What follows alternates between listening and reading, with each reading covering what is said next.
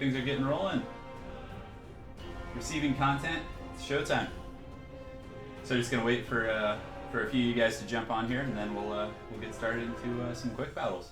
Hope everyone's doing well, by the way.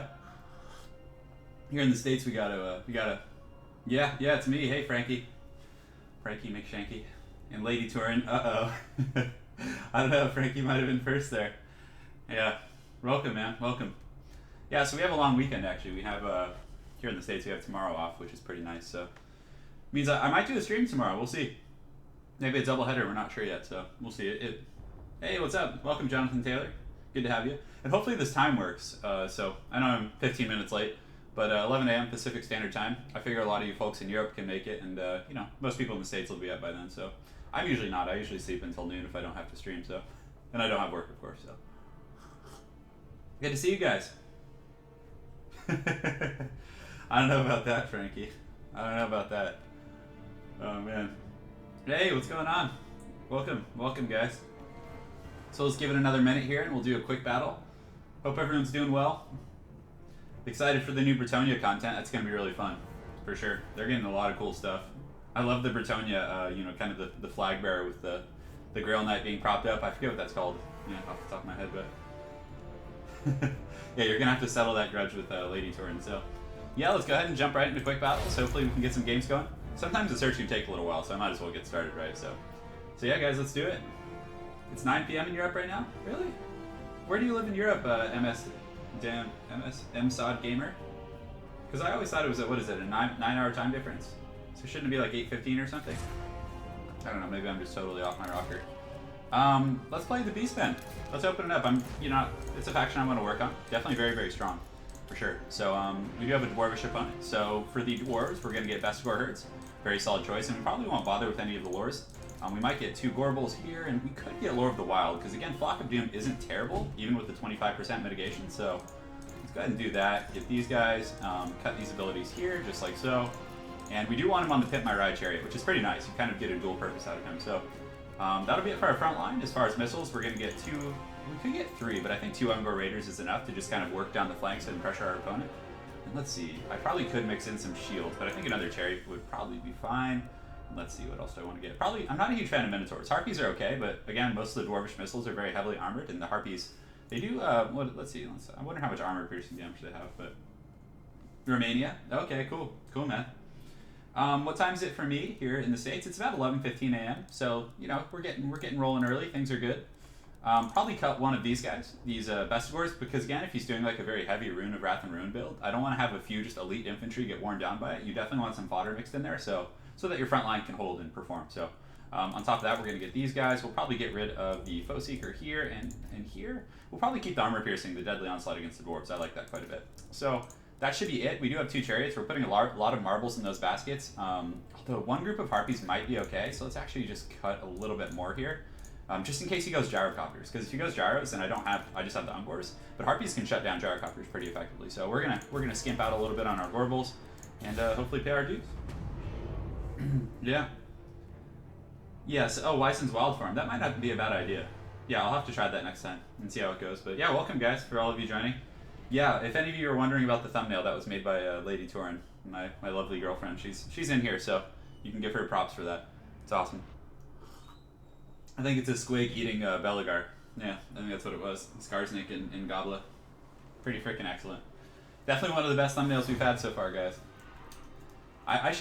Yeah, we should have, or not, yeah, no, I know you guys love the Dwarfs, but we should have her make thumbnails for all my videos. I think that would be excellent. Yeah, it's excellent. The live went offline for 5 seconds? Oh, that's interesting. Well, hopefully, can you guys see me still? Are we good? Yeah, I'm looking at the stream feed. It looks like everything's going relatively according to plan, so. All right, let's do it to it, boys. So in the front line, we're just going to mix in the Gore Herds with the Vestigors here, and just kind of, the Vestigor is kind of funny, a little bit of a pun in the name itself. The Dwarves probably won't contest the hills, and if they do, I think it's a mistake. Simply because, you know, the Beastmen are faster. I can get the high ground pretty quick, and then his siege and artillery will have a little bit of trouble being effective. So we're going to go ahead and put Gorbals in group 2. We're going to put Morker with group 1 here. And we're also going to put the Pimp My Ride over here, and this guy over here. And that should be good. Actually, we can just put Gorbals on each wing, to be honest, because we're just going to use them to try and push through the flank and, you know, get to those high-value targets in the back. So These homies right here, we're going to deploy them over yonder. I don't want to deploy them up here because I've been seeing so many dwarves just go pretty ham with the rangers, and I want to be a little bit conservative with that. So yeah, let's do it. Hey, everything's going good. Yeah, hail Lady Turin, guys. Yeah, I agree. So, alright, I think we're ready to go. Let's have some fun. First game of the day. Hopefully we don't get dumpstered too badly. So, we're going to just start advancing. We're going to get our missiles going here, get these guys going here, and these guys going here. So we did bring gyrocopters. So right now, I'm truly grateful that I did bring answers, because harpies are very hard to deal with for gyrocopters. They hit pretty hard. They don't have, heavy armor piercing, but still, they can do some work. And also, bringing these guys is going to be quite good. So, we got our missiles going. We're just going to push, and I think we're good. So the chariots, we're just going to continue to work down. He is doing a bit of a box formation, so we're going to get some good value, I think, out of our what's it called? Our chariots here. So, you might start shooting at Gorbel, which is fine. I'm totally fine with that. And, does he have the Skyhammer as well? Looks like he does. So what we might do is actually just go after the Skyhammer with all of our units. And he might try and do a little bit of a bomb here. I'm not 100% sure, but our missiles are applying some good pressure. You can see he's being forced to pull back a little bit, and we do have the Flock of Doom, so we're going to go ahead and cast that right in the middle of the Zerg, and that's going to be really strong. His formation is very tight, and normally I'm not like a huge fan of magic against the dwarves, but I think it's a pretty safe bet here. So the chariot and other units are just kind of posturing up, getting ready, so I'm just going to park them over here for now and just keep my missiles going. So, even though the missiles on paper might not look good against the dwarves, I think it's pretty worth bringing. Look at that Flock of Doom. I mean, that's pretty massive damage for sure. So the Harpies, we want to just keep going after the Skyhammer here, just doing our best, and get our missiles firing at the Skyhammer as well. We're taking a little bit of damage on Gorbel, but I don't think it's like that bad at all. And we should have another Flock of Doom relatively shortly. So let's go ahead and park these guys over here. We're going to get these chariots running into. I would like to find the Grumbling Guard, but I don't think he has them. So interesting stuff. So they do have charge defense now. Those other guys. So let's go ahead and charge in here. We'll charge these guys in here. A little bit of lag, so hopefully my opponent doesn't disconnect, but we'll see how it goes. We're going to pull these guys over yonder, and I think we're good, guys. So we're just going to push the Gorbals and other units into the front line. He does have some armor piercing with great weapons, so definitely expecting Dust of Wars, which is, well played on my opponent's part. We're going to get the chariot in here. We're going to ride this guy up and around just like that. So you can see he's dropping some bombs, but on that same coin, he's also taking pretty substantial damage from the Harpies. So we just want to finish off that Skyhammer and just do the best we can there. We're going to use Apocalyptic Vision, and you can see the Gorbel just slams right through those guys. So he does have some Rangers here, so we're going to go ahead and use this, charge these guys in here, and just go ahead and get ready to use another Flock of Doom. Because again, we have to punch this tight formation. You can see the chariots charge in, but they weren't braced for it, which is tough. So we're going to pull out here, just keep trying to find like a good spot here for all these guys. So let's keep moving our missiles up. And he actually was able to defeat our Harpies, so what we're going to have to do is just win through like ground attrition, which I'm totally fine with. So pull these guys in the back here, just keep trying to find a spot, and I think right here is going to be pretty good on these long grades. So he's pulling the Slayers over, so now we can charge in there and get some really good value here. So we're going to charge into these Slayers with my armored troops, and Morker, I should have a Staff of Ruinous Corruption relatively shortly. So let's go ahead and get that going right in here, just like so. We'll get these missiles, probably, I don't want to shoot at the Rangers, honestly we can go after the Skyhammer, and then we can go after some of these guys over here. So we do get the Chaos Spawn here, which is quite nice. The Chariot's charging in, but getting caught by Slayers a little bit, so we're going to get out of there. We did get a nice charge in here, so we're going to circle up and around, get ready to use another Flock of Doom. And you can see, putting some good pressure on the Skyhammer, forcing my opponent to micro it, definitely very, very good stuff. So another Flock of Doom here should be quite good. You can see he's retreating the Slayers because he doesn't want them to be engaged on, the armored units, because Slayers are going to struggle quite a bit. So we'll get those Chariots in there. Morker, I do have the Spirit Essence of Chaos, so we are going to get it on these Longers here, which is going to be great. So, wow, great bomb there. Do you guys see that? So the Skyhammer comes in and just goes ham. So let's split these guys up here and these guys up here. Hopefully we can get these Harpies back in as well. So, but honestly, I don't think his ground force can hold, and he's probably going to just simply route from army losses, because he's just taking so much of a beating. He does have Ungrim Iron Fist, so he's going with a bit of that unbreakable style of play, which, it's not bad. If you're going to go with Gyrocopters, it's not a terrible idea. So let's get these guys going here and just kind of keep collapsing on everything and doing our thing. We're having fun, guys. So Gorbel, we can probably get Gorbel on, how's Ungrim doing? So Ungrim's starting to take a beating, which is good. So we just need to polish up some of these other units, so we'll go ahead and send some Chariots. We'll get these guys going after the Runesmith here. And alright, so let's get on our missile units now. Do we have any left? It doesn't look like it. So our Harpies are coming back in, so let's get them on the Skyhammer. Let's see, it looks like he did route my missiles, but that's actually 58 models coming back, so we'll get those guys going here, Chaos Spawn going here, and he does not have much left. So those guys over there are shattered, so let's go ahead and shatter this other group over here. And we do have enough for another Flock of Doom. I don't know if it's necessary, but why not? Let's just get it. So, Morker's in great health, and honestly, I think Morker could simply just tank all of the damage that he has left and just run these things out of ammunition. So eventually he's going to need to dive those things in and, try and finish the battle that way. So we have a group fighting here, we have a group fighting here, just finishing off some Slayers. Looks like he has 6 models left, and let's go ahead and get these Chariots running down some of these units over here. So, alright, so let's check it out. We do have some other missiles coming back, so we'll go ahead and bring them. And it looks like, wow, was I able to actually kill some of the Skyhammer there? So the Harpies were able to kill it. And you can see a lot of his guys are wavering from army losses right now, so good, great value out of those Harpies and these Uncors. I mean, They took a lot of bombs, but I'd rather the bombs on them than the other targets. So looks like everything shatters at that point. So well played to my opponent. Definitely like the Unburn pick when you're going for that kind of gyro build. But still, his ground force just got flock and doomed and just overran too easily. So it's a little bit tricky. Skyhammer's a big investment, like a really, really big investment. So the Slayer King, pretty low here, but confident as always. So well played. All right, so let's go ahead and take a look at some chat. Hey Bart, welcome man. Good to see you. We'll make sure to get you in on some of these games we're going to do. So today we're going to do a few different match types. We're going to do quick battles, obviously, and then we'll do some subscriber cockfights, I guess we could call them. Or we're going to have some subscribers fight. Oh, is he actually ratting, my lord? Oh, that's kind of scary. I looked up for a second and noticed, so. I'll play with you, don't worry, man. We're going to play. He got too big with his streams? No, that's not true, man. Come on. I don't remember someone named Nitro Luke to answer your question, MSOD Gamer. Yeah. No, I hope you're watching from work, man. That's the way to do it. So, well played to my opponent, Gone. As far as the breakdown, best scores performed quite well. But I was actually impressed that he actually brought Longbeards with great weapons. They do have charge defense, so against the chariots, they were pretty good. And on top of that, they did well against the best scores, surprisingly. I mean, on paper they didn't because they just kind of got overwhelmed, but still, they were a decent choice. Having 2 Slayers, I like that as well. But the Gyrocopters, yeah, I don't know. That was an expensive investment, and I don't think they quite paid off. Against the Beastmen, I'd like to get like Gyrocopters with Brimstones, and then get like 1 or 2 with the Steam Cannons just to finish off the missiles. It's pretty effective. So, yeah, my microphone. I always do that. Yeah, it's so big and like obtrusive, the microphone, that I always like forget to. But thank you for catching that, guys. Thank you. Yeah, I got it now. We're good. Yeah, I'm glad we caught that early. So we're gonna get right into another quick battle here, but so Bart, you're offering to unbutton the top button of your shirt to play? Well, don't worry, you don't need to do that. We'll get to play either way. Tom, we might do like a DLC giveaway at the end. Yeah, not 100% sure yet. So, all right, guys, we're here in another game. Let's do it to it, and let's see. Who do I want to play? What faction would you guys like to play? Something's wrong with the mic right now? It should be working now. It should be good. I don't have an official Twitter yet. Maybe I'll make one. Yeah, I haven't gotten around to that yet. So, all right. So let's see here. Yes, the mic is quite big and hard for sure. It's very in the way. Let's go ahead and play.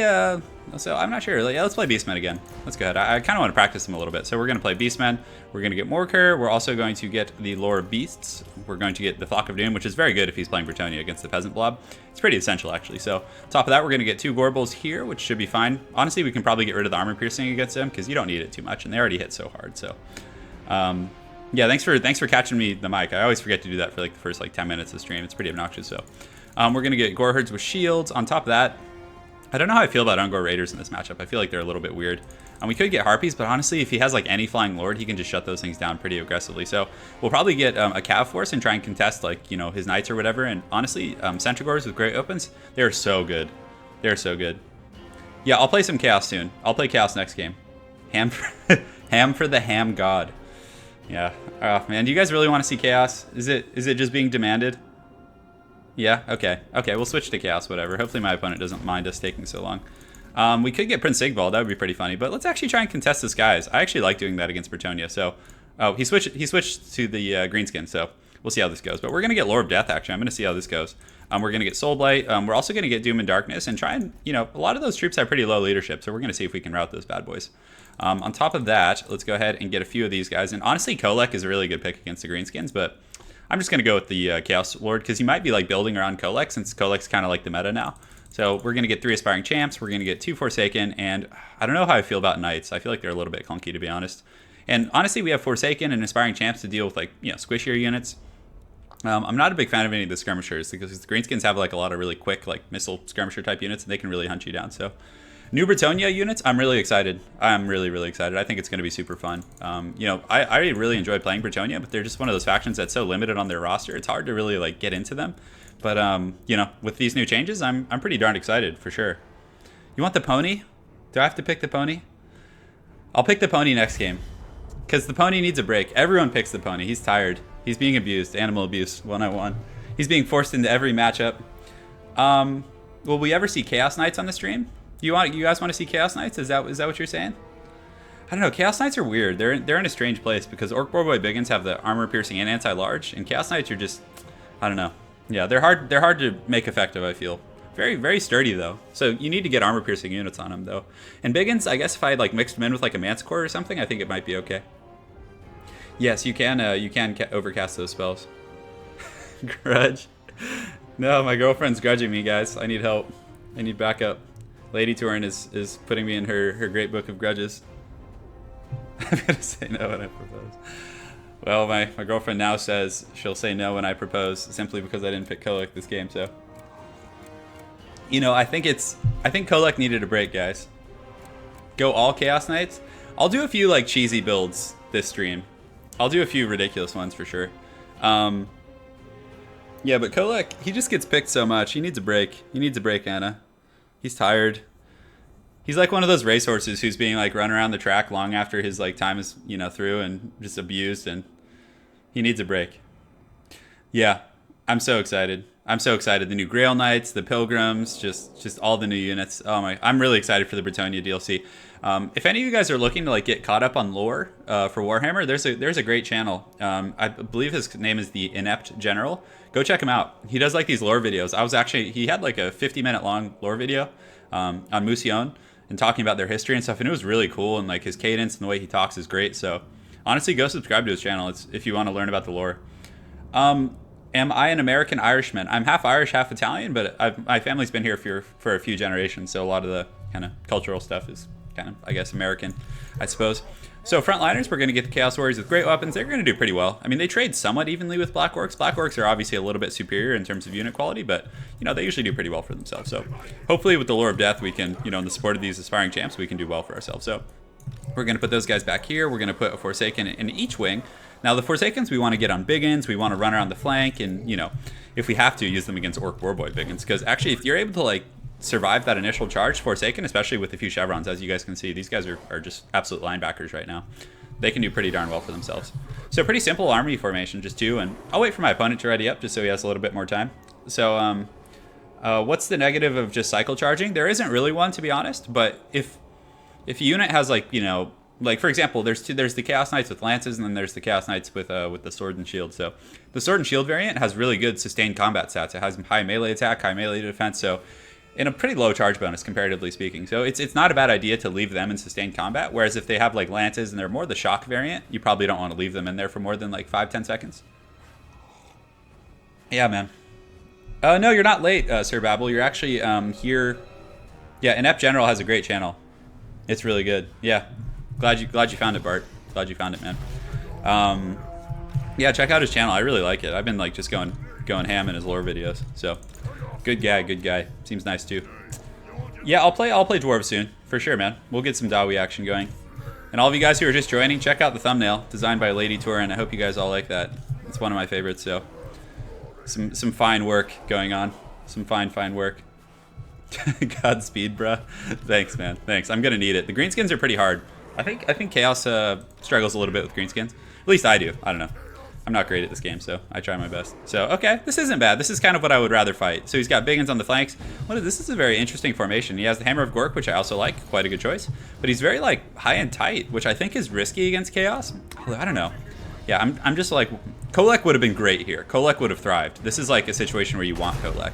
But the Manticores are going to do pretty good. I think Forsaken around the flanks should be able to do well for themselves. But he does have 4 Black Orcs. This is actually pretty sturdy. So he might be able to just repel my front line. So my Manticores are going to need to be pretty big performers. So as far as his Lord goes, he has an Orc Warboss guy. So you see how he has this Orc Warboss right here? What we can do, and this is a notoriously cheesy thing to do if you can pull it off, is you go behind him and knock him out of his formation into my formation, which is quite strong. So we're going to get the Chaos Warriors charging into the front here. Like so, and it looks like he's got some Gobbo missiles here, so we're going to kind of slide away there for a moment. Aspiring champs, we're going to get these guys going, and we did find some troops here, so we're actually just going to dive these guys. I mean, even though they do have an anti-large, I think with the sheer numbers here and the Manticores and the Terror, we should be able to honestly kill those guys. So we're also going to run some Forsaken over there, run these guys up and around, and we should be good to go. So you can see over here, you know, these guys are having a bad time. They've done a little bit of damage to my Lord, but they're shaken, they're terrified. we should be able to chase them off. So I knew there was some funny business going on. So it's really nice to get a pick like this right away and just kind of, get some good value. So you can see my opponent's moving his forces out right now, trying to help. We're going to actually intercept these Forsaken right here. Intercept these biggins with my Forsaken. So let's run them off into the forest over yonder. And let's get these guys coming up and around this way. I think they'll be a little more suited over there. So those guys are broken. So we're going to engage these biggins here. We're going to pull our Chaos Lord over here and just start going ham on those guys. So, all right, guys. So it's happening. We're doing pretty well for ourselves. We're going to get some Forsaken over there in the center of the battle. And also, let's go ahead and cast let's wait till we get a little bit closer. So we're going to put a Manticore in group 3, have it go after the Hammer of Gork. And then the rest of our troops, honestly, we can probably dive in on Durusty Airs right here. I think that's a pretty good pick. And we're going to use a Soul Blight on the main line to debuff my opponent's forces. Because, again, he's got a pretty powerful force, and I honestly think he's probably going to win that main engagement pretty aggressively. So, yes, does have a Goblin Big Boss right here, so we do get a nice engagement on Durusty Airs there. Pretty good stuff. He does land, let's see, some sort of a Gobbo in there. So, but you can see the Chaos front line is getting crumbled by the Black Orcs with all their different buffs and whatnot. So we're going to pull these guys around here. And we're probably going to need to pull out some sort of a win with our Manticores and things like that. Over here, we're not doing so bad, but, his front line is definitely outclassing me. We're able to get those guys, so we're going to put our Manticore on that Night Goblin Shaman and start to, take him out. We do route those guys off for now. So we're going to go after the Night Goblin Shaman right now, and we're probably going to pull my Lord, and we'll put him in group 4 and have him, go and help in, some of these main engagements here. So we're going to pull him on those Black Orcs, have him go over there, because our front line is just getting, put in a really bad way here. So we need to kind of turn this one around a little bit. So we do get on his Night Goblin Shaman here, and we do have enough for a Spirit Leech. So let's go ahead and find his Orc War Boss. We'll go ahead and Spirit Leech him. And these units, we need to get them out. We need to start consolidating our forces over here because we're losing pretty badly in the front line actually, but we're killing some high value units. Hopefully we can finish off this Night Goblin Shaman here. This one Manticore, are they both right there? I think they both are. So okay, so we're gonna pull one Manticore away, have him go after Durusty Airs, because Durusty Airs are a pretty high value target for sure. So let's get these guys going here and just trying to consolidate everyone over here. And having my Lord here helps quite a bit. Hopefully the Terror and other mechanics in that way will be able to help, and we should be able to kill this Night Goblin Shaman. So we're going to leave that Manticore on him, bring this guy over here, and we're going to go ahead and cast a big old Soul Blight here in a moment. So let's pull him on that Goblin Big Boss, and we probably need to honestly just start sniping out high value units. So let's go ahead and pull the guys over here. And do we have any troops coming back from route that could help? We do. So, but look at that Greenskin blob, guys. It's pretty scary. So we're going to get all our troops back over here. Let's pull this Manticore over here and also get this guy like so. And so far so good. So, it's a tough battle. It's a tough matchup because the Greenskin, core is very, very strong. So probably going to hold off on a Soul Blight until it's a little bit closer. We are able to route and kind of push back that Goblin Big Boss, but right now I'd like to really isolate and finish off those Orcs. So let's go ahead and use these potions over here. Just keep fighting the good fight and get that Manticore in there. And if we can snipe out his Orc War Boss, I think we'll be okay. I think that'll be a pretty good situation for us. So what we're going to do is actually just kind of start focusing all of our forces on his Orc War Boss here, including the Manticores and other things like that. So let's go ahead and get that Lore of Death going as well. And we do get a nice little charge there. So I'm going to pull up the Chaos Sword here, have him finish off that Goblin Big Boss. And this Manticore needs to be going after the Rusty Airs here. So we do have a lot of troops coming back. So we're going to get a bit of a rear charge here. And let's also cast a Soul Blight here. So we want these Manticores here and then here. Oh no, I lost one of them. That's not good. So the Orc War Boss doing a pretty good job. We do route off that Goblin Big Boss, and I think with a little bit of a charge here, we do have some units coming back. We should be able to put up a decent fight here.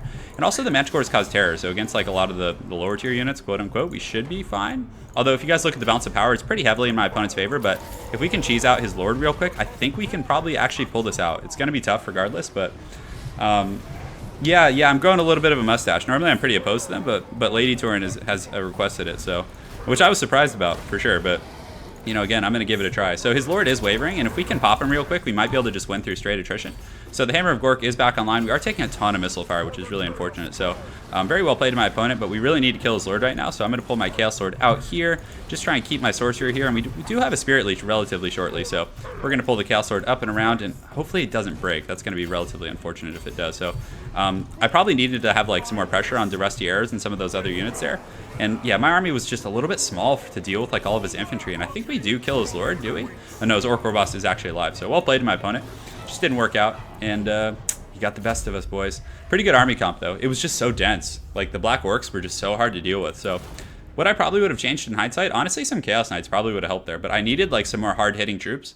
I think if I had cut down on one of my Chaos Warriors and kept a tighter engagement, because when I spread thin like that, I only had 4 Chaos Warriors against 4 Black Orcs, and he had pretty substantial buffs from the little Wa, whereas I had Lore of Death, so I needed to be more aggressive in like sniping some high value units and things like that. So yeah, I'm trying to yes, I am battling the US Embassy in Poland. Yeah, I definitely am. Facial hair matters. GG. Yeah, it was a really fun game.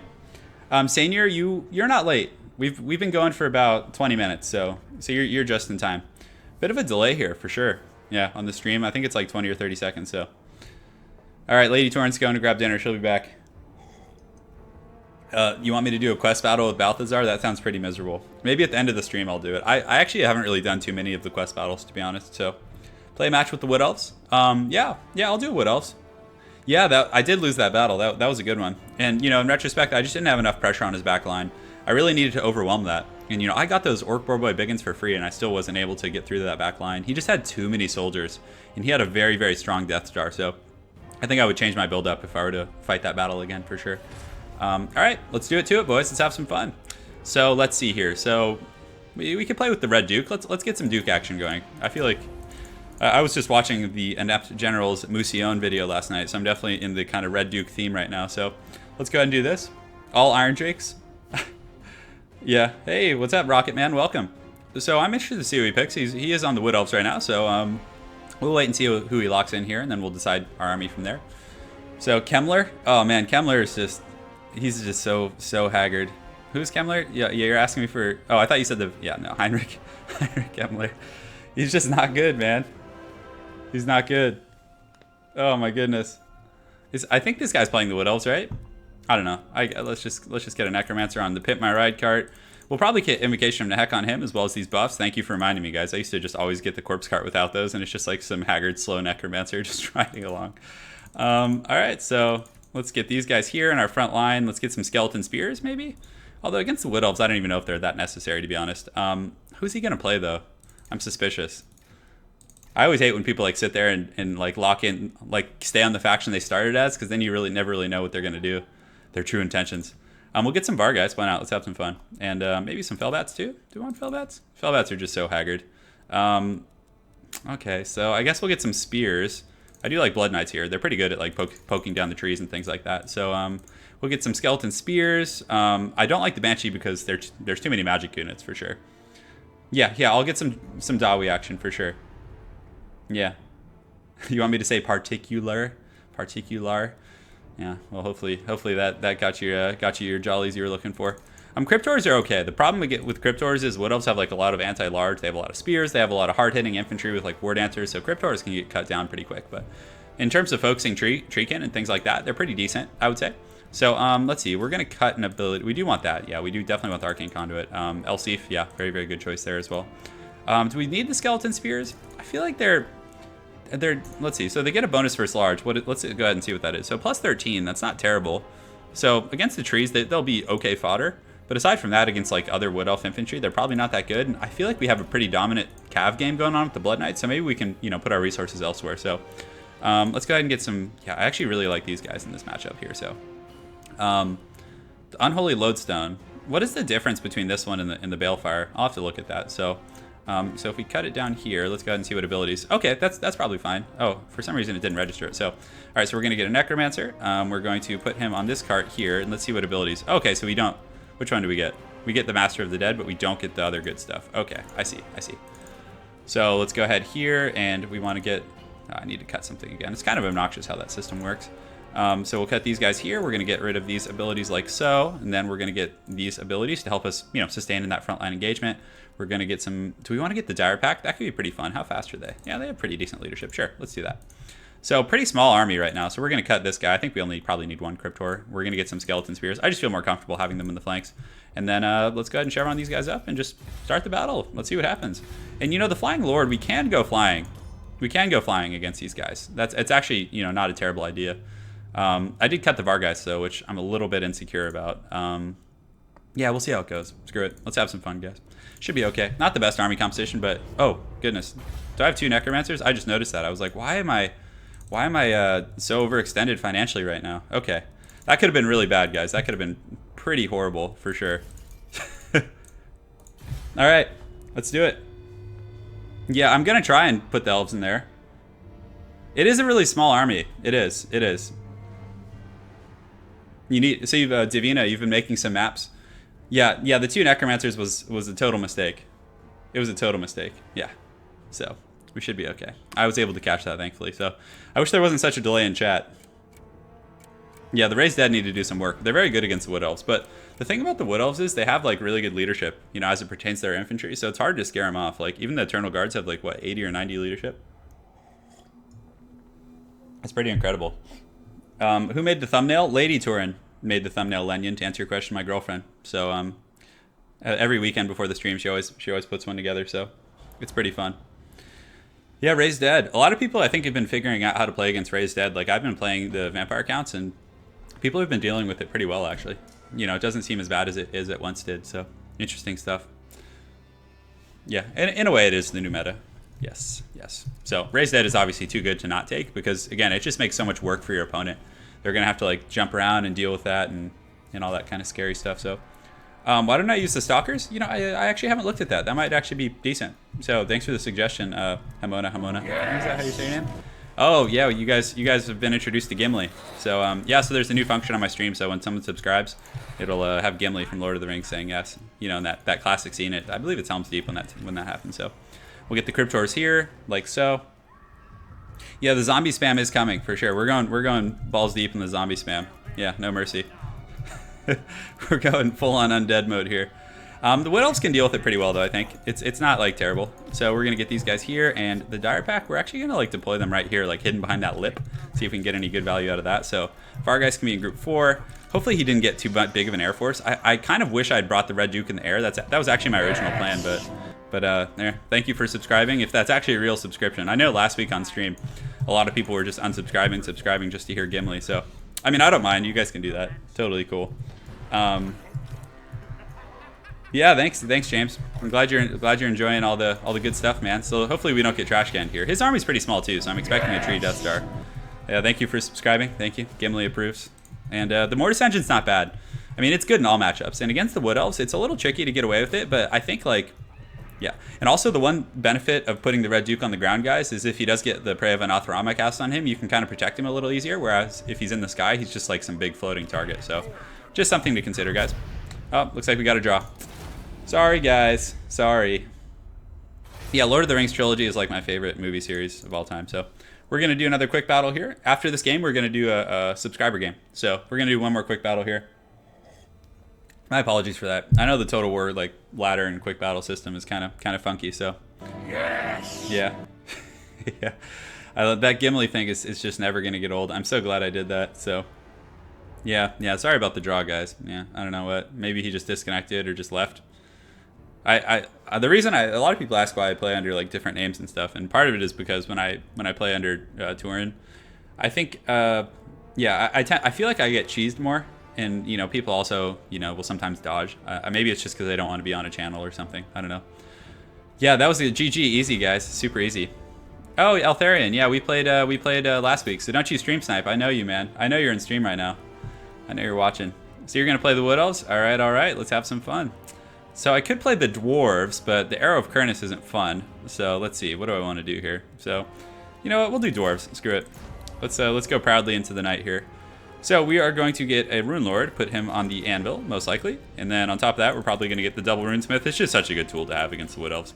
This is a somewhat open field map, so I feel pretty comfortable, playing the Dwarves here. So I don't like playing against the Wood Elves on the forested maps as the Dwarves. I'm probably not going to do that anymore. Just because it's so miserable. We're just going full on like Haggard rune spam. We're just doing it, boys. So yes. Yeah. Hey Aaron, welcome to chat, man. I know that you guys are just spam unsubbing right now. I know that's what's happening. And then resubbing just to hear the Gimli. I know it's happening. I can feel it. Okay, so we're gonna go ahead and get the Goblobber. We're also gonna get a cannon, probably. I think that's probably a pretty good bet. We'll put some gold chevrons in it so it can do some work. Basically a regiment of renown now as it pertains to accuracy and things like that. So we could also get some Quarrelers who aren't a bad pick. And let's see, I feel like we do want a group of Slayers, so maybe we'll just cut one Runesmith and not be so obnoxious, and then we'll just get like the Dragonback Slayers or something. So yeah, Dragonback Slayers are pretty good. What do they have? Do they make vulnerability to fire? Flame resistance, that's actually not terrible, I guess, with the Warriors of Dragonfire Pass. Yeah, but we're just going to get regular Slayers right now, because if we do get the regular group, it does allow us to get a second group of Dwarf Warriors, which we can use for like defense and our auxiliary and things like that. So, yeah, let's see how it goes, guys. Let's have some fun. Yeah, Kolek needs a break. the Regiment of Renowned Hammerers. I don't like them because they don't have shields and they can be focused down really easily by like. I don't want to give my opponent too many like Arrow of Kurnus targets, because if he has like really aggressive Arrows of Kurnus focusing, you know, Regiments of Renown, you lose so much money so quickly. What's up, Bart? Do the Iron Army? What's the Iron? Oh, Iron Drakes. Oh, Iron Drakes I really don't like against Wood Elves. They just get focused so easily. Like, I don't like bringing elite units against Wood Elves because they can just kite you around. Although this map's better. Like, there's nowhere to hide here. This is the Chaos Wastes. Yeah, like, this is great. This is exactly what I love when fighting against Wood Elves. Although Wood Elves can do fine on open maps. Like, they won't have as much obstruction for their missiles, things like that. But, you know.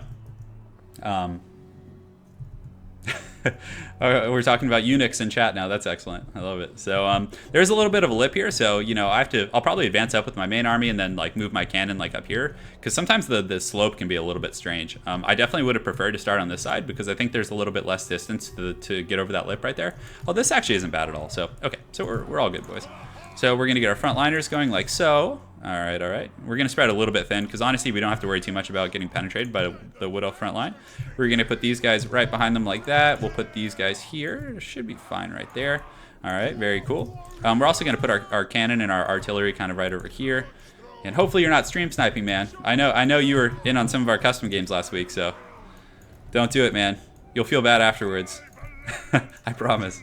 All right, so we're going to do those guys like that. We're going to put some Dwarf Warriors on defensive duty right here, and we'll also put some Slayers over here as well. And then we're going to, I think that's almost good, and then we'll put some Dwarf Warriors in the wing back here. So hopefully this will be enough. I'm feeling pretty good. I really like having like this kind of a cannon presence against the Wood Elves. It just gives you a lot of flexibility and forces them to, like, you know, not play your game, but, you know, forces them to not like turtle and arrow of Kurnus you. So how long am I going to stream for Thunder Attack? Probably about 2 or 3, 4 hours. A lot of it depends on how my hand feels. So what I'll do every few games is you know, invite subscribers to, you know, play games. And I might even watch and just commentate on some of them. It's actually really fun to do. Yeah, I'll do some Greenskins. Maybe I'll do a Gobbo build or something. We'll see. All right, let's do it to it, boys. Let's have some fun. This actually isn't bad because I can like advance up the high ground right here and just kind of get a good little slope on this open field. And honestly, like the cannons almost reach the back of the deployment zone on this map, so there's nowhere to hide. You're gonna have to fight. So yeah, we'll get Greenskins and Empire. We'll do it all today, guys. It's gonna be a long stream for sure. So I actually have tomorrow off of work, so pretty good situation. Yeah, I can just go ham. So. Yeah, and we'll get some Empire going. We'll get all the action going. So okay, so he deploys over yonder. So I'm expecting some Arrow of Kurnus fun. So we're gonna go ahead and get that cannon shooting there. We'll get these guys. Actually, we'll get the cannon shooting here. It's gonna be a little bit more cost-effective shooting at the ground like that. We're gonna just move up like this and get our artillery going as well, and just posture up here and posture up here as well. And how did this thing take damage already? Oh, did he? I think he Arrow of Kurnus it. That's what it was. So we are gonna start shooting and doing some good damage hopefully. I don't mind just posturing and just trading fire. I'm totally fine with that. And just shooting at, you know, the Sisters of Thorn here, because that's a very expensive unit. So he might try and like fly around the back and, you know, apply some pressure. I'm not sure where his army is right now. Looks like, oh, he does have some Hawk Riders over here, so I need to be cognizant of that. But we do have Slayers, and Slayers are going to do a really good job like protecting against that. And you can see his Sisters of Thorn are taking pretty massive casualties already, so I'm interested. So let's see what his army size is. So it's pretty small. He does have a main army. It has to be over here somewhere because I don't think he could have done like too crazy of a Vanguard deployment. So let's go ahead and pull this guy back, put him in group 4. We want some like heroic units back here to help defend and just continue to just cannon these guys and try and get as much value as we can. So the Goblobber, we're actually going to take off fire at will. We're going to move it up here, have these guys start firing, and there's his main army over there. So I actually don't mind advancing on the main group and just trying to like finish it off, and then using, you know, some of my auxiliary troops to try and defend. It's going to be a little bit tricky. I honestly might need to like detach one of these guys as well, so we're going to put them in group 5, and we are going to take some Hawk Rider fire, which is a little bit unfortunate. So let's also pull one of these guys back in group 6 and just, you know, just have like a mini army back here basically while we advance on his main army, which I think should work out pretty well. So the cannon is continuing to shoot, so we want to turn and get that on, we can put it on his Lord if we want, because it is a gold cannon, so it's going to do pretty well for us. So let's go ahead and get a Rune of Wrath and Ruin on these Hawk Riders here. We're also going to get these Coilers over here as well. And just, let's go ahead and click them. Just continue to advance on his main army, because, you know, his Lord's gone, so he's going to have to, you know, come in here pretty hot if he wants to trade. And I do have some armor-piercing troops here as well, so we're going to kind of put them between the two. And let's go ahead and get this guy firing at his main army as well. So I think he does have some Eternal Guards and whatnot over here. So, All right, so I'm getting some good Arrow of Carnage pressure from the flanks over there. So we are getting some fire on these Hawk Riders now, though, which is great. And his Lord should be starting to take cannon fire here relatively shortly, and it is a gold cannon again. So it's going to be a lot of pressure for sure. So we do get that Rune of Wrath and Ruin, which is excellent. You know, he did pull the Hawk Riders back, not before he took, you know, pretty substantial casualties. So we're going to pull in here, and it looks like he is going to dive here. He might go in. It's hard to say. So he is coming in with the Eagle here, so we're going to go ahead and engage here and get the Slayers going here. And now we need to focus on the front line as well. So let's make sure to push these guys in here and just kind of, you know, he's not going to have too much going on back here, so we're just going to go ahead and just start pressuring as aggressively as we can and just kind of focusing our micro here on this back line. So thankfully I do have the Runesmith here. Some of these Quarrelers are going to get caught out, which is unfortunate, so we're going to pull some Slayers here. And he does have, what are these, Sisters of Thorn and some other harass units here. So what's probably going to end up happening, honestly, is we're just going to trade in the back line here, and then, you know, just at the end of the day, just, you know, my main army here is going to fight against whatever he has left over yonder. So so let's go ahead and focus there, just get our main troops going, and we also can get a Rune of Wrath and Ruin here, and we can get a Rune of Wrath and Ruin. We can double stack them, actually, which is pretty nice. So, all right, let's go back to this backline engagement. We're here, we're okay, so let's go ahead and get these Quarrelers firing at these guys. Should be good, and the Slayers here, and the Cannons we can get back online. We were able to rout off that Eagle, actually, which was pretty nice.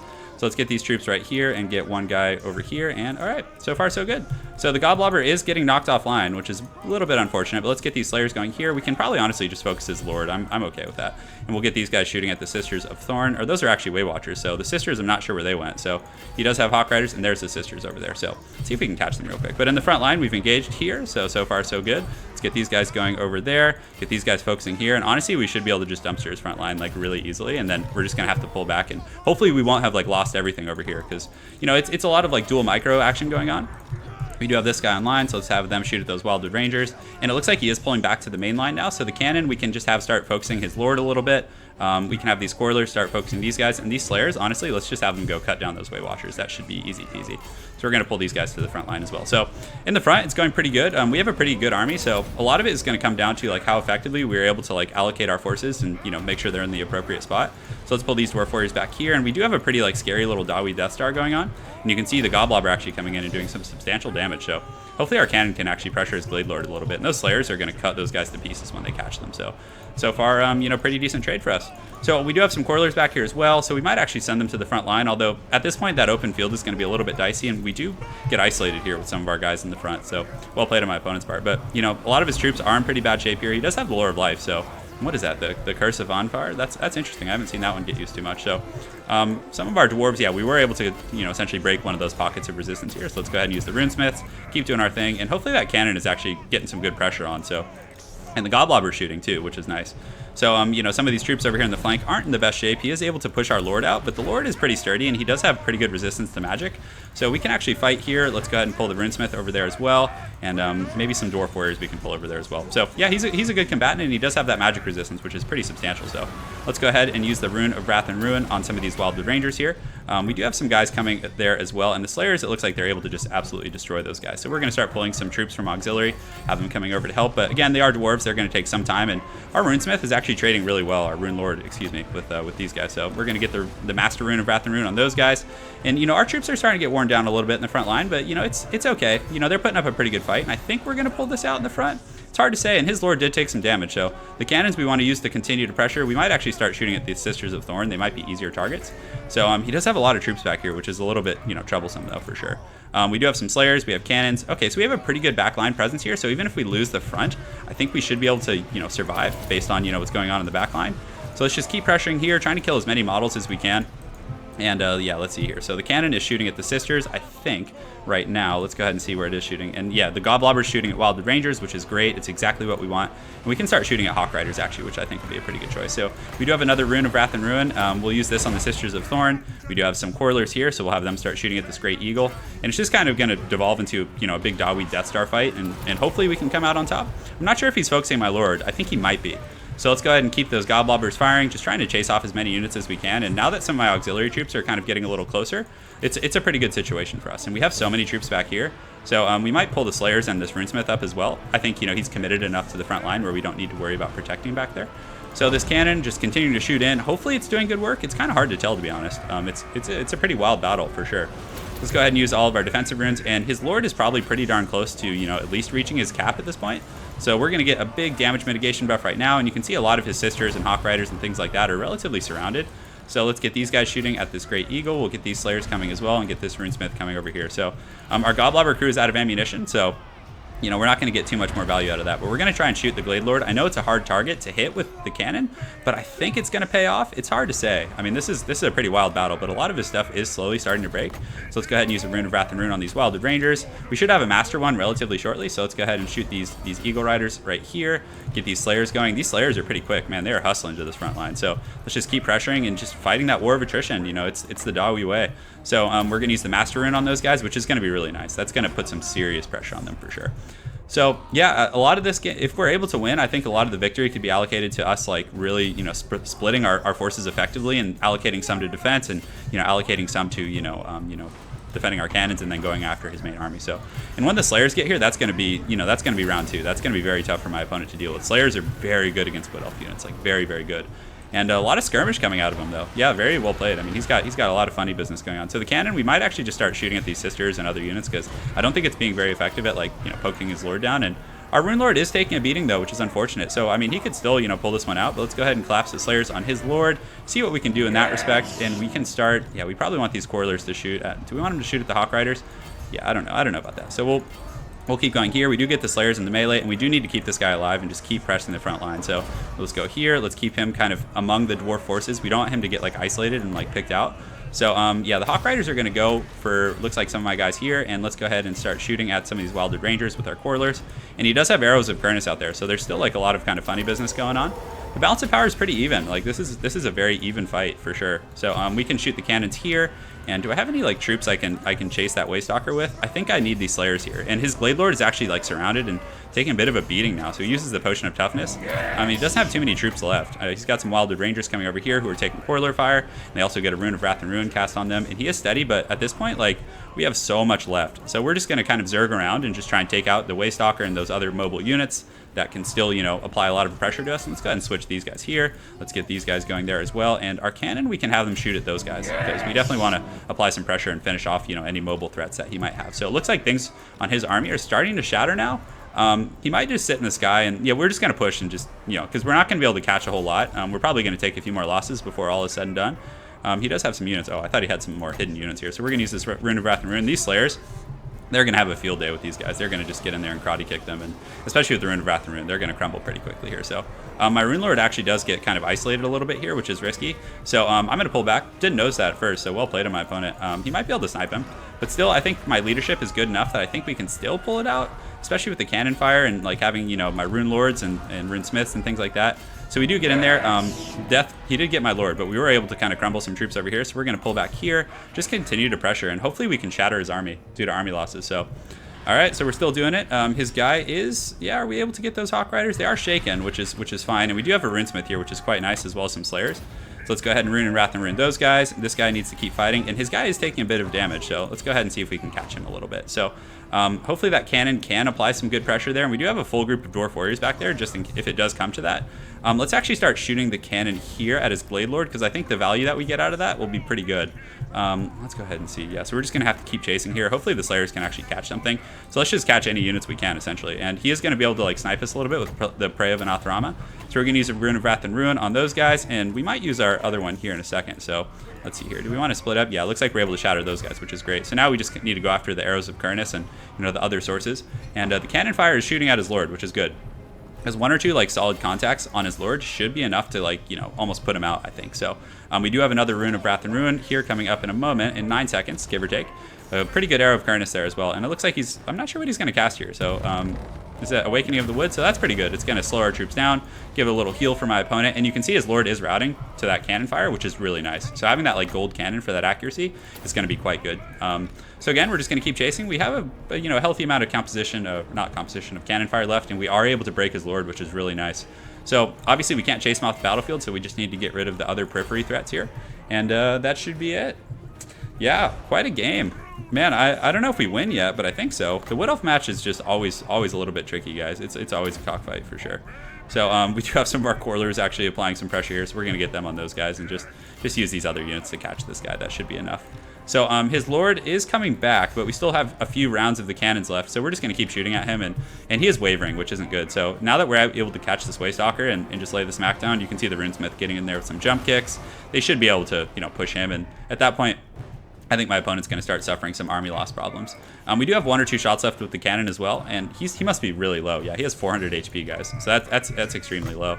So let's go ahead and put 1 Runesmith and try and get a Rune of Wrath and Ruin here. And hopefully that cannon can hit that thing. That would be so nice. And it looks like they have like 1 or 2 shots left, I think. So it's not great, but it's something, guys. And he is broken, which is good. So we need to get a Rune of Wrath and Ruin. And it looks like he does kind of isolate that guy. So we can keep the Slayers chasing a little bit. Yeah, we need to... I would love to get him off the battlefield for sure, but I don't want to like let him get that. Although this Runesmith's in pretty good shape, honestly, I don't mind if he dives it. I think it's very important to like get this off and push off the remainder of these units. I really don't have much left though. I do have a very healthy group of Dwarf Warriors, so we're going to start probably running them to the front line in case we need them.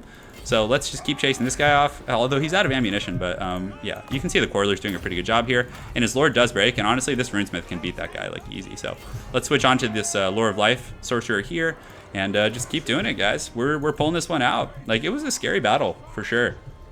It was a scary battle, yeah. Thank you, Armando. Appreciate the kind words, my friend. We're doing our thing, and yeah, you see that Waystalker's back now, so it's kind of a stressful thing, and just kind of bouncing around and trying to finish off as many units as we can. I'm not sure if he's going to go for a draw. I don't think he's going to. So the Hawk Riders are shaken. I mean, the Runesmith's in pretty good health, so we're able to do okay for ourselves. And what are these? Are these Dwarf Warriors over here? So yeah, you can see the Arrow of Kurnus is just causing us mad problems. So we're gonna get a Runesmith here, just do that. Just try and finish off as much as we can and just chase off whatever. I mean, I probably should have just kept chasing that other guy off the battlefield, the Wildwood Ranger. We do have some Quarrelers now, which is quite nice. So if his Lord shatters. So we should win this. I don't know, it's hard to say, but he's going in pretty hard. They do have armor piercing too, the Hawk Riders. So they're not going to be complete pushovers, but yeah, let's actually get the missile fire focusing these guys here. And it looks like he might do some cycle charging, but we will have a Rune of Wrath and Ruin relatively shortly. So we're actually going to use that on the Wildwood Rangers, or actually we probably want to get the Hawk Riders, to be honest. They're pretty obnoxious. So let's get him charging in there. We'll go ahead and use the different ruins. We'll get these guys going like so, and it looks like the Waystalker is coming in, and he is going to shatter at this point. So well played to my opponent. We were able to pull that one out, and we did it. All right. So let's go ahead and answer some questions here. Yeah, you guys will get to play with me today. We're going to do some quick battles and different things like that. So, yeah. Wait, what is my girlfriend offering me up as a prize? If you guys want to see drunk Turin, yeah, I'll do. Maybe, yeah. I'll do some drinking casting eventually. When Lady Turin is here, we'll do some drunk casts, but not until she gets here. So that's the plan. She needs to be in on this. She needs to motivate me. Yeah. Well played. That was a really good game, man. I recognize Eltharion. I think he played on the stream last week. He's a really good player. I mean, he played extremely well. That was a very close game. He put me in quite a hard position because he split my army. Like, he allocated a lot of resources to my back line. So I had to decide, do I want to sit there and just, take that harass, or do I want to go and press the advantage, not the advantage, but press his main army, try and like win there, and then, so I didn't know how many troops I needed to leave at home to like win back there. And then once he got me to allocate a lot of resources, he took advantage of his mobility and flew the rest of his army back to the front line, so he had an advantage there. So that was really well played for sure. Yeah, so good stuff. Do you think 2 ballistas would have been better than 1 cannon? I don't think so. I really like the cannon. The range is better. I just haven't had much success with the ballistas, to be honest. So how would I build an Empire army against Wood Elves? I'm not sure. Yeah, a Legend of Total War had a drunk stream on New Year's. That must have been pretty fun. I actually haven't watched him too much. Yes, yes, Bart. It was quite a hard position, but I was able to pull out. So, good stuff, boys. Good stuff. All right. So, do you guys want to do? Yeah. My girlfriend and I were quite busy on New Year's. God, that was the best. So, what we're gonna do right now, guys, is we're gonna do a subscriber cockfight. All right. You guys ready for this? So we're gonna have you guys fight 1-on-1, and I'm gonna cast the game because I have a bit of a wrist problem, so I need like a game to recover, but I want to keep the action going. So, so if you guys see the screen name right now, it's 1v1 sub battle Turin. So one of you guys are gonna fight each other, and I'll cast the game. It could be fun. So, but we will do team games later too. So so don't worry, guys. It'll be good. Yeah, you almost did, Rocket Man. Yeah, you almost did. That was a really good game. It was super stressful. I mean, that game could have gone either way, for sure. Either way. Like, very, very well played, man. All right, so game's up. I'm gonna be the spectator, so we just need to get 2 of you guys in here, and let's do it to it. So how it'll work is you guys will join, and then I'll rejoin the game, and then I'll join as a spectator and cast. So let's get you guys in here, and let's see. All right, so very good, very good. Please stream earlier. Well, in my defense, Chris, yes. I did start I did start streaming at like 11, which is pretty early, I guess. I could start streaming at like 10. Yeah, Anna, I am stretching my wrist. Okay, so Von Karstein and Prostitute, I'm gonna leave the game. I need you guys to switch sides, okay? And then I'm gonna join as a spectator. So whoever gets the host of the lobby, I need you guys to essentially, yeah, close that last slot. So just hang tight for just a second. But don't worry, Armando. This is a 1v1. Hey, Michael, welcome to chat, man. It's good to have you. So we'll have you guys fight on. Let's have you guys fight on Winter Pyre. That looks like a cool map. So I'm gonna leave, and then I'm gonna go to custom battles. Oh no, not custom. Excuse me. I'm gonna go to multiplayer battles. Then I'm going to join here, and then I'm gonna put it as Turin. I need someone to leave. I think someone. Oh, can I join as a spectator? Yes. Perfect. All right. Cool. So yeah, I should probably put some sort of like an element up, right? Like so they can't like see each other's armies. Yeah. Okay. So all right, guys. I'm gonna hang on a sec. I'm gonna get something to block one of the freaking the chat with, so they can't like see each other's armies. So yeah. Oh, actually, I have a pretty good graphic for that. So I'm gonna move this one here. Just give me a second, guys. I'm really like primitive with technology, so bear with me, guys. Bear with me. So let's go ahead and browse, and we want to do this. Hold on a sec. Oh, we don't want it that big, so there we go. How's that? One of my terrible thumbnails. Hopefully you guys don't mind that. All right, so you go ahead and pick your army now. It should be screened, so they shouldn't be able to see what you're picking, my friend. So hopefully you guys don't mind that. Yeah, this is going to be a subscriber cockfight. Oh, sorry your computer's down, man. That's a bummer to hear. Yeah, we're gonna. I'll play more quick battles after this though, for sure. So hopefully it goes well. Is the stream working? It looks like it's like delayed, or the feed is broken or something. Oh no, we're good. Okay. There we go.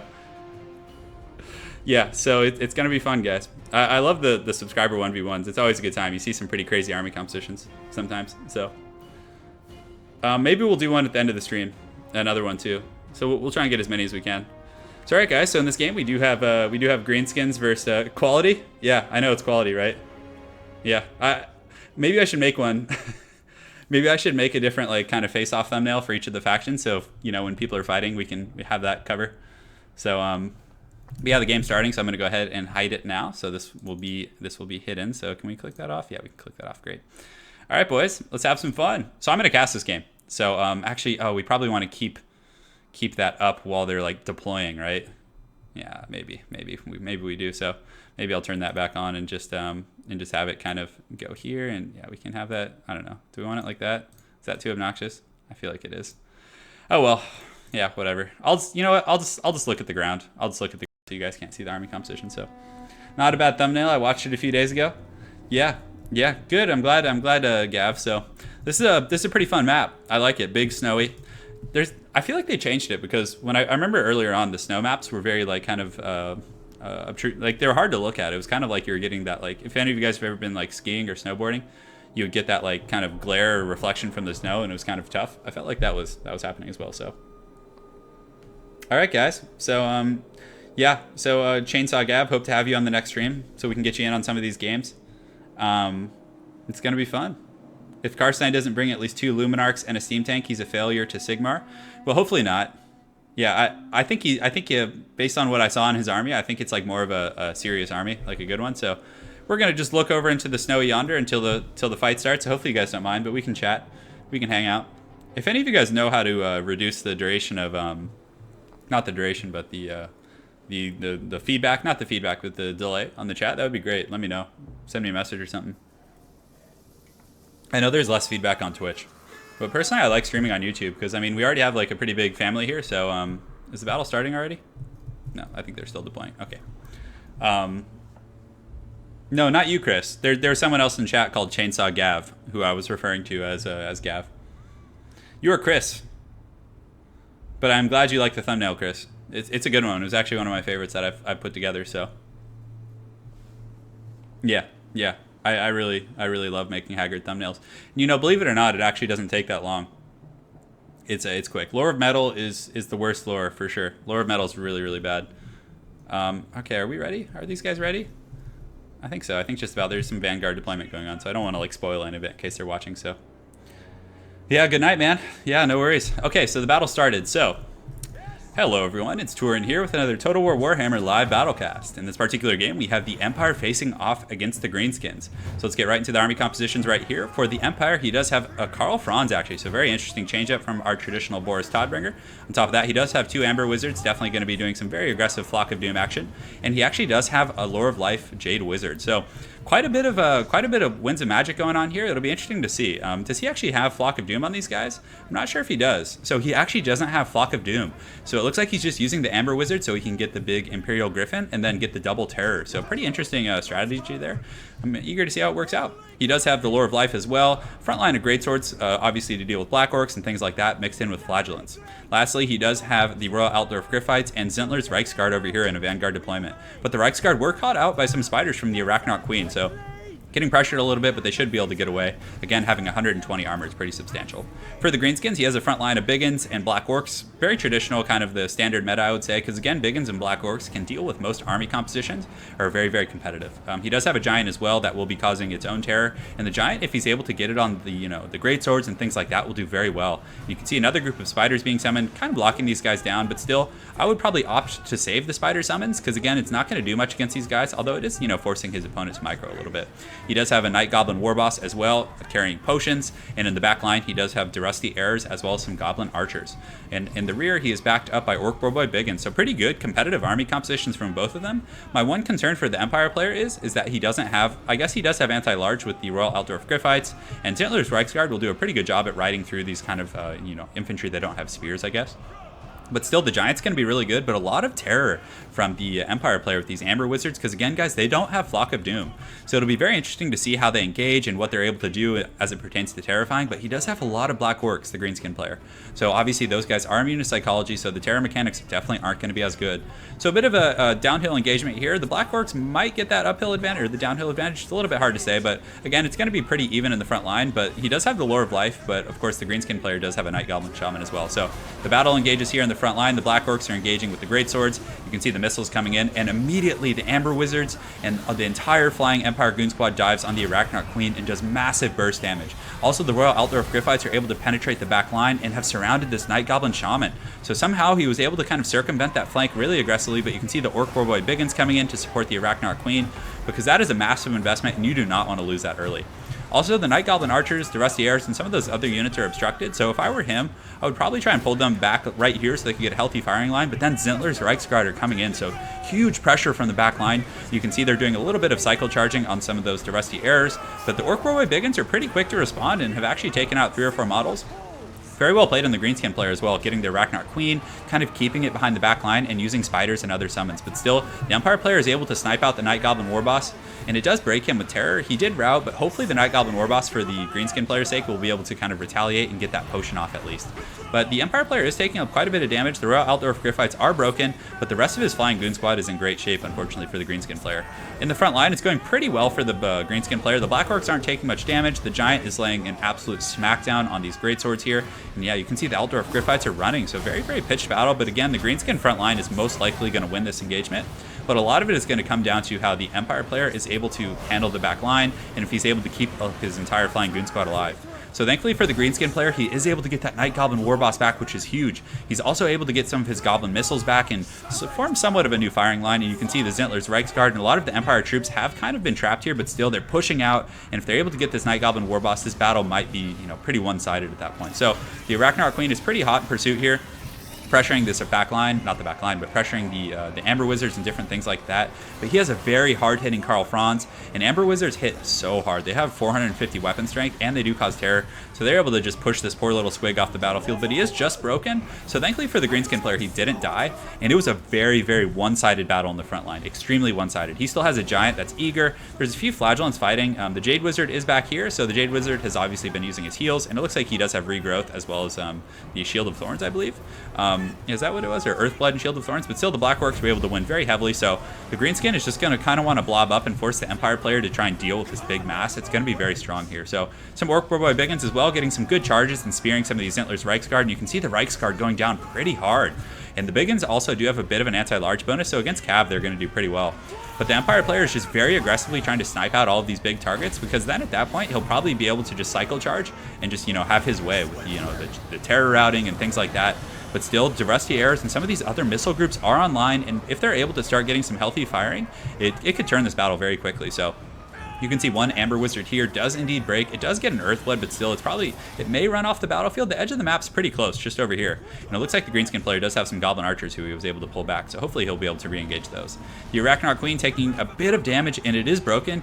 It may come back, and also this Night Goblin Shaman is broken as well. So a lot of the leadership of the Greenskin player is kind of routing or broken off the battlefield, but still, the Empire has taken massive casualties as it pertains to their army. And again, the Greenskins still have this giant, which is going to be very tough. They're going to have to fly in and get fisticuffs with it, or, simply go for a draw if they just want to ignore it. But again, the Empire has pretty much no infantry left. They have some great swords over here, they have some spears over here, but for the most part, they're just going to have to cycle around and deal with these. Oh my goodness, but look at that. That's pretty incredible damage. I was not expecting that, but again, I guess the giant isn't heavily armored, but that was substantial. I mean, that hit like an absolute truck. So still, he is surrounded by Black Orcs, he's surrounded by Biggins and some other troops, and you can see the Amber Wizard taking a bit of damage, but with the Lore of Life, they're able to be very, very sustainable, but they're able to just absolutely crush that giant. And I was really surprised that it went down that quickly, but still, the Amber Wizards are in good shape. This one's at about 60% HP. This other one here is, this one's probably going to shatter off the battlefield, which is, very, very good for the Greenskin player. So this is a very heated, competitive game. The Goblin player over here, he does have some Goblin missiles online. So again, very, very good battle so far. And some Orc Boy Biggins are able to catch Karl Franz, who is still confident, still sitting at about 60 leadership, and he still does have the support of this Amber Wizard here, which is going to be very, very tough. You can see the Royal Altdorf Griffites down to 2 models, and the Black Orcs are able to just cut them to pieces, definitely putting these guys in a trash can and sending them to the Shadow Realm.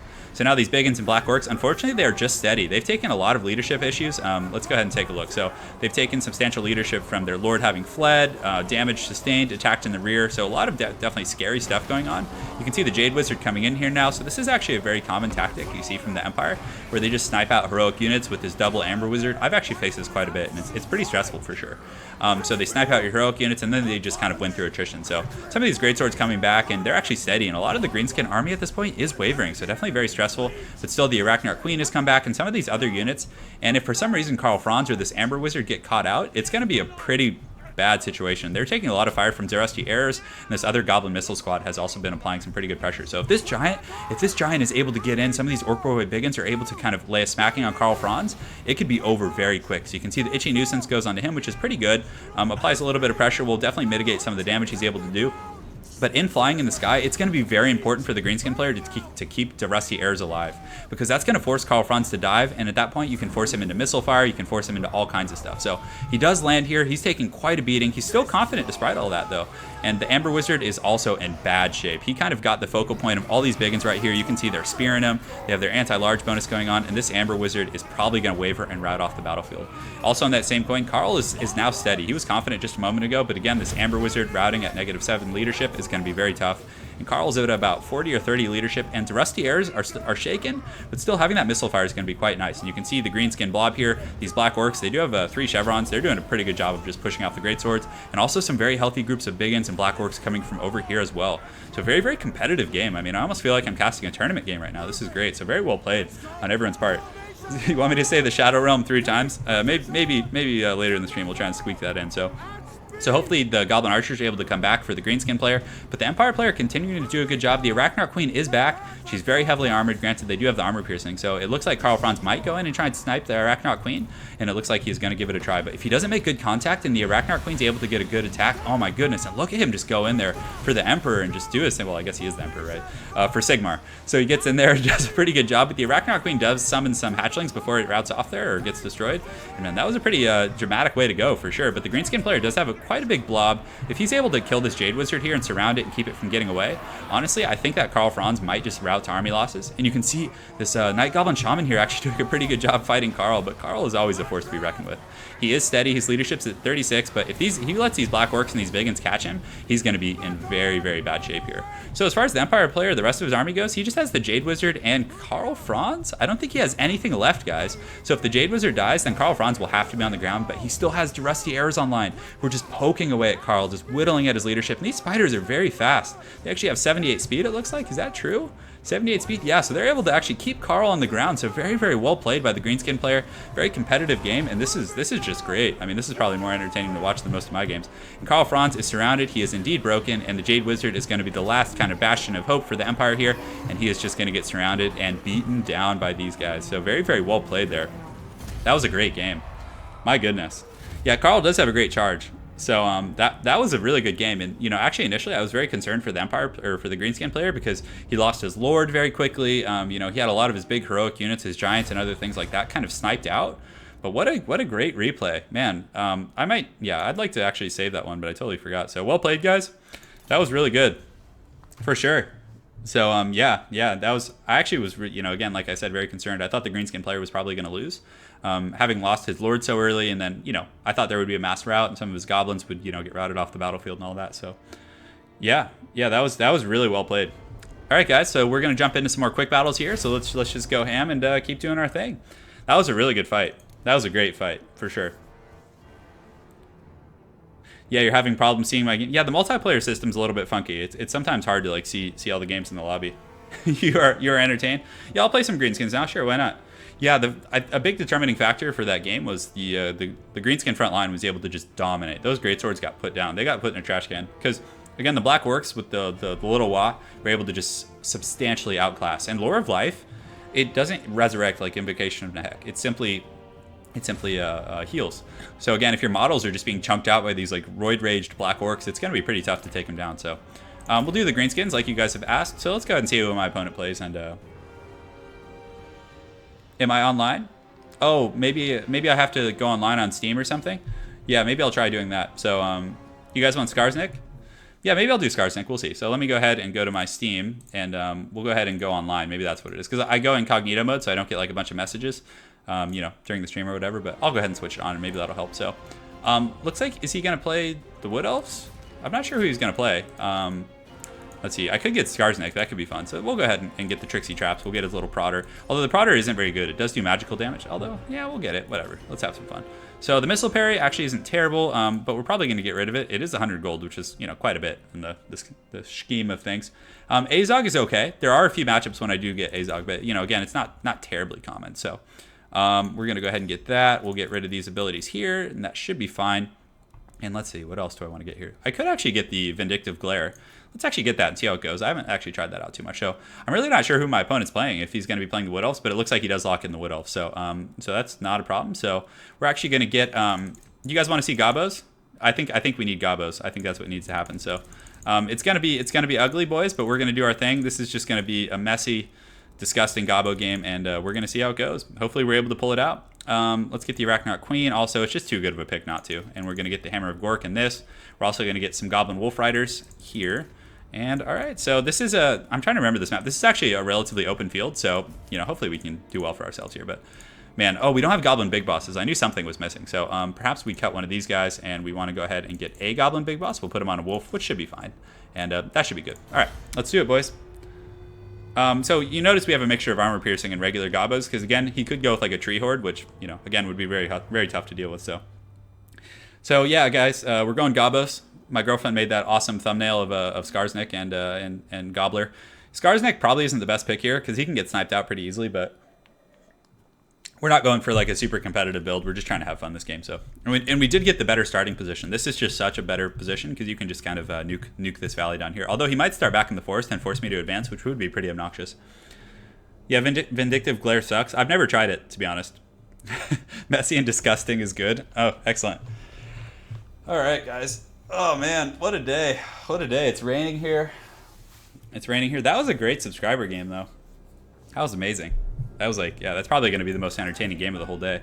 Well, hopefully not, but it might be. So we do have the Hammer of Gork. It's pretty good, and Doom Divers are great against Wood Elves also. So we're going to kind of mix in our front line here. We're actually probably going to put one of these guys. Oh, where do we want to go here? So, all right, so let's go ahead here and do a little bit of this. We're going to put him back here on guard duty, and then the rest of the Gobos are going to be in the front line. So we're just going to have a big, ugly Gobbo front line. There's not going to be any rhyme or reason, but again, we're playing the Gobbo, so there usually isn't. So let's go ahead and get these guys going like so back here. I like it. I like it. And we're going to put Skarsnik and this Goblin Big Boss back here as well on guard duty. And Skarsnik actually is a pretty good duelist. Like, he hits hard. You know, if you're able to, like, get him on the enemy lord with that poison and anti-large and armor piercing, he's an absolute force to be reckoned with. So, excuse me, the Arachnoid Queen here in the back, and we should be okay. We just have to make sure the Arachnoid Queen doesn't, like, take a ton of unwarranted missile fire. So, we as Gobos, we're going to go over here. All right, so we had a dwarf game.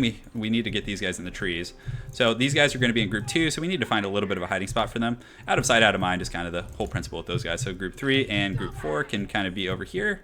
Hopefully we can get them hidden somewhere. Sometimes it's a little bit tricky in like the trees to actually get the hidden icon. Yeah, well, whatever. We don't need to hide all the groups. I'm just going to be lazy. So these guys can be in group 5, and these guys are going to be on guard duty back here. So, all right, so let's go ahead and lock our Gobbo army, move them up just a little bit like so. And we do, the goblins are very micro-intensive.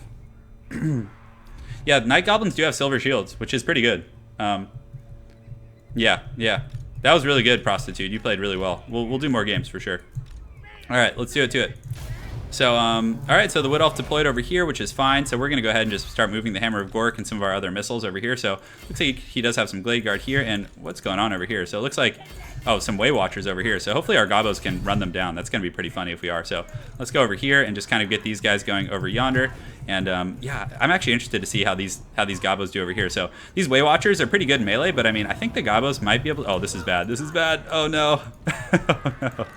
So we just basically lost one of our Goblin groups, which is unfortunate. He actually had a lot of Vanguard over there, so that was pretty tricky. But, you know, guys, we're doing the best we can here. So we're going to move these guys, and yeah, he had Wild Riders. And Wild Riders will put Gobbos in just the hardest of trash cans. And it's definitely not good. So we're just advancing. Very bad start. Very, very bad start for the lads, guys. Very bad start. He might come over here, which is going to be a little bit tricky. So we're going to put a Goblin Big Boss and put him in, what group is that? That Guard Gobbo. And so we're going to put him in group 5 and just put him over here as well. So we're probably going to have to use like all 3 of these troops defensively just to keep our backline safe. And the Goblin Wolf Riders, we're just going to like park them up in the hill here and just try and be annoying with them. So what does he have? He has a Glade Lord out here, which is a little bit ballsy for sure, keeping it in the open field like that. But again, it's pretty quick, and I think he does have it on a mount. So we're able to kind of get back here and be safe.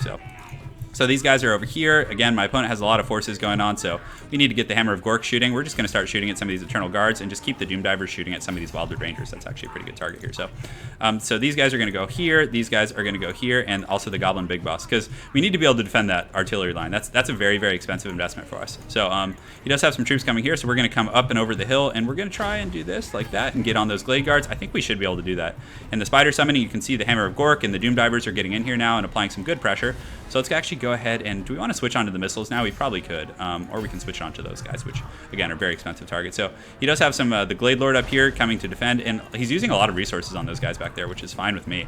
So in the front line, we're going to get these guys going here. We're going to get these guys back here. And we just need to just apply pressure from all angles, basically. So the poison will be pretty useful for sure. So we're going to get those guys like so and get our Gobbo missiles. We'll start trading with his. I'm totally fine with that. In the Arachnoid Queen, we want to go ahead and get some spiders summoned back there. And we get a nice like spider summoning right on top of some Wildwood Rangers. Unfortunately, yeah, he's doing a pretty good job. So we're just going to engage that Glade Lord there. Get the Arachnoid Queen focusing on the front line. And let's actually look for some missiles. So we have some back here, so we get some more spider summons back there. We do have some Night Goblins sneaking through here, which should be able to actually do some good pressure. So Skarsnik, we'll get him in the front line as well. Arachnoid Queen, we need to just be essentially just shutting down as many missiles as we can. That's going to be very, very important here, guys.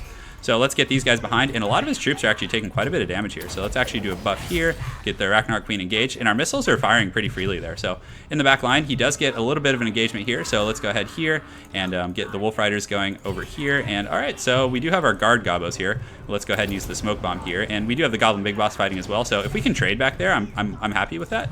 So let's go ahead and just look for any missile units he has online. I don't think he has any that aren't like being enveloped by spiders right now. So let's just go ahead and summon another group here, and you can see his front line's actually collapsing a little bit. So some of these Warlord's boys are going to push through, and let's see if we can get his Lord here. So Skarsnik, we want to get him in the front. Actually, let's sneak Skarsnik through here, and let's go ahead and use the Wah and Trixie Traps and some of those other abilities, and we do penetrate the back line. So if we can get this Branch Wraith right now, that's going to be really nice. So we're going to summon some more spiders back here, and our Gobbo Wolf Rider's just fighting his Glade Lord all day. So in the back, it's actually going well. The Gobbos, I mean, even though he did get on my cannons and shut them down for the most part, although this one did move forward and kind of protect itself. So we just lost that one, which is fine. So a lot of his troops are routing. His front line is just kind of in shambles, which is great. So we're going to get Skarsnik over here, and let's actually use his Prodder on these guys right here, which will be pretty funny. And yeah, if we can get this Branch Rate, that's going to be really nice. So let's go over here, just keep doing our thing. We want to make sure to use the Little Wand, the Itchy Nuisance, and every ability we can, because it's very easy to forget with the Gobbos. So over here, we want to go and get those Way Watchers. We were able to actually defend that back line, and we did lose our Doomdiver Catapult, but we were able to keep our more high-value Hammer of Gork. So we're going to use another buff here on the front. The Gobbos are good. They catch people off guard for sure. So Skarsnik is just going ham here, guys. Let's go ahead and use his Prodder here and see if we can pop that guy. And I'm not sure where his Glade Lord went at this point, but his whole front line is collapsing. So we're going to gank with these Gobbos over here. Just push all these guys forward like so. Get our missile line going here and get these guys going over there. So our missiles, I was a little sloppy microing them this game, but still, I mean, they applied good pressure and were able to collapse a lot of my opponent's line. He does have some Wilded Rangers here, so we don't want to have our Spider fighting Wilded Rangers. That's literally what they're designed to fight. So we do have the Vindictive Glare, so let's go ahead and just, do we want to use it on his Lord or something? Let's just do it, let's just have some fun. So we're just going to keep pushing. We're going to get Big Papa Skarsnik, just push him towards the opponent's Lord. We actually made some decent contact over there, so far so good. Some Wild Riders coming in here. We're able to actually catch those guys out. The Hammer of Gork is still shooting despite all this. So let's go ahead and see what he has, and we probably want to shoot at some of those Glade Guard up there. So most of his line is collapsing. We still have a very healthy missile line. You can see it's just peppering these guys. So let's reposition it over here, and it looks like these guys should break relatively shortly. So we're just going to keep pushing up the hill. We use the Smoke Bomb here to slow his Lord, and Big Papa Skarsnik needs to get there a little quicker. So let's go ahead here, and these guys unfortunately are routing. So we're going to get the Queen going with Skarsnik. We don't want him isolated and alone. And the Goblin Big Boss back here doing a pretty good job versus those Waystalkers. So not a terrible trade in the back line, guys. Not a terrible trade. And he does actually have these War Dancers over here, so we're going to focus them with our missiles. Hopefully be able to finish them off. And Skarsnik in the front here. Let's go ahead and get the enemy Lord, and it looks like we're able to win. Yeah. We did it. The Gobbos prevailed, boys. Pretty good, right? I was holding my breath. I tend to talk a little fast. I don't know if that's a preferable way to cast. I'm not sure, but good game. And again, guys, I mean, the thing with Gobbos is they're so micro intensive. It literally gives me wrist tendonitis playing them because there's so many things you have to constantly be tabbing between. Yeah, I don't know, Armando. Why do the Gobbos break when you try it? I don't know, man. I don't know. It's hard to say. Yeah, he took mad on his front line. Got crumbled by those Night Goblins and the Warlord's boys and all those guys. I mean, they just cut through his front line, cut through them. So that was pretty good. I mean, just the sheer density, and then also the Arachnarok Queen can simultaneously shut down several groups at once. So can we do a 3v3 game with America versus Europe? Maybe that could actually be pretty fun. All right, where's the Slav squat? I don't really have I mean, I could do it on my bed back there, a Slav squat. Maybe I'll try it. Maybe I'll end the stream with that, with the Slav squat. We'll see. Yeah, that'll be pretty fun. So, GG, guys. That was fun. We'll do one more quick battle, and then we're going to do a 3v3. So, stay tuned, guys. It's going to be pretty fun. I'm just so tired today. I'm just so freaking tired. I stay up way too late. I was, working on some Magic decks as well. My girlfriend makes me go to sleep, though, which is good. Yeah, Latin America. You support Europe?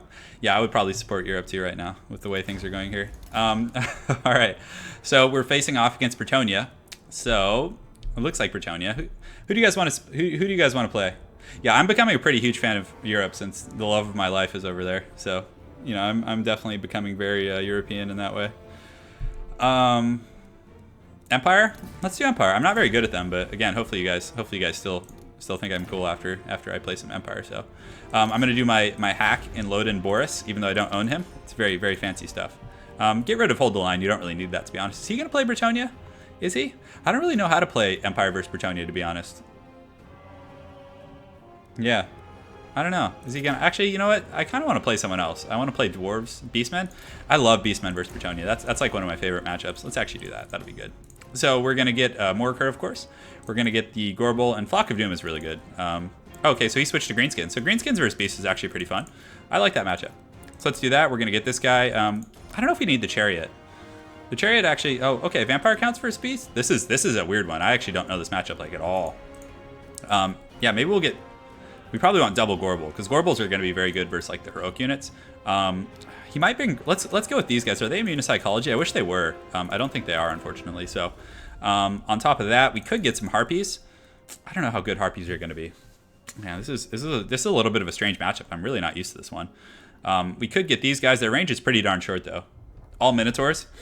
Throw baguettes at Bretonia. Oh, man. That's how they... And then they just surrender as soon as the baguettes make contact. I like that. We'll get a giant. We'll get some spears here. And then maybe we get some missiles. You want to get some Ungors? A little something something for my opponent here. This is just so haggard. I don't know. Maybe get two of those guys. And then... So we have two spears in the back line to help deal with Cav. We do have a giant. We have some missile presence. I feel like we need a little bit more oomph, though. Max Smooth Talker. Yeah, I'm pretty. I try and be smooth. I try, just for my girlfriend. Yeah, I gotta treat her right. All right, so we got spears. We have a bit of a mishmash front line, but I think it should be able to hold with the best of Gors, especially with two Gorbels. But what I'm concerned about is dealing with the Mortis engine. So we do have the Ungor Raiders who can apply some good pressure. I'm trying to think. I would like some Harpies. Let's see, maybe just one spear in the back and then get like some Harpies just for utility. Just having a flying unit that can, get where you need it to go is pretty good. They will lose to Vargeist though. Yeah, I don't know. Actually, that just, yeah, when I say that out loud, it just doesn't sound good. So let's see here. I could get like Razorgore herds. They're going to be pretty good at dealing with like Graveguard and things like that, but I don't know. I'm not like familiar with them, so I'm probably going to opt out of that for now. These guys aren't bad. The Centaurs. Maybe some Centaurs might be good, but I'm not trying to like contest the Cav game too aggressively. I'm just going to try and do like an infantry blob and force him into like, unfun trades, I guess you could say. Let's go ahead and get one more spear maybe. 3 spears is too much, I think. So I could cut a Gorbel, and if I cut a Gorbel, that actually opens up like a lot of different strategies. So I could get some Minotaurs with great weapons. Yeah, let's try that. That could be fun. All right, so then we'll just Chevron all those guys up. We'll Chevron these guys a little bit. And call it a day. So I'm not very good at this matchup. I really don't know what to expect. I think double Flock of Doom would have been more competitive. Oh, why did he dodge? That's too bad. Oh well. Yeah. You're 5 minutes late to everything? Yeah, I'm not sure why he dodged. Damn shame, Jamie. Damn shame. Maybe I need to change my name. I don't know why I don't like Minotaurs. I don't know, to answer your question, Dov Plays. Why do I not like Minotaurs? I don't know. I've always just never had great results with them. I always find they just get picked off and get, fairly minimal kills for how much you're paying. Like, I'd rather have a full group of Bestigors, to be honest. So sometimes this happens. It gets stuck on, like, found match, and then it just doesn't go to the game. So what you got to do is you got to quick back, go to quick battle, and then go from there. So, man, we've been streaming for an hour and a half already? That's crazy. That's pretty nuts. So, yeah, sorry about the dodge, guys. Nothing you can do about that. So we're just going to kind of keep resetting, and hopefully we can get in a quick battle here. So one more quick battle, guys, and then we're going to do 3v3. Let me go ahead and type that in chat. More quick battle, and 3v3. Cool. All right, boys, it's time. Well memed, Chris. Well memed. Yeah. All right. So it says we found a match. And, okay, so we're in here. And let's see who we're playing against. So we could play Dwarves. We could play Empire. Yeah, Dwarves versus Chaos is pretty fun, actually. That's not a bad matchup. But, honestly, yeah, I actually want to play Red Duke. I haven't gotten a Duke game on stream yet today, so we're going to get the El Huapo here. Put him on the ground. On top of that, we're going to get a front line of Graveguard here. Actually, we probably want 1 regular Graveguard, 2 armor piercing, because we're playing Chaos, very armored faction. The Mortis engine with the slow is also quite good. 2 skeleton spears. We want a Blood Knight to just skewer those Shaggots and put them in a trash can. Then, of course, probably a Necromancer with the Corpse Cart. We'll get these abilities, and then we do want to cut down on the spells that aren't very useful. So, yeah, where's the abilities here? So, okay, so far our army's developing pretty well, and Cryptors are obviously MVPs here as well. Very good for focusing, high-powered units, and also the Gyre Pack guys. Very underrated unit in this matchup. What they do is they do... what's their bonus versus large? So they get a bonus versus... Where's their bonus? Oh, those are Graveyard. I was like, what am I looking at? So they get a bonus versus large of 14. So versus like Shaggoths, they're just like extremely fast Punishers, which is great. So yeah, he's ready. Looks like we're gonna have a good time, boys. Elsif. Stretch your best parts. Europe versus America hype. How are we gonna know? How are we gonna know? And like, who do I play on? Because my girlfriend is over in Poland, so I kind of it's a tough choice. It's a tough choice, boys. Yeah, thanks again, guys, for sticking around. It's awesome. I have so much fun doing YouTube. It's a blast, you know. Every Sunday, I look forward to getting on here and streaming with you guys. Lady Turin and I are always hyped to get on the stream action. Yeah, it's a good time. The stream starts at 11 a.m. Pacific Standard Time, so somewhat early, I guess. Yeah, aspiring champions do well against ethereal units. Senior, to answer, well, that's not a question, it's a statement, but you are correct. I definitely don't like the ethereal units too much, but bringing the Mortis engine is obviously worth it, so it's very worth it, in my opinion. All right, boys, let's do it to it. Let's have some fun. Let's go ham, see how it goes. Vampire counts are really good against Chaos. You know, I used to be a Chaos man, and I still play them quite a bit, but honestly, I have trouble beating Vampire counts as Chaos. It's hard. So I'm interested to see what my opponent does. Now, some of the more competitive builds I've seen, not competitive, but efficient, I guess, are people use the Master Marauder Horseman, and they actually like harass and spear down your Cryptors and your Mortis engine. But if you bring like Dire Pack and things like that, it's actually pretty hard to like get away with that. So we're gonna do spears here and spears here, just in the flanks. Again, Chaos isn't too aggressive with like pressuring the flanks, but if some Shaggoths like penetrate my front line, I can then just stick fodder on them, and it's very tough for them to get away. So group 2 here. We're gonna put the Necromancer back here as well. Also the Manticores, you know, they can do some serious like dive bombing for sure and can get some good work done. So we're gonna put these guys like so, and these guys we'll put up in the tree line here, and we'll just start the battle. Let's do it, boys. Yeah, I stretched my wrists a few times. I'll do it after this game. Oh man, so much hype for America versus Europe. Yeah. Yeah, I'm doing some funny business. Yes, my girlfriend knows I'm the master of funny business. All of you guys keeping me honest. It sucks, man. Yeah, having wrist tendonitis is a bummer. Because, like, if I didn't have wrist problems, guys, like, so basically how it worked is, I'm 28 now, so in my early 20s I got in a bit of a car accident, and it wasn't like the sole cause, but it basically led me to developing severe wrist tendonitis in both my hands, more specifically my right hand. So after that, I couldn't game for like a year. No gaming, none. The Mortis engine is amazing in this matchup. It's amazing in the Vampire Counts matchup. It is so incredibly, or in the Chaos matchup, it's so incredibly good. So essentially, yeah, so I developed wrist tendonitis. I couldn't game for about a year, and even still, like, okay, so he actually did a bit more of the competitive strategy, which I like quite a bit, actually. So what you do here is you just use the Hounds. So I stick those guys here, we'll stick the Hounds here, and then what you do is you use Van Hel's Dance Macabre on the Hounds, and they're going to be able to just chase those guys down with their high speed. So you see we use it here, it gives them 24% speed, and those Chaos Knights they're going to be in very, very bad shape here. So he's going to get some spears, some harass going here, but nothing too substantial. And we should be able to honestly catch these guys, although he does have a Chaos Sorcerer with the Lure of Death, but you can see the Hounds are catching them right now. And once they catch them, it's going to be a very, very bad day for sure. Might have been a little preemptive with the Von Hells, but you know, again, it pressures him, and I just need to not take harass until I get to the front line. That's like the most important thing. So the spears, these guys here, we can put them in group 3 and just use them to like zone those guys out.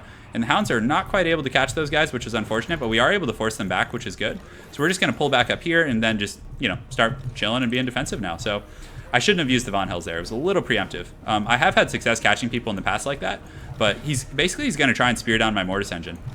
And you can see just like constantly like staying on top of them and just trying to collapse, and we might actually be able to get a good angle on these guys right here, which would be really good. So yeah, because yeah, these guys are a little out of position, so the Hounds might actually get a charge here, which would be really bad for them. So I am still taking some casualties, but you know, in doing a build like this, his army is going to be very, very weak, like his main army. And we do get in there. Come on, Hounds, get him. Get a kill or two. And it looks like they're literally like nipping at the heels of these guys. And my opponent, realizing that they're, you know, being threatened, because the Hounds are really fast. So the Marauder Horsemen have 92 to 95. So it's pretty much like, you know, very, very interchangeable. So we're just kind of skirmishing, just, you know, screening. And, you know, if we can get to the front line, you know, without losing our Mortis engine, I'm pretty sure we just win. So, yeah, no gaming for a year. Dude, it was so brutal. That was like such a terrible time. Oh my goodness. Because I'm a pretty massive gamer. So I used this Spirit Leech actually on Elsif. Which is an interesting choice, because I can simply just just sit near the Mortis Engine and regenerate that HP. So you can see it's going back up. And the Spirit Leech isn't going to be that great of a trade, although it does bring me closer to my healing cap, which is you know, definitely not bad. Wow, that actually did a lot of damage to my Red Duke. So thanks for subscribing, man. Appreciate it. So we're just going to park right here, just use these guys to screen, and he's kind of given up on a lot of the harass. He does have a very small army, so tons of Marauder Horse Masters, I think, is what they are. So hopefully we can just, you know, get to his front line and do our thing. And, you know, I'm honestly tempted to just, like, charge into the forest, but I don't know what he has for his infantry corps, so I don't want to, like, charge into a bunch of halberds or something. So, yeah, so he's just continuing to harass here. We might actually be able to catch this guy out, which would be really nice, because he's not that fast, actually. I should have chased him down. That was a mistake. So let's actually pull around the flank here, just keep these spears going after these guys. These spears can go after, we can honestly just march them after these guys till the end of time. And my opponent is going to, you know, have to micro a lot. So we'll put these guys in group 4, just keep marching after Kolek, and it looks like he's just running, trying to snipe the Red Duke. So what we're going to do now is just use Invocation of the Heck, just heal him up, just to be safe, and yeah, just keep doing our thing. So that should bring him, you know, pretty close to full HP. And I'm not sure where his forces are, so let's actually just go ahead and keep, you know, zoning this way, just keep doing our thing. Let's actually see if we can get this Chaos Sorcerer with the Lord of Death. So I'm not sure where his main army is. Looks like he has, he might honestly just have like an all Master Marauder Horseman army, which would be pretty tough. So so we're just going to try and catch this guy out, and we're just going to go ahead and use, and it looks like he does use some sort of a slow ability here. And I honestly don't mind, like, so we're going to pull the Cryptors here and just have them start running after these Shaggots, and see if we can, like, catch those guys out. Because I think his entire army is just, like, kind of cheesy like this. He does get a little bit of DPS here. So we did discover some hidden forest opponents. So does he have any infantry? Let's go ahead and see. So he does have halberds. Okay, good.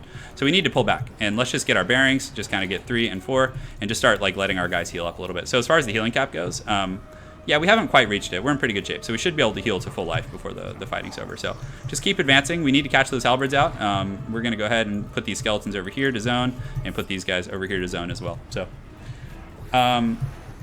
yeah. So we're doing it, boys. We're having fun. We're dealing with the harass. A bit of a funny Chaos army. I mean, I guess if you want to win, this is the kind of strategy you need to use, right, with Chaos. So let's go ahead and use another Invocation on the Red Duke. We still have quite a bit of you know, efforts towards our healing cap, so I'm feeling pretty confident about it. So we're just going to keep going, and I think we're finally going to catch him in this engagement that we want. So I'm feeling pretty happy about that. So let's get the spears here, and just zone. We're just going to basically zone, and because again with the Blood Knights we should be able to just absolutely punish the Shaggots and stuff. So, and his army's pretty like low quality. I mean, it's just a few halberds and stuff, and the halberds won't trade well with the Graveguard at all. So I mean, they're meant versus like large things, so they'll do well against like Cryptors. So let's actually get that rock is kind of awkwardly in the way here. So Red Duke is taking a bit of harass though, guys. It's a little bit scary. So let's get these spears going as well. Just keep doing our thing here, and yeah, let's just engage, because basically we just want this Death Star to happen. And I'm going to keep these guys in the back. We're going to keep the Mortis Engine back here as well, and then we're just going to park here and get the Necromancer here, and get one group of Skeleton Spears out here and one group in the back. So far so good. That's how we want everything to roll, and we should get a good engagement here. So once we're able to crush this main army, I think like the Master Marauder Horsemen, we're just going to keep the Skeletons like actually out in the wings and just try and zone them as best we can. And we're just going to use Red Duke and these other troops defensively, because this main line battle is going to be so incredibly easy for us to win, I think. Not because, you know, we're better players or anything, but simply just because of the army composition stuff. So, oh no, we want the zombies back here. We want them on top of my opponent's forces like that. Good. We're just going to keep these guys here, and then the Cryptors and other units, we're just going to kind of park them right here and keep this Mortis Engine draining. Because you can see his units are already starting to take like significant harass, and he's just kind of zoned out awkwardly with those Master Marauder Horsemen, and I don't think he's able to get like a whole lot done. So we're going to go over here. We're going to get these guys going here, and he does have Archaon actually. So, oh, he actually gets some good focus on Red Duke. So we're going to go ahead and use an Invocation of the Heck here in just a moment. So let's go ahead and re-engage here and get this guy back here. And we probably want to just use an overcasted one, to be honest. Oh, he can't cast it on himself for some reason. I don't know why he can't. So we're going to go ahead and cast that just like right here, and hopefully it'll hit him. I'm not sure why it's not. So we do get some good engagement here. And the Duke, we're probably going to scurry through the forest like so. Let's go ahead and summon some zombies right here just to kind of saturate. And let's go ahead and get the Cryptors focusing on some of these big units. And also, the Blood Knights, we need to make sure, yeah, actually Archaon's not a bad choice, but I think the Shaggots will be a little easier to kill. So Red Duke, we're just going to hide in the forest a little bit. Let's go ahead and use Von Hells right here. And the Mortis Engine, we just want to kite back. So the Mortis Engine, we're just going to run through these zombies and these other units here and just keep these Blood Knights chasing, because the Shaggots will go down pretty quick to the Blood Knights. So the Spears over here are zoning pretty well. Red Duke is in bad shape, though. I don't know why he wasn't able to heal himself. So let's go ahead here and see if we can cast that, and we do get an Invocation. So we're just going to keep running, because there's no real risk, you know, to just keeping him like running and scurrying away. So we'll keep him hidden in the forest here. This Mortis Engine is continuing to drain pretty well. The Blood Knight's actually my opponent's doing really well here. My infantry corps is going to win, He is able to kill my Necromancer, which is pretty good. So we're going to pull these hounds out and about. Oh, we'll get the Red Duke going over here. And man, he did not heal at all. So I think we're going to lose this actually, guys. It's hard to say. It looks like I'm being like hunted through the forest here, so we're just going to continue to scurry around. The Cryptor is doing a pretty good job on the Shaggoths. We just got to keep that drain going. And I would love to get Red Duke back and like get another like heal off. I was a little sloppy with my micro for sure. But he's getting some good damage in on those Blood Knights, but the Shaggoths are taking some damage. Archaon's taking some damage, and most of his infantry corps is in really bad shape. So if we can just keep this alive, I think we're going to be pretty good. So let's actually see if we can cast like an Elsif on, can we cast on one of these Shaggoths? We can probably cast it on the Sorcerer here, which is fine. So we're going to kind of run in here and do a little bit of a charge. The Hounds, we want to get going on these guys right here, on these Master Marauder Horsemen. And we're also going to use an Overcasted Invocation of Nehek. So let's get him in here, and let's use the Overcasted Nehek here, which is going to be good because it'll bait him a little bit because he's going to see Red Duke, and then he's simply going to like probably come after him pretty aggressively. So the Mortis Engine, we want to pull back like so, and the Hounds are able to actually catch those guys, which is pretty nice. So good stuff so far. So let's go ahead and summon another group of zombies here. We want the Mortis Engine to stay draining because I think we're going to win. Man, this has definitely been a very stressful battle though, for sure. You know, all the harass and, you know, different things going on. We can't lose the Duke though, because if we lose the Duke, we're just going to straight up lose this battle. So he does have some Chaos Warriors back there. So we're going to keep the Duke hidden in the forest, keep that Mortis Engine draining, just keep it over here. The Skeleton Spears here, a little sloppy. I was just using them to zone, but I probably should have pulled them back sooner. But if he gets the Mortis Engine, he wins. If he doesn't, he probably loses. That's ultimately what this is going to come down to. So we're going to just continue to summon some zombies over here with the Duke. Just get in there and then get out. Keep this guy running, and you can see he's like having to run through like Cryptors and all kinds of like serious damage. Archaon's in here. You know, he's taking a little bit of damage, guys. So we're going to get that. Oh, no, that's not good. That's not good. So he's going really aggressively after the Duke. So let's go ahead and summon some zombies right here. And can we get out of there? Can we? Where are my Hounds at? So the Hounds are in hot pursuit. They're able to actually break that group, which is nice. And we do have some Skeleton Spears coming in here. So, I mean, those guys that are fighting him aren't terribly strong. So honestly, he probably honestly beat these guys.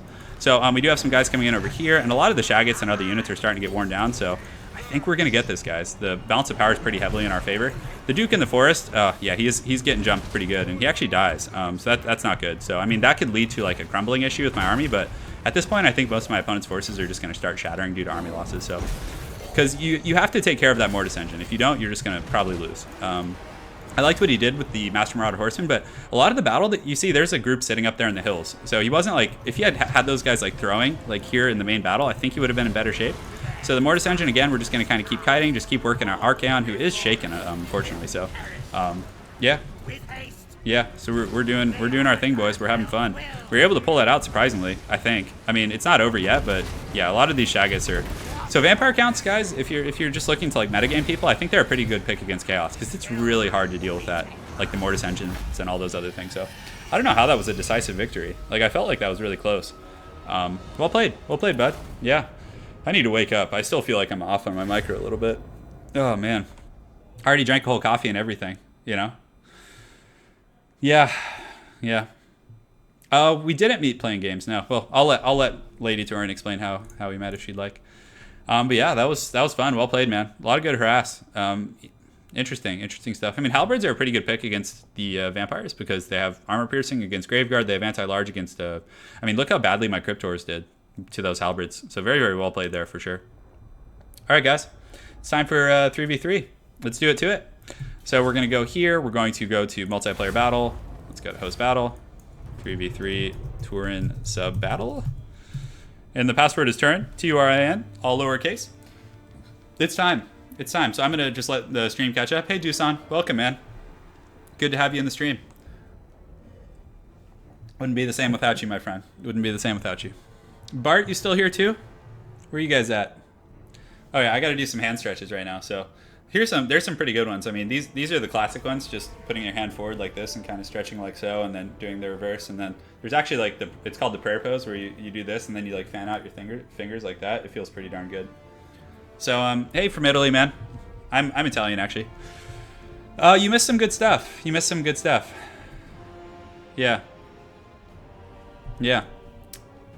Thank you for letting me know to stretch my wrists. I'll be suffering tomorrow, but it's worth every moment, guys. It's worth every moment. So, game's up. I just made the game. It's time. So let's do this. I think it's going to be too hard to do USA versus Europe, but we're going to do a themed battle. So one faction versus one faction. Bart died. Hopefully not. Goodness, that's not good. Oh man, that was fast. All right. Cool. We did it. So for those of you that didn't get in on this game, I'm going to do 2 or 3 of these today. So I'm going to invite different people for all the games. So if you've already played in one, we'll make sure to get different people in, okay?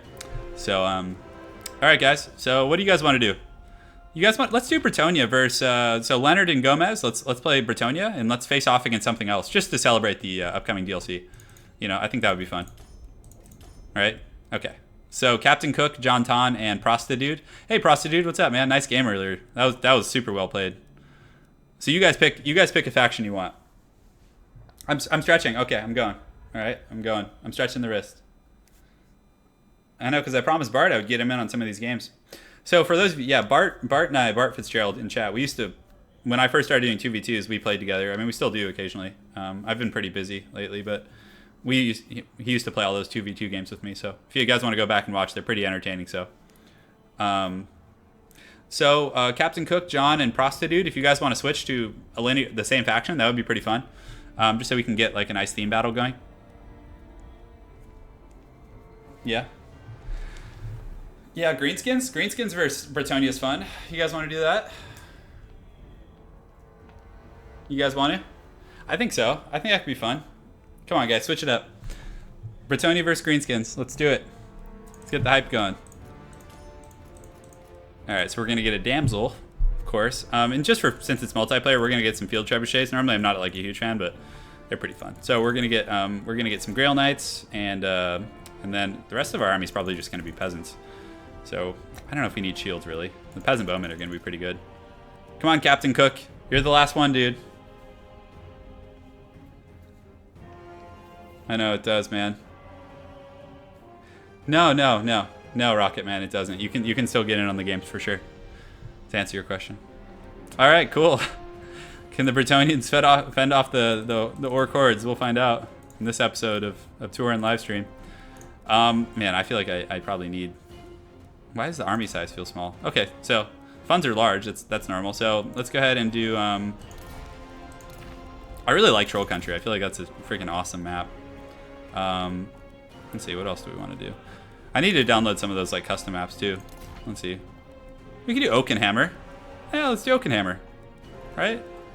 Or what is this? These weird French maps. Yeah. We'll do those are Bretonia, I guess. Yeah, all right, cool guys. So we're good to go there. Let's go ahead here.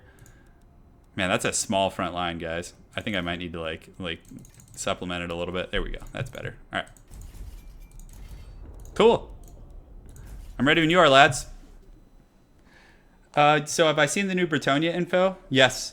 I'm quite excited, actually. I'm really excited because I really like playing Bretonia. It's a fun faction, but they're so linear that in a competitive sense, well, not linear, but limited would be more of the appropriate term, is that everyone knows what to expect. Like, your builds are so limited. Like, the Peasant Blob, you're either going to play the Peasant Blob or the Peasant Blob with, like, 1 or 2 cav units. Like, there's no, like, dynamic strategies, really, so...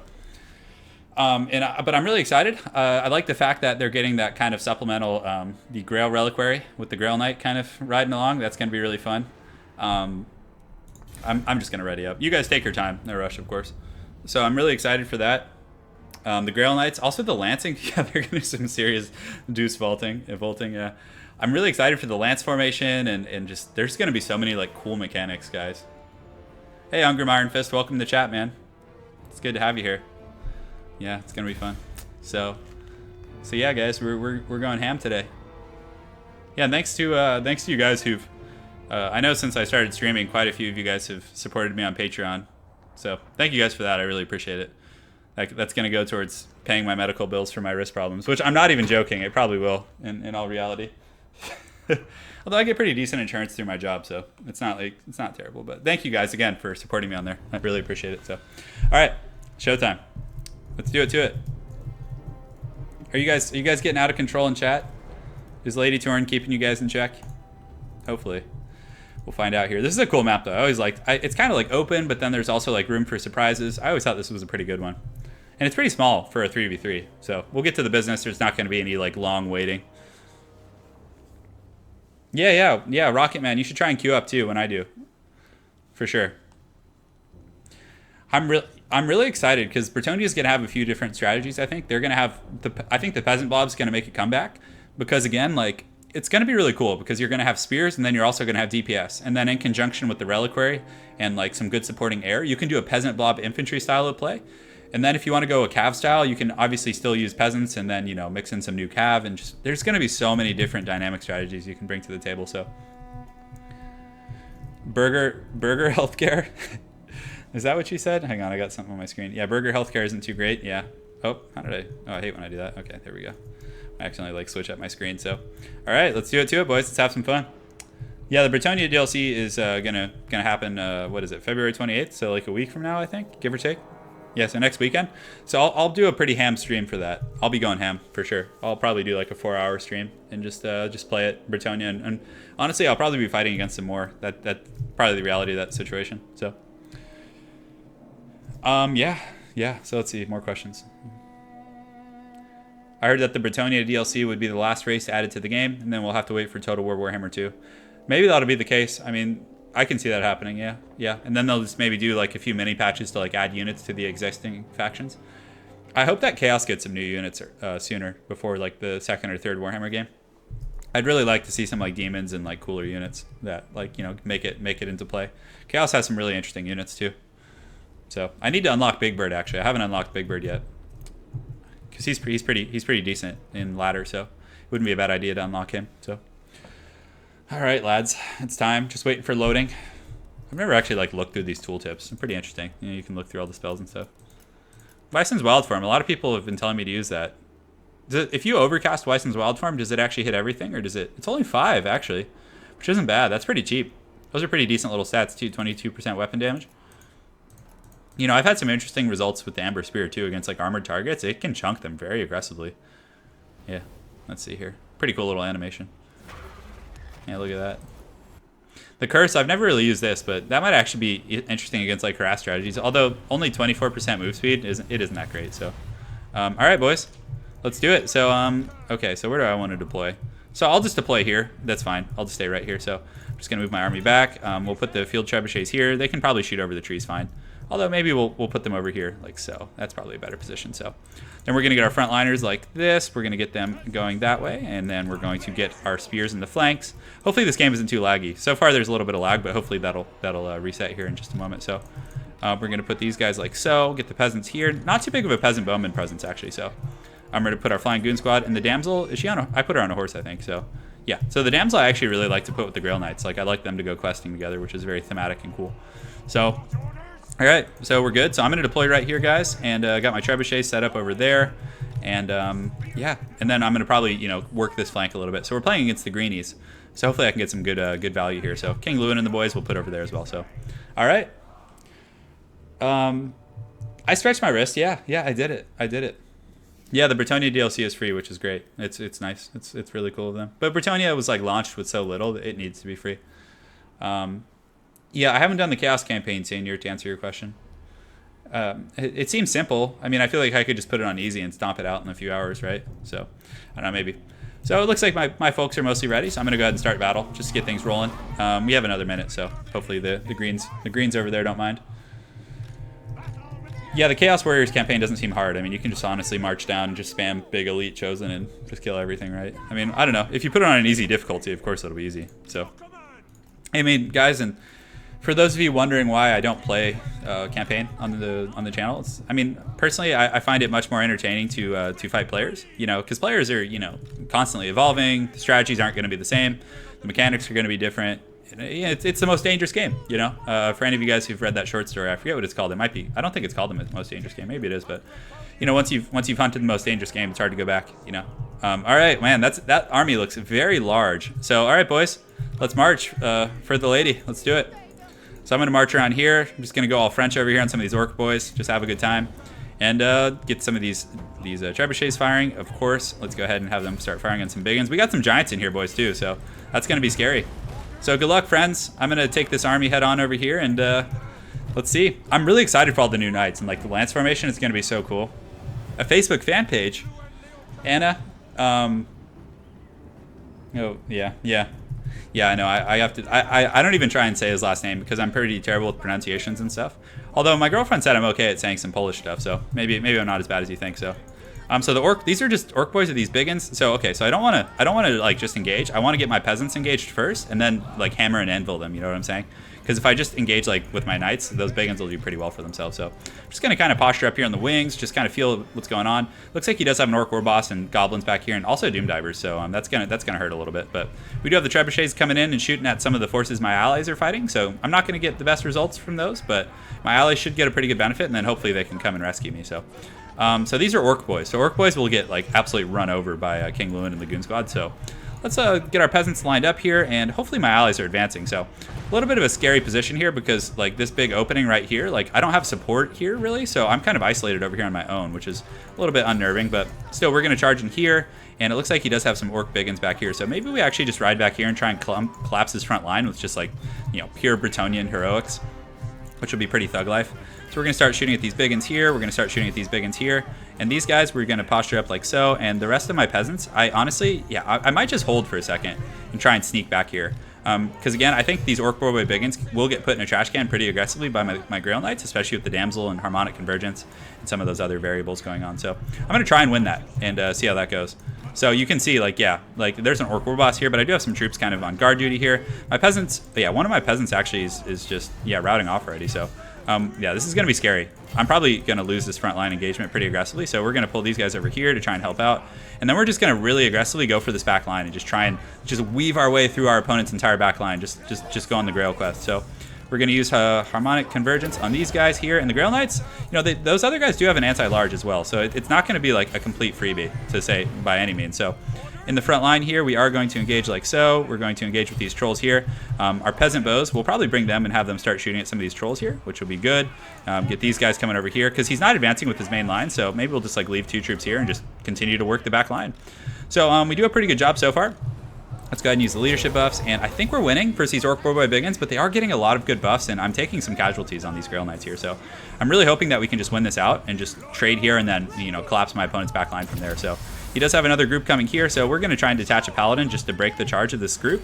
So we need to get those guys out. And yeah, that's great. So we did route those orc boy biggins. So right now we're going to go for that orc war boss here, but we are going to take a counter charge here, which is going to really hurt. So King Lewin, let's go ahead and use the Sword of Corone right now. And if we can kill that orc war boss, we're going to be in really good shape. So let's go ahead and use the Curse of the Midnight Wind here. And yeah, we're down to 39 models, which is rough. So yeah, he does have some, oh no, the goblins are coming. The Gobbo Wolf Riders. So yeah, you know, my main line's collapsing because some of my allies, the forces that my allies were fighting, kind of, you know, came over and is jumping me. So I'm not going to be able to take both of them. So what we're going to do now is just kind of start to pull back. So we're going to degroup this formation, just kind of posture back this way, and just like do a bit of a tactical retreat, and just try and, you know, win out in the back here. So paladins are taking a bit of damage, but his orc war boss is pretty much dead. It did waver, so we're going to just keep crushing this leadership and hoping that my opponent's forces can do pretty well for me here. So let's actually pull back over here and try and regroup, because we don't want to let these biggins get in there and sustain combat. So let's actually just keep chasing here and see if we can get his lord. Yeah, you can see a lot of these units are like suffering from terror issues and different things like that. So if we can get his lord, that's going to be really nice, because our peasant line is just getting annihilated, because we kind of got 2v1'd here by those 2 guys, I think. Did we? So those flags, and then maybe not, I'm not sure. But anyways, yeah, we're having to retreat those guys, and thankfully our field trebuchets are helping, and it looks like my allies are doing pretty well for themselves. So that's pretty good. And in the back line, we're doing okay as well. So we're able to kill his lord, I think. It's broken at the very least. So let's go ahead here and just kind of regroup in the forest away from those biggins, and we can try and re-engage here in just a moment. So yeah, let's engage those orc boy biggins. Let's do it. So the Grail Knights are going to engage. They're steady. We do have enough for another harmonic convergence, so we're going to go ahead and use it on the Grail Knights, make them a little bit more sustainable, and hopefully we can finish off the cav. And then at that point, we can start like getting free range on these Doom Divers and different things like that, and you know, doing our thing. So very wild battle. Very wild battle. I'm not sure how my allies are doing, but I'm having a rough time for sure. But thankfully, my trebuchets are still shooting, and my King Lewin's in good shape. We're able to do pretty well. I think we're, you know, winning against this Greenskin player. Well, his main army obviously crushed mine because I, you know, went so hard in the back line. But yeah, I think, yeah, a lot of these guys are shaken. They're broken. So we might actually be able to focus down this orc war boss right now. And if we're able to kill that, that's going to be a pretty big boon for my allies and whatnot. So yeah, what is that? Is that my Grail Knights? Yeah, my Grail Knights are pretty beat up though. Now that some biggins are here, it's going to be pretty tough. So the orc war boss is low though, guys, and he's kind of like pinned against his tree right now. So let's go ahead and use King Lewin, see if we can finish him off. And yeah, he's really low, guys. He only has like 400 HP. So let's pull these guys out like so. And at this point, honestly, I think we can just start like going for the back line because that orc boss is pretty much out of the picture. So we're going to kind of just push out here and see if we can regroup. And we do have some peasants that have like come back, so we're going to march them over here. Some Grail Knights, obviously, yeah, they're in pretty bad shape. But my allies seem to be doing okay. And although there's a pretty big army coming from this direction, so man. All right, so let's keep doing our thing. Let's take out these Doom Divers and just try and put them down. We do have some more Grail Questers coming. I love how we all have these like questing squads that are just going ham in the back line. Oh no, I left the damsel to her doom there. Oh no, I don't know if she's gonna be able to get away. Yeah, because she lost the support of the Grail Knights on the ground, so she wasn't able to like do her thing here. So, man, I feel like yeah, I gotta go back. So we're gonna try and get this Night Goblin Shaman. Although the damsel, yeah, she's gonna break. I don't know if we're getting her back, guys. Oh, that's bad. So we might just go for this Night Goblin right now, and let's actually put a Paladin on this guy. See if we can just take out a bunch of heroic units that this player has. His Orc Warboss is back here. He's wavering. So I honestly probably should try and finish him. But yeah, the Damsel does break, but it's okay. You know, my ally here was able to clean up the Doom Diver, so right now I'm just going to kind of go around and start trying to snipe like heroic units and, you know, do my thing in that respect. So we were able to get that Goblin Big Boss, and also this Night Goblin Shaman is getting killed here, so that's pretty good. I was the sacrificial lamb, for sure, but that's okay. I don't mind. I don't mind at all. So this damsel is back online, so maybe we have her go after the Orc Warboss in the forest. That could be pretty funny. Oh, that's a Goblin Big Boss, so where do we want to go? So maybe we'll have her like sneak around here. We have some troops just so far back there. So we're able to chase these guys off, and we have another Paladin. He's able to push that guy off as well, so pretty good stuff so far. So let's keep looking for, you know, high value targets. The Orc Warboss is he over here? So that's a Goblin Big Boss. We have some Doom Diver crews.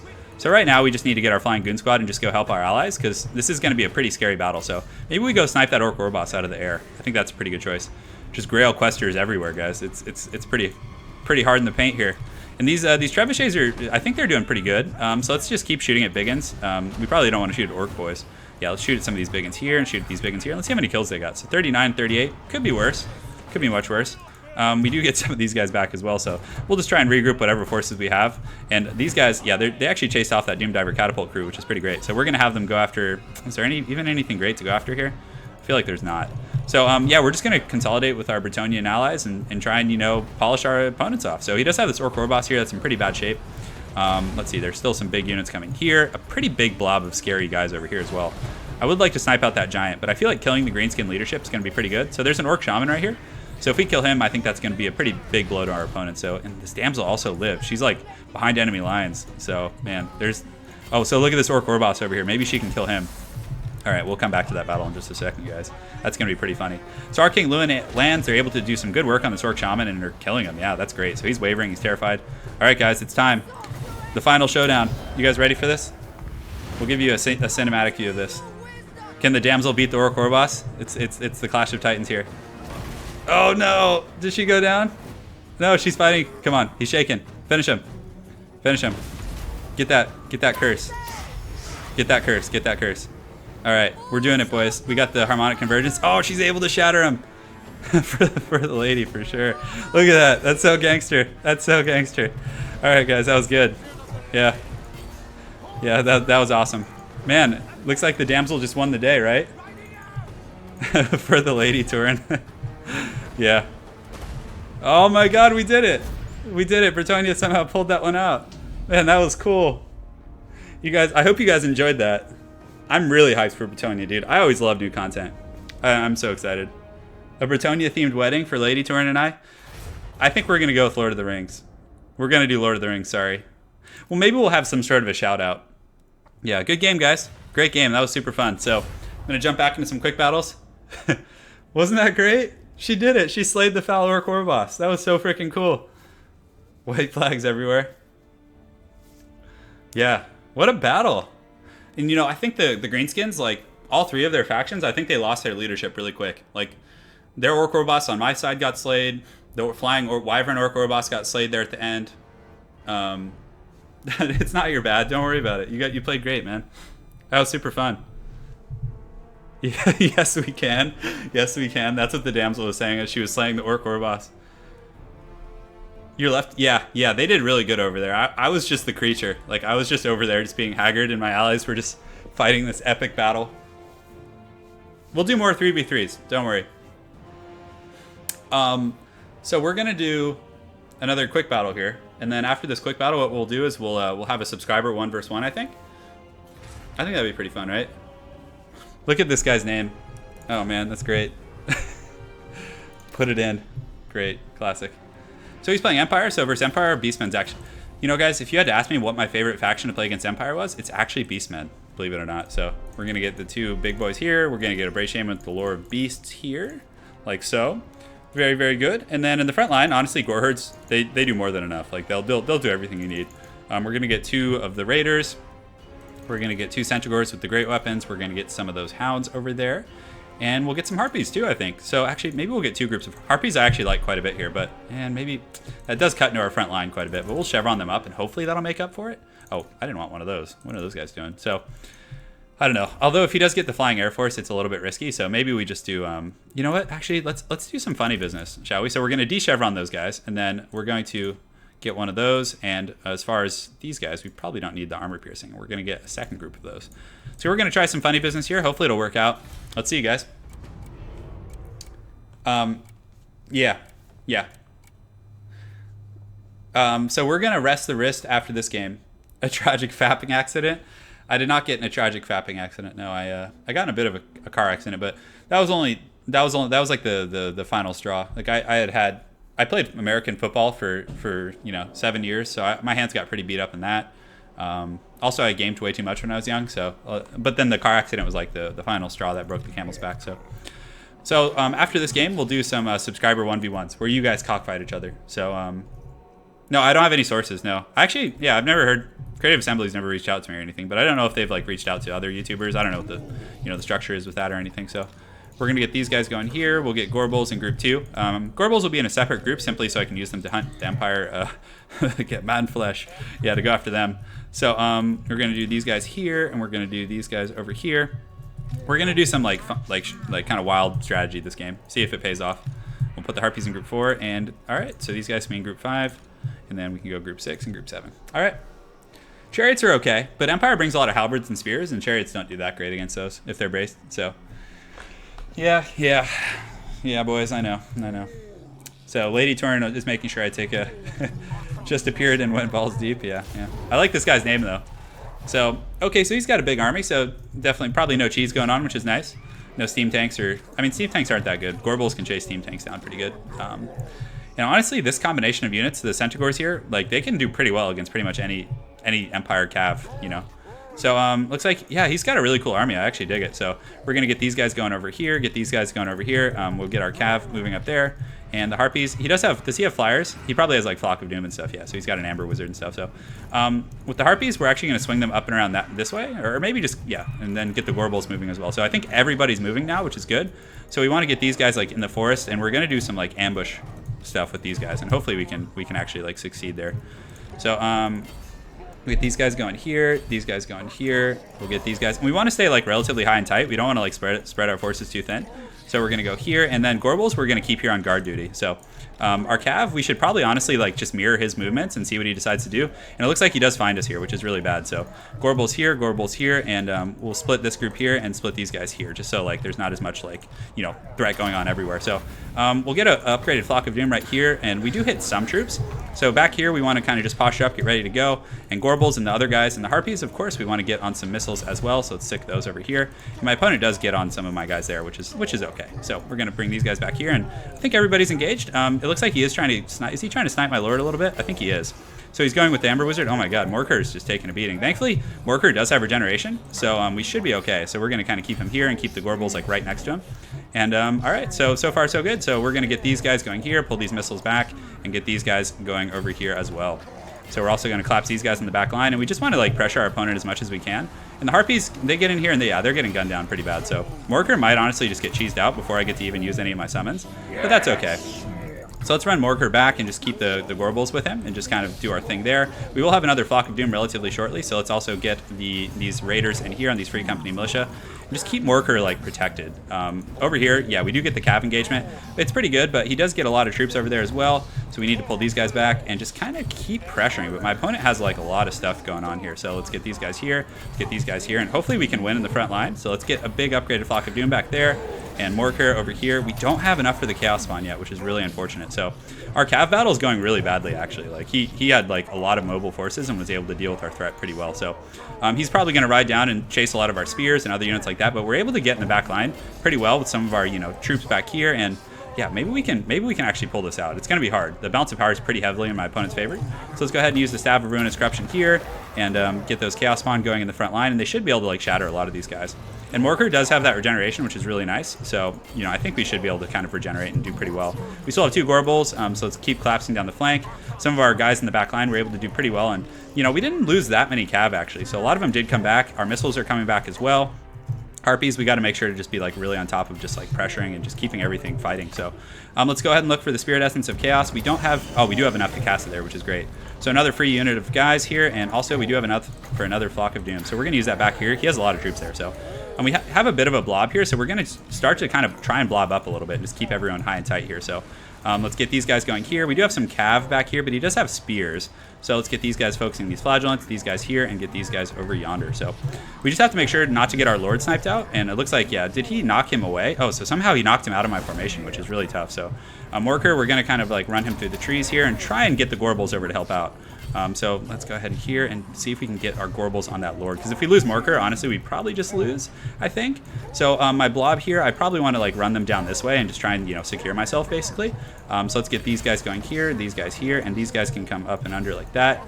Get these guys going like that, and get these guys focusing in here. So again, if we lose Morker, we probably lose the game. But our blob is coming right now, so hopefully the Gorbals will be enough to like ward off my opponent's like diving and his threats here. So we'll get those guys going. Morker's, and he's shaken, which is pretty bad. But if we can get him like through the blob, I think we'll be okay.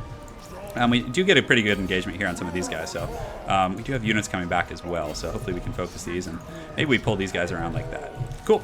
So the Chaos Spawn are in here, they're fighting. Morker is regenerating, he's shaken, but we're just going to keep like running him back through my formation and just forcing my opponent to be like really aggressive here, because Carl is starting to take some damage, so we do have some missiles too. Let's get those guys back in there. So yeah, the missiles are doing pretty well versus the Free Company Militia, and also let's get a big Flock of Doom right here, get these Cav coming around the back as well, and see if we can have them help out. And now Morker is steady, which is good, and you can see Karl Franz is starting to take some like atrocious damage here, so very, very wild battle for sure. But this is going to be really nice, getting this like this charge here on Carl. So let's go ahead here and engage there, and we do have the 2 Gorbals doing pretty good. So let's go ahead here and go ahead and use the Foe Seeker here, and use the Foe Seeker as well as the Onslaught here. We will have another Flock of Doom relatively shortly, and our missiles are actually getting in there and doing pretty good for me. So let's just keep, you know, rain and fire, doing our thing, and seeing what we have, you know, routed. So we're just going to keep pathing everyone back. It doesn't look like we have anything over there really. So we do have these guys, so we're going to charge in here and just kind of form a Doom blob. That's kind of the plan here. So we do have Staff of Ruinous Corruption, so we're going to summon some Chaos Spawn right there, which will do very, very good for me. And Carl, guys, Carl's not doing good, and I don't know like what kind of healing he has left, or if he's like near his healing cap, but you know, I'm starting to feel a little more confident about this actually. So we did lose 1 Gorbal, which is unfortunate, but as long as Morker lives, we're going to be okay, guys. So we use that kind of big buff there. We do have these Chaos Spawn in here, tearing these guys to pieces. So let's go ahead and switch them onto some of those Flagellants.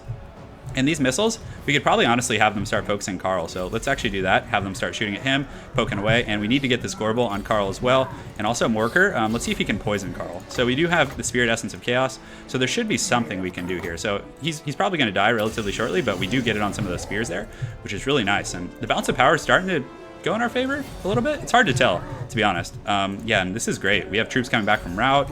We still have the 2 Gorbals, so let's make sure to get them back. And he's just going to start like cycle charging and trying to get me, which is fine. You know, it's well played. I would do the same thing. So we're going to keep going here and just keep trying to get Carl. He is getting the Awakening of the Wood. So do we have anything we can do the Spirit Essence on? Doesn't look like it. So let's just keep pulling back. Just keep those missiles kind of going and focusing on Carl. Just trying to get him out of the sky. But that regeneration is coming through very, very clutch for us. So let's get these Gorbals back here. Keep these Chaos Spawn just tearing these dudes to pieces. And also get these guys collapsing as well. So yeah, he's pretty low, guys. He's pretty low. And my opponent is, you know, he's playing a dangerous game diving in here. So do we have anything we can do that on? So we can't quite reach. That's the problem. So, okay, so we have these Gorbals here. And Carl is landed. He's taking missile fire, which is good. So let's go ahead and use the Vigor here. Just have this guy keep fighting this Amber Wizard. And let's get these Gorbals fighting here. So we do have our Cav back as well.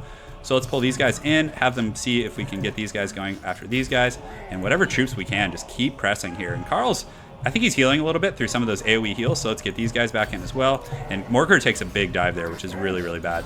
So we got a little bit of an engagement here, which is good, but somehow he just takes off so easily. So let's get our Cav going, and he does land this Amber Wizard here, so let's see if we can actually snipe that out. But look how fast he takes off. It's pretty incredible.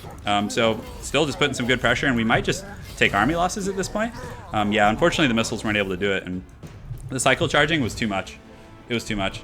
Like, you guys saw, they keep, like, landing and then going up and down, and if they had, like, landed for a second, I think we could have gotten a good exchange. GG, well played. Yeah, that was a good game, though. That was really good. Well played on my opponent's part. So, a few mistakes. Yeah, like, our engagements were a little bit sloppy, for sure. Yeah. Thank you. I know. Rip. We tried, boys. It was a really good game, though, for sure. Let's see. I mean, what did well against us? Yeah, I think this seems to be, like, the new meta, using the double Amber Wizard. So they don't even use Flock of Doom. They just use it for the 450 and the Terror and things like that, and then they just cycle charge your Lord, which is pretty good, for sure. Yeah, so that was pretty solid. So good game. Yeah, so that's tough though. I wonder how they're gonna change the landing mechanic, because right now, like, I've abused it myself. Like, when I play Empire versus Vampire counts, you can just cycle charge so aggressively and do so much work. It's pretty insane. So well played to my opponent. So yeah, I thought the Chaos Bomb were gonna turn it around, and DJ Maladrone, thank you. Lady Turin made the thumbnail, so she did a great job with that. So yeah, that's gonna be really good, Marty, because it's pretty abusive right now, especially with, like, the double, kind of double thing he had going on there. So yeah, it was really well played, for sure. So yeah, cycle charges won't be able to take off for 15 seconds. That's gonna be really nice, for sure. Yeah, some people have said Benedict Cumberbatch, for sure. Yeah, the cycle charging is really strong. Absolutely, I agree. I mean, I do it too. Like, you have to. If you want to be competitive, like, if he didn't cycle charge, he would have lost, for sure. So very well played on his part doing that. And Karl Franz, I'm surprised. Karl was very resilient. Yeah, he was very resilient. So let's do one more quick match. I want to try something else. And then we'll do, don't worry, I'm doing my hand stretches. Lady Turin, if she's here, if she's watching. I know she's enforcing that, so making sure. I play Thaw, to answer your name, I play with a different name. Because I find when I play with Turin, people kind of cheese me a little bit, which is tricky. They'll either cheese or dodge a lot of times. And I think it's just because they don't want to be on a channel. Or, they just want to, troll me a little bit, so. Alright, let's see. Who do we play? So he's playing Empire. So we're probably going to expect something like that again. Which is pretty hard to deal with, to be honest. We can do Dwarfs. Let's do Dwarfs. Yeah, screw it. Let's have some fun with the Dawi. So we're going to get a Grudge Thrower. We're also going to get a Cannon and do the gold chevrons here. Like that. Good. So then it's going to be pretty accurate. Hopefully it'll make some good contact with my enemy's lords. So top of that, let's get Papa Grombrindle maybe. Although the Rune Lord is just so good. Yeah, but Grombrindle's so cool. Yeah, let's get Grom. The Flash Bomb might be okay here too. So we're going to get the double Runesmith here.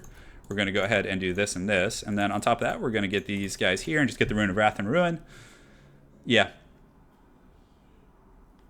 Yeah, Mold Mead was great when I was in Poland. I really enjoyed that. That was a cool thing. So we're going to get 2 groups of Dwarf Warriors. And then we're obviously going to need some armor piercing because Empire, will probably bring some armor to the table. So let's see. What else do we want to get?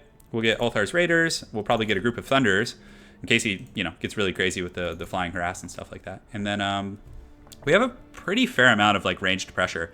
Part of me wants to even, like, try out gyrocopters, like get the Skyhammer or something. But that's going to be so much micro, Like, if he has, like... you guys want the Skyhammer? You guys want the Skyhammer this game? I feel like it's so weird, because... So basically what needs to happen is, if he goes after the Skyhammer, I need to be able to apply a lot of pressure with the Raiders and different things like that. It's so scary. So maybe what I do is I cut the cannon. No, I want the Goblobber. Although maybe I cut the Goblobber and get a Master Engineer? No, we need the Goblobber. Yeah, I'll get an Engineer, why not?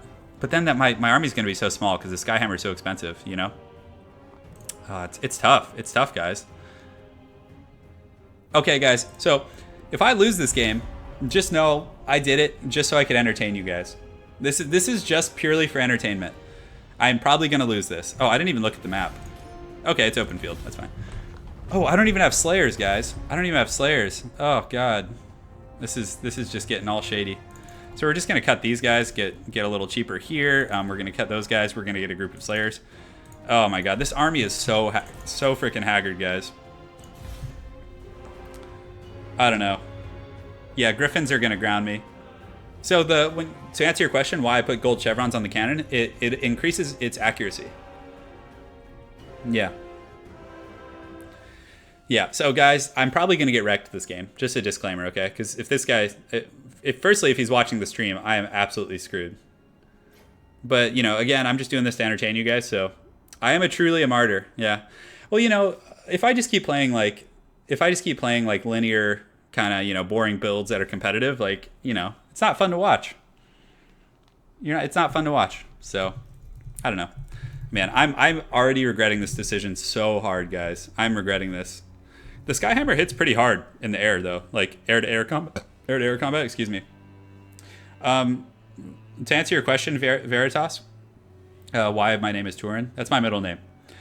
Turin is my middle name, so I just decided to do it, and I also know it has a bit of a fantasy history in like Lord of the Rings and different things like that. So, no, not the Shroud of Jesus. No. Yeah. It is my middle name, indeed. I am regretting this build so hard, guys. You don't even know. It is just so incredibly haggard. It's going to be gross. He's just going to come in with, like, Amber Wizards and just dumpster me in the air, and I'm not going to be able to do anything. So, you know what? Just to prepare for Amber Wizards, let's actually, because it is the meta, like, Amber Wizard spam. With Empire, it's really tough to deal with. Like, I want to stay tight, but it's just like, it's so let's see the aura. So let's go here and see what the aura is. So it needs to be a little bit closer, but I just don't want to like let that Amber Wizard just, although they don't even use Flock of Doom anymore, do they? No, okay, so I don't even need to worry. So we can just do this like that. All right, so far so good. We'll get Big Papa Grombrindle. We'll put him right in the front here. We'll put one Runesmith here. Although we need a spot for these cannons, so let's hear. So the cannons can go over here. That's probably fine. Cool. We'll put the Grudge Thrower right there. We'll put the Slayers back here on guard duty.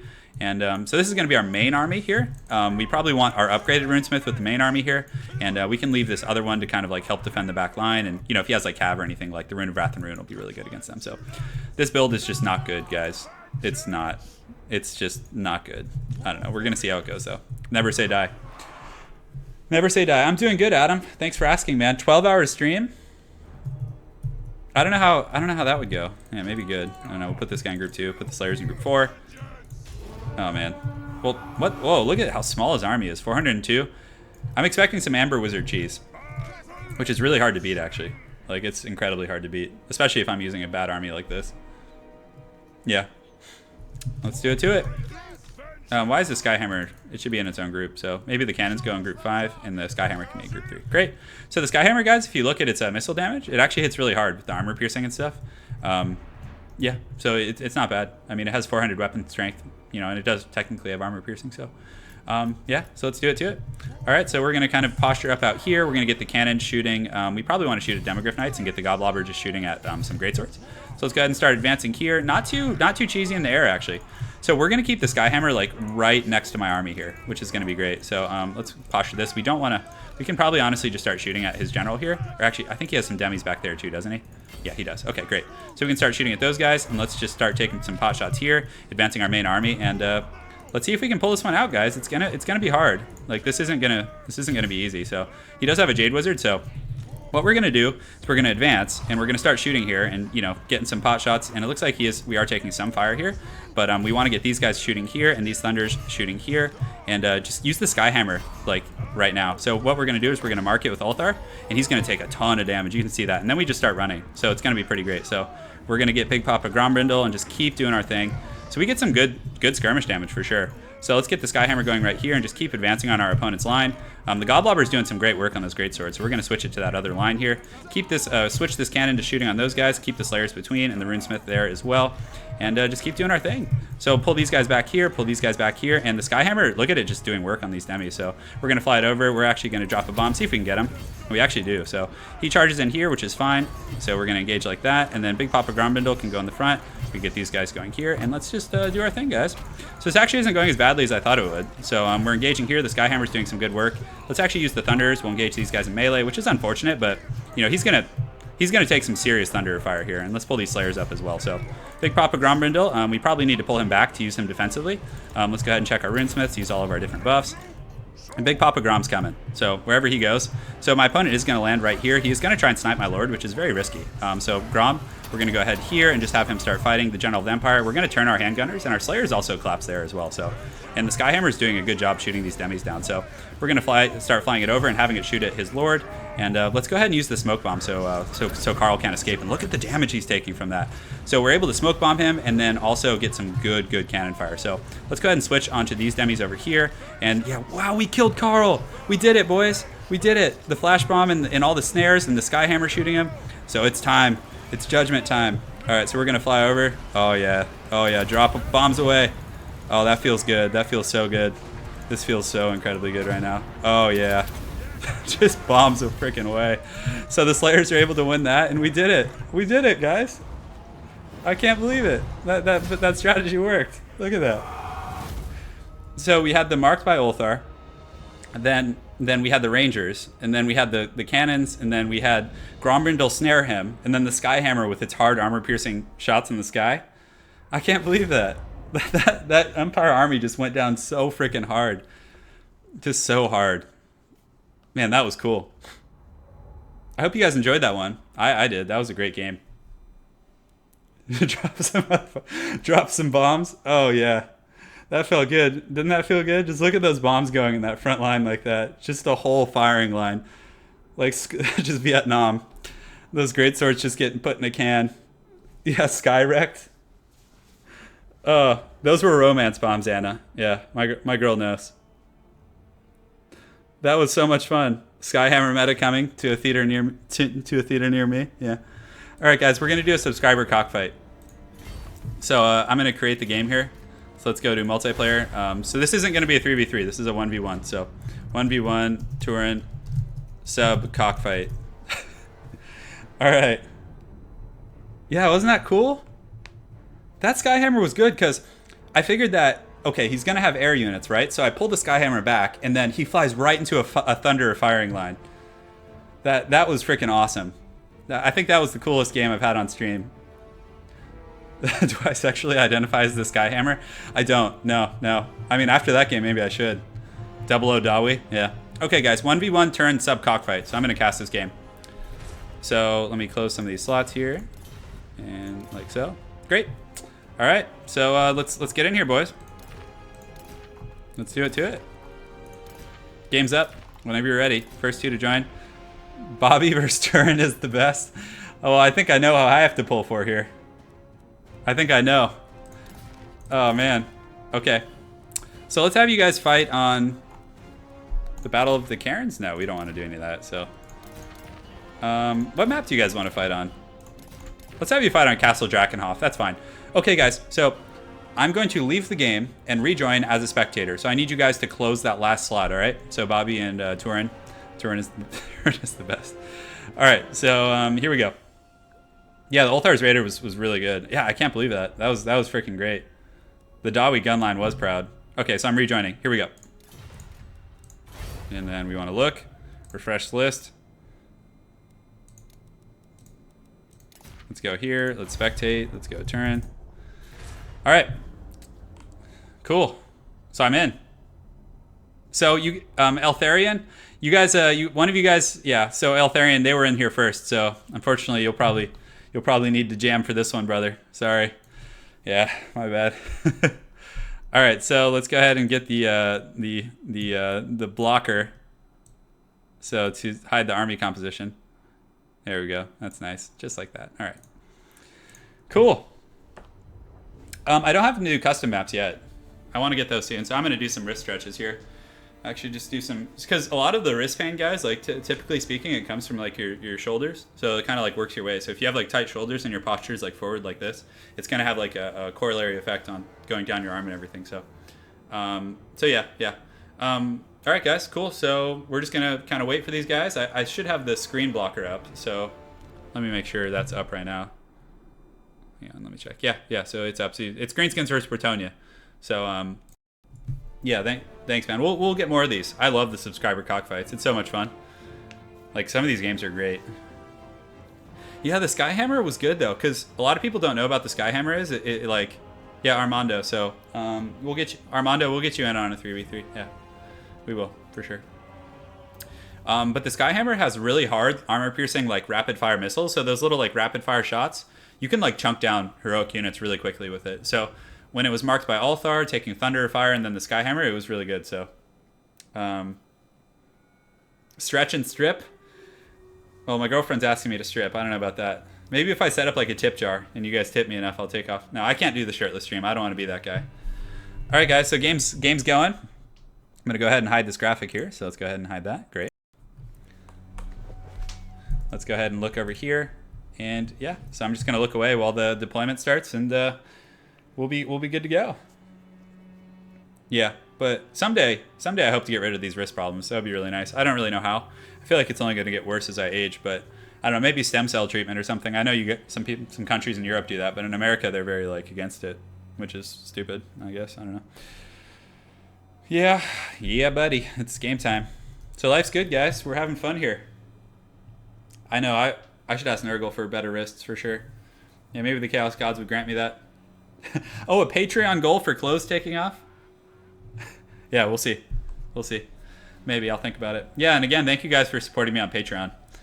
I'm surprised. Yeah, we got quite a few people in there. I think I have 16 patrons now, so that's pretty solid. It's good stuff. Stretch and strip Lady Turin. Yeah, Lady Turin's out of control. She's the real masterminds behind our operation, just so you guys know. Yeah, look at this beautiful landscape. Isn't it lovely? I don't want to like... I would love to look at the armies, but I don't want you guys... I don't want people to stream snipe each other, but I guess it doesn't really matter, right? I do take supplements. I take like a fish oil and then like a vitamin kind of operation deal. Look at this lovely tree. Wouldn't it be cool if you could get... What is it? Let's go ahead and like look... Oh, so there's like a grave up here? What is on that grave? What is that symbol? Is that like a demon or something? It's pretty cool. Yeah. There's something moving there too. Look at that. What the hell is that? You guys notice that? What is that? It's like a skull. Anyways, all right, guys, let's cast this game. Hello, everyone. It's Turin here with another Total War Warhammer live battlecast. In this particular game, we are going to have Bretonnia facing off against the foul Greenskins. So as far as our front line goes from Bretonnia, we have a mixture of men-at-arms with polearms mixed in with spears. So again, very traditional in Bretonnia, very solid. Again, the men-at-arms with polearms, especially with chevrons, they have anti-large, they have armor piercing, they also have pretty exceptional leadership. So if the Greenskins decide to bring, black orcs, which aren't popular, but if they do bring an Arachnarok Queen, these guys will do quite well for themselves. So on top of that, he does have spears, which again, just standard rank and file of Bretonnia, as there is not a lot of a choice. And if you do want to have, a front line, you need to kind of mix in spears usually. So on top of that, he does have 3 groups of Peasant Bowmen who will be very good in this kind of metagame because again, the Peasant Bowmen are going to do excellent work against big ends and units like that. So again, you're going to get pretty good value out of these bad boys. On top of that, he does have Knights of the Realm and Grail Knights, so a very heavy cav army from our Bretonnian player, mixed in with King Lewin, and he does have, it looks like 2 Paladins and a Damsel on the Ground with the Curse of the Midnight Wind and Harmonic Convergence. So great build from the Bretonnian player. Very interested to see how the Greenskin player handles that kind of cav force, but let's look at the Greenskin army. So in the front line, he has Orc Boys. Orc Boys are shielded. They'll do very well against, the low-tier Bretonnian infantry. And on that same coin, they also are, they have 34 weapon strength, so against peasants, they'll do well, and they are shielded. So what he's going to want to do is advance these guys first and let the Peasant Bowmen waste their ammunition on them, and then allow these biggins and heavy hitting targets to get through. So the Bretonnian player, he's going to want to get these Peasant Bowmen and focus down these biggins hardcore. That's going to be like one of the most important aspects of this matchup, is getting that Peasant Bowman, the Peasant Bowman fire to be cost effective. On top of that, he does have Durusty Heirs and the Goblin Firing Squad. Very good choice. Very good at focusing down King Lewin and Grail Knights and things like that. And of course, on top of that, it looks like he does have Doomdiver Catapults. He does have Orc Boy Biggins with Goblin Big Bosses, so 2 groups with a Big Boss in each group, so very, very solid army composition from both players. And let's get right into the action. So hopefully you guys enjoy the casting. So professional, right? So professional. So right now the Bretonnian player looks like he's kind of setting up in the forest here, probably trying to hide his cav and elite units from the Doomdivers, because again, the Doomdivers don't have, quote-unquote armor piercing, but guys, all weapons and units in this game do have a degree of armor piercing. So if you mouse over the missile damage here, you can see that they do have, 50 armor piercing missile damage, which is still enough to take out, several models of cav. So the Greenskin player, realizing he has the ranged advantage, is just kind of setting up shop here. Very, very well played. I think I've actually played Bobby on ladder a few times. Quite a good player, so very eager to see how this goes. Have I played against... I don't know who Turin is the best. I kind of have to pull for Bretonnia simply because of that name. So, but anyways, the Bretonnian player taking a lot of Doomdiver fire, and Doomdivers are so good against Bretonnia. They just do an excellent job at cutting down those low armor infantry. They're very accurate and generally, get good results for you. I typically like to use Doomdivers to really focus down on the Peasant Bowmen and targets like that. And you can see they're now taking artillery fire. So if we zoom in here and get a nice cinematic shot, let's see if any of them make contact. They kind of overshoot a little bit. Usually Doomdivers are more accurate, but they actually missed that entire volley, guys. That entire volley. King Louis. Louis, you know, like that show. Yeah, that's pretty funny. So King Lewin is coming over here. It looks like he's trying to force a cav battle, which is a tactic I really like to do. So what I would like to see the Greenskin player do is maybe detach a group of Biggins, and if he runs the Biggins like over here and then brings his cav also, it's going to force the Bretonnian player into a very awkward position. But on that same coin, he also has to keep enough resources in the back line to protect these kind of squishy, juicy targets. But very nice formation from Bobby. Very, very good stuff. So in the front line, we do have a pretty heated engagement. The Bretonnian peasants are engaged, but this is going to be a bad day for them. They have very low kind of combat stats, especially the spears. The men-at-arms will be a little bit sturdier, but the Biggins and other troops. But thankfully for the Bretonnian player, the Biggins are kind of blocked up behind the Orc boys, but still, they will get through eventually. And you can see the Bretonnian front line taking some pretty substantial casualties, and the Doom Divers doing a very good job over here. So this is kind of the big heated battle over here. We do have the Grail Knights engaged.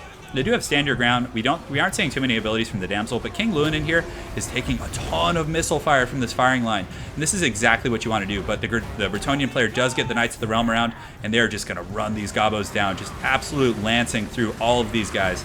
So what a great battle, but the Orc Warboy Biggins retaliate, and they do a pretty good job, and they will definitely out-trade those Knights of the Realm. Although the Orc Warboy Biggins looks like they took a lot of missile damage from the Bretonnian firing line over here. So in the back line, though, King Lewin took massive fire, guys. Massive fire. Digs out, yes, digs out. But the Goblin Big Boss here took quite a beating. The Orc War Boss is in good shape, and King Lewin is being forced to retreat. He's shaken, but the Grail Knights and the Paladins and the other units are winning this battle for the most part. You can see this Goblin Big Boss is in bad shape. Some Orc Biggins here, you don't want to be trading Orc Biggins with Grail Knights.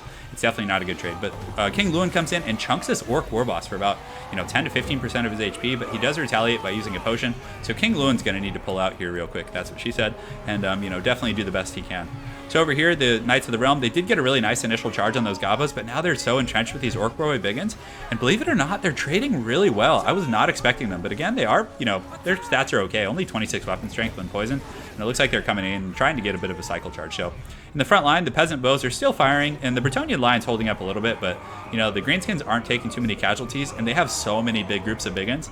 So in order to win this, Bretonnia is really going to need to win this backline engagement and do the best they can there. So a Curse of the Midnight Wind going over here, which is going to help these spears hold up. You can see, I think, did it hit these guys? Yeah, it looks like it hit the Biggins at least, and it definitely brings them down to 4 melee attack, which is quite solid. So the Peasant Bows actually aren't doing bad. The Doom Divers, I believe, are still online and firing, which is definitely really tough because over the course of a long battle, let's go ahead and take a look, 44 kills and 34 respectively, not bad at all.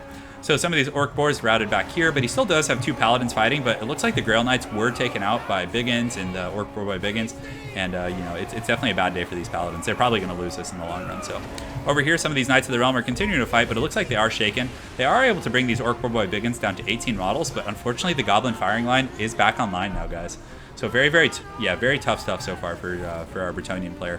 The front line definitely did not hold up. You can see a lot of the peasants are indeed starting to rout, and there's just so many healthy Biggins and other units here. It's a pretty hard matchup for the Bretonnian player for sure. I actually like Pegasus Knights a little bit, but still, I liked what the Bretonnian player tried to do by forcing the battle over here, because if he could have won that, then he could have just sandwiched down and just crushed everything in that back line. But the Greenskin player did a really good job of detaching Biggins. That's very important. So if you're going to keep the fight high and tight near your army, you're going to want to detach spears or Biggins or anything you can to really protect those guys. So right now you can see the peasants are mass routing, and it looks like that is indeed GG. So very well played. Are there any Orc Borg girls? I don't know. Yes, Hope's Fallout. I am indeed casting. I just casted a game between subscribers. Subscriber cockfights are really fun. I actually really like this format. You get to see some different strategies and some different people playing. Yeah, I am casting Romulan Dog. I just casted that. So great game to turn as the best.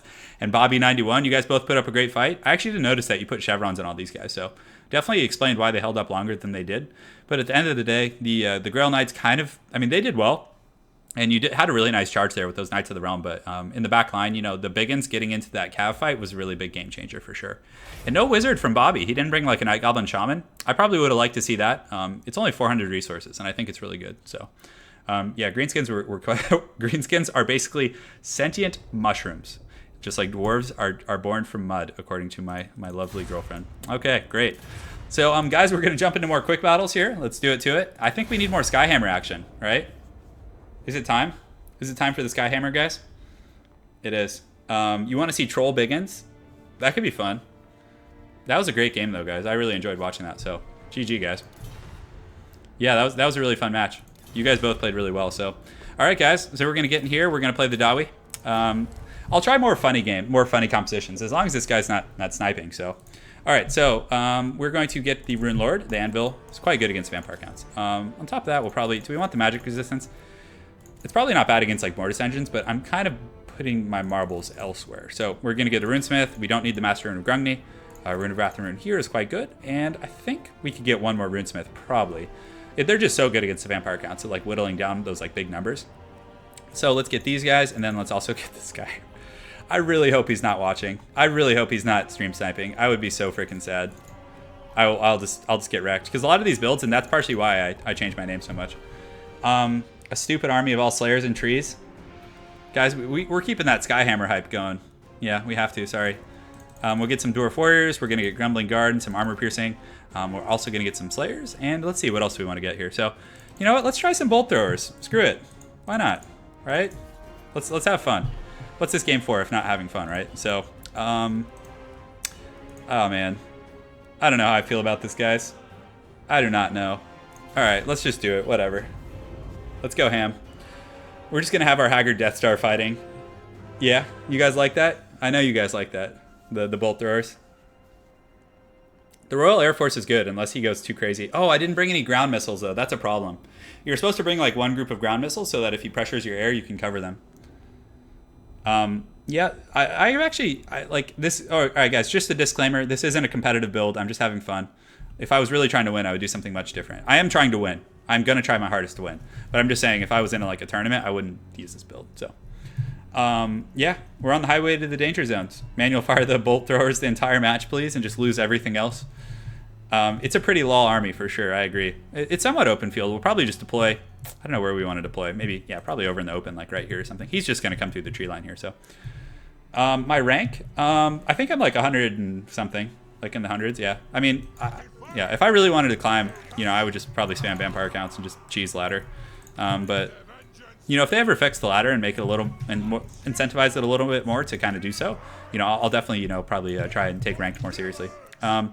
So, man, you know what, guys? I don't think I've ever actually used Bolt Throwers, like, ever. But the Skyhammer bombs are going to be pretty good. All right, so we got our Goon Squad here. We'll put our missiles back here, and we'll put one back here.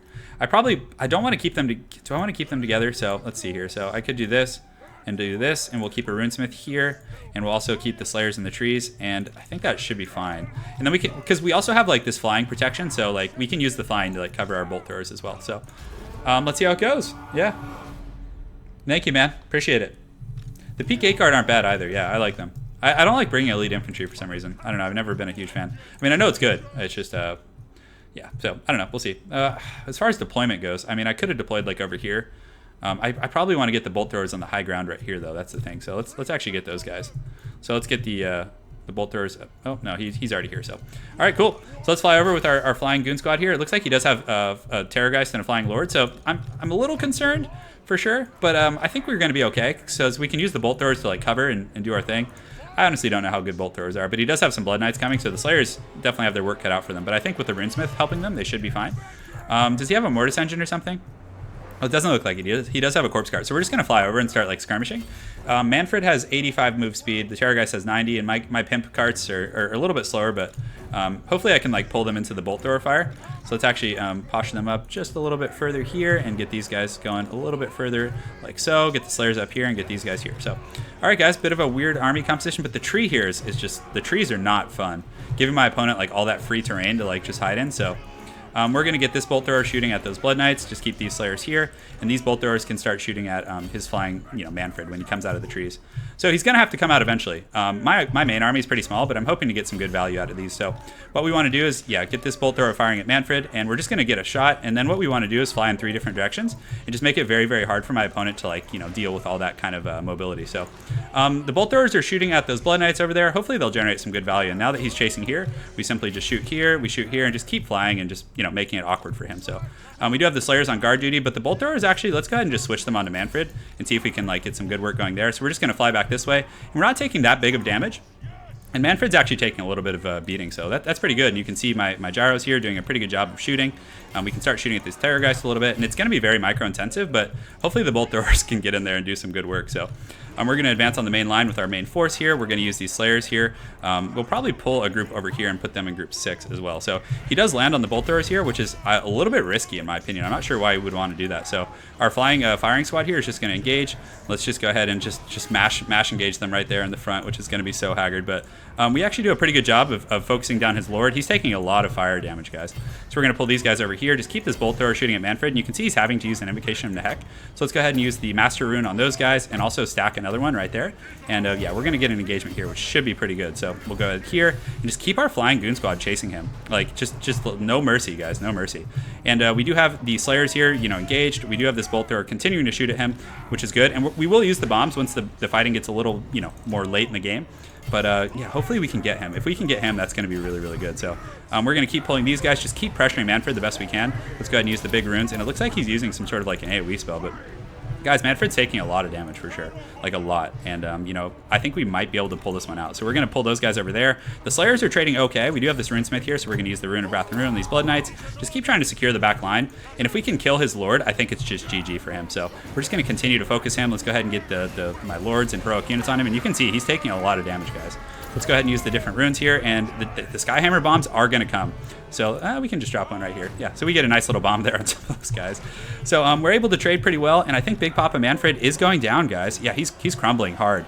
So no escape there. The bolt throwers, I don't know how well they're doing, but it seems to be doing okay. So we're going to turn these ones and start shooting at those guys. The Slayers and the Runesmiths back here holding up pretty well. So we do kill Manfred, so we're going to reposture over here and just start doing bombing runs, although we probably need to kill that Terrorgeist, right? So wherever that thing is. So we're going to shoot the Terrorgeist, and then the Skyhammer, we're actually going to just pull and do some bombing runs. So let's go ahead and check for runes here. We do have a Rune of Wrath and Ruin coming up right now, so we're going to use that. And then the Skyhammer, we're going to get bombs away, boys. So we're going to fly over here and just start bombing right now. So, oh, did I just bomb my own units? Oh, that was terrible. So we're getting some good bombs here, just good bombs all across. And we definitely hit a lot of our own units there, but I think we did some good damage to the vampires as well. So Rune of Wrath and Ruin going over here. Let's go ahead and use it on these Cairn Wraiths, and we're getting some good value for sure. Let's go back to the front line here and just keep checking in on things, making sure everyone's fighting. Get these Dawi in here, and it looks like the Terrorgeist is going down. So we're going to get the Skyhammer, start focusing that Corpse Cart. Definitely something I missed earlier in the battle. So we're going to focus that and just keep my Rune Lord fighting, and let's get him back here. Let's check back here, make sure everything's going well, and we can actually get back on these right now. So yeah, so far so good. Man, these Slayers are just absolute pimps back here, guys. So let's check our other gyrocopters right now and just do a little bit of a flyover here. See if we can get some nice bombing run right here. Good. We get a nice little run right there. And yeah, let's just keep doing it, guys. So, oh, man, I don't want to bomb my own guys again. That was really bad. And we get a nice bomb right there, which is good. Let's go ahead and fly the Skyhammer over and get one more nice bombing run. Get these guys engaged here and just make sure everyone's going. So let's go ahead and do that right there. And, man, look at the damage that does. That's pretty incredible. So let's just go ahead and focus down this Corpse Cart. Just kind of collapse on everything. Just do our thing. So, man, we did it. I know. That's a grudging. They were traitors. Yeah, they were traitors. We won, though. It worked, right? You can't complain. Yeah, I think we did good. So the Skyhammer, guys, it's catching I know I should have destroyed the Corpse Card earlier, but it's catching people off guard. These weird troll Skyhammer builds and the freaking bolt throwers. Yeah, because bolt throwers are so cheap. They cost like the same as Dwarf Warriors, right? Yeah, we did it. I can't believe it. The Dawi pride today, man. We're doing great. So definitely grudging some opponents. What happened? Yeah, you tell me, Marty. I do not know what happened. Daniel, welcome to the stream, man. I'll probably be streaming for a little while longer, yeah. Yeah, I learned bombing from Vietnam. Yeah. Yeah, he should have kept chasing me in the air. He should have kept chasing me. That was a bit of a problem. So he should have kept Manfred on the Skyhammer, or the Terrorgeist and the Skyhammer, and then Manfred on something else, and then he would have only been taking one fire, you know, and he probably would have been fine for sure. Yeah, the bolt throwers were okay though. I mean, I don't know how accurate they were. The Blood Knights and the Slayers, that was a good trade too. And yeah, and then we got the Master Rune of Wrath and Ruin off on that Cairn Wraith, and we double stacked it and just instant killed them. Yeah, well played. Well played. That was super fun. All right, so let's see here. Yeah, the Dawi were proud. The Skyhammer was fun. Hey, Shadow of Mordor, welcome. Welcome back, man. It's good to have you. Yeah, I know it's getting late in Europe, right? It's got to be like 11 o'clock right now. I'm stretching my hands, by the way. I'm just stretching under the desk. The stream's been going for about 2 hours and 45 minutes. An all-ranged dwarf army. The only faction I would consider doing that again, Pirate Surfer, would be Empire, probably. Yeah. So, we're grudging, boys. We're grudging hard right now. I ain't no Grimnir's son. Can I do... yeah, we'll do a 3v3 after this one. Or maybe, do we do... Yeah, we need to do another 3v3, so... Yeah, so Armando, Armando, can you type your name on Steam? Just so I can make sure to get you. And if you've already played in one, I mean, just, you know, be courteous to other folks and don't rejoin. We'll get you in again, but... Empire with Net? The Net and Pit of Shades, that could be cool. Oh, we're fighting Senior. So I feel like you want to play Dwarves, right? Oh, Senior, I thought we were playing, man. What's going on? I see you in chat. Alright, no, that's fine. So we'll keep going. Yeah. We'll do it to it. It ain't me, I ain't no Grimnir's son. So, guys, I got a question. If I play... Would you guys want to listen to music on stream? Would you guys like that? Like if I played some music in the background? Let me know. Palooka, that's right. Okay. Yeah, let me know, because one of the issues is... Yeah, you're welcome, Bobby. So we're playing Hilarious, whoever that is. That's hilarious. We want more grudging? I think people are going to start... Hey, Armando, I got you, man. Cool. Yeah, that's weird, Senior. Sorry, man. I was looking forward to playing you, man. You need more of that Gobbo action. You want more Gobbo action? Or do we want Grudge? Grudge or Gobbo? Let's pick Dwarves and see who he plays. Waldenhof is somewhat open field, I think. So the problem with music, though, guys, and correct me if I'm wrong, is... yeah, Mozart? Yeah. I gotta find music that's, like, copyright-free, because then after, when this goes to YouTube, it then becomes, like, you know, one of my regular videos, and I can get a copyright strike if it's using music. Yeah. I have pretty good taste in music, I'm not gonna lie, guys. I actually think I do. My brother's a musician, and, you know, all my family are into that stuff, so... You know what? Let's play, Yeah, I do talk a lot. Yeah, I might have to play royalty-free music, so... Do we want to grudge? Is that what's happening? Are we grudging here? Do we want a black coach? Whatever, let's just do this. I don't know who he's going to play, so... I mean, I would guess Wood Elves, probably. Actually, yeah, I don't want to play Dwarves against Wood Elves. We're going to go Gobbos. So we're going to get Big Papa Scars. We're going to get his little pimp staff. We're going to get 2 Goblin Big Bosses. We're going to put them on spiders. The poison is quite nice. And then we're going to get a Night Goblin Shaman right here. We're going to get rid of these. We'll get rid of Vindictive Glare and that. Because I never remember to use it, so I just cut it anyway. So we're just going to go ham. We're just going to get a ton of Gobbos. Probably mix in some Nasty Skulkers just for like the slow and stuff. And then we're going to get Rusty Errors and some Night Goblin Archers. I know I just like them because they're stealth and, you know, it's kind of an out of sight, out of mind type thing. So we're going to get the Queen. We're going to get Hammer of Gork. I should probably cut something. Which ones are the unbreakable ones? That's the one that I want. Yeah, because we don't really need armor sundering here. So I could get another Gob Rock Lobber. Yeah, it's not bad. Let's get that. So, okay, I'm feeling pretty good about this army. Although I think we need some like Wolf Riders. So we're going to get 2 Wolf Riders also just to be trolls. Because it's so much to keep tabs on, the Goblin Wolf Riders. We'll cut 1 Night Goblin Archer and maybe we'll get the Moon Howlers. Let's just do it. Let's go big. All right, Metallica and Chaos, yeah. Just play you know, Battery and Justice for All as like Black Orcs or just like smashing through things. That would be so cool. Yeah, if we let Lady Turin do it, it'll be a very different. Although we share a lot of music interest too. Yeah. Chaos loves heavy metal. Sigvald loves Opeth. Yeah. Yeah. Yeah, I guess Armor Sunder is good. Whatever though. I don't know. I'm playing Gobbos. So we'll see what happens. Azog? I don't like Azog here. Yeah, he's just gonna get shot out of the air. Sigvald's into Gore Grind. Anna. Oh, that's funny. Oh my goodness. Sorry about the Steam sounds, by the way. I'm just getting messages and stuff. Guys, we haven't heard Gimli in a while. I'm a little bummed about that. Yeah. We need some Gimli love. Sigvald definitely would like Steel Panther, Hopes Fallout. He definitely likes 80s hair metal. Sigvald probably likes My Chemical Romance. You know? Just like that like new metal emo. Just awful. Alright, so let's do it. I had some pretty embarrassing music taste when I was young, so I can't make fun of anyone. All right, so let's go here.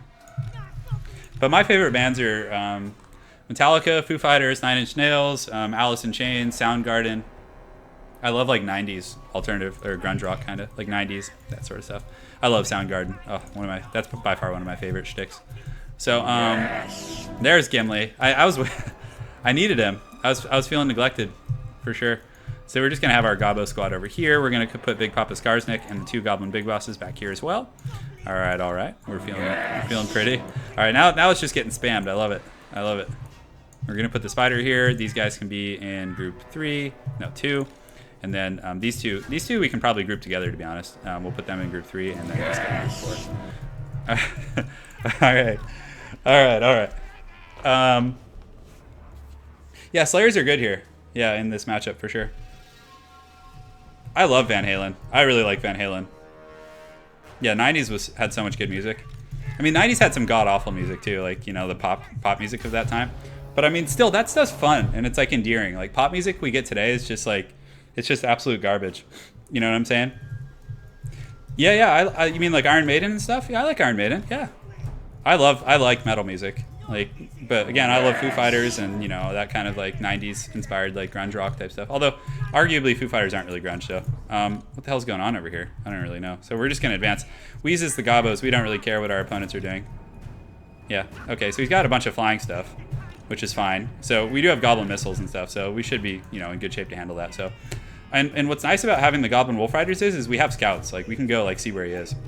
We just keep advancing, and if he does come close, he's going to get, you know, the Gobbo firing line here, and we'll probably take some casualties. So we'll pull these guys around the back, just get them going with my main army, and we don't want the Goblobbers shooting at those. So it's probably one of my least favorite things in the game, like having to find like hidden armies. I don't know why, it just is so annoying to me. Hey, thank you, man, appreciate it. So we're going to get our missiles focusing there. Skarsnik's Prodder, we're going to go ahead and shoot up there as well. See if we can get a little something going on here. And does he get the shot off? He does, nice. Oh yeah. And we take one out of the air, which is great. So we're getting some free fire here. We're killing some of them. Yeah, I think we might actually kill a few models, which is great.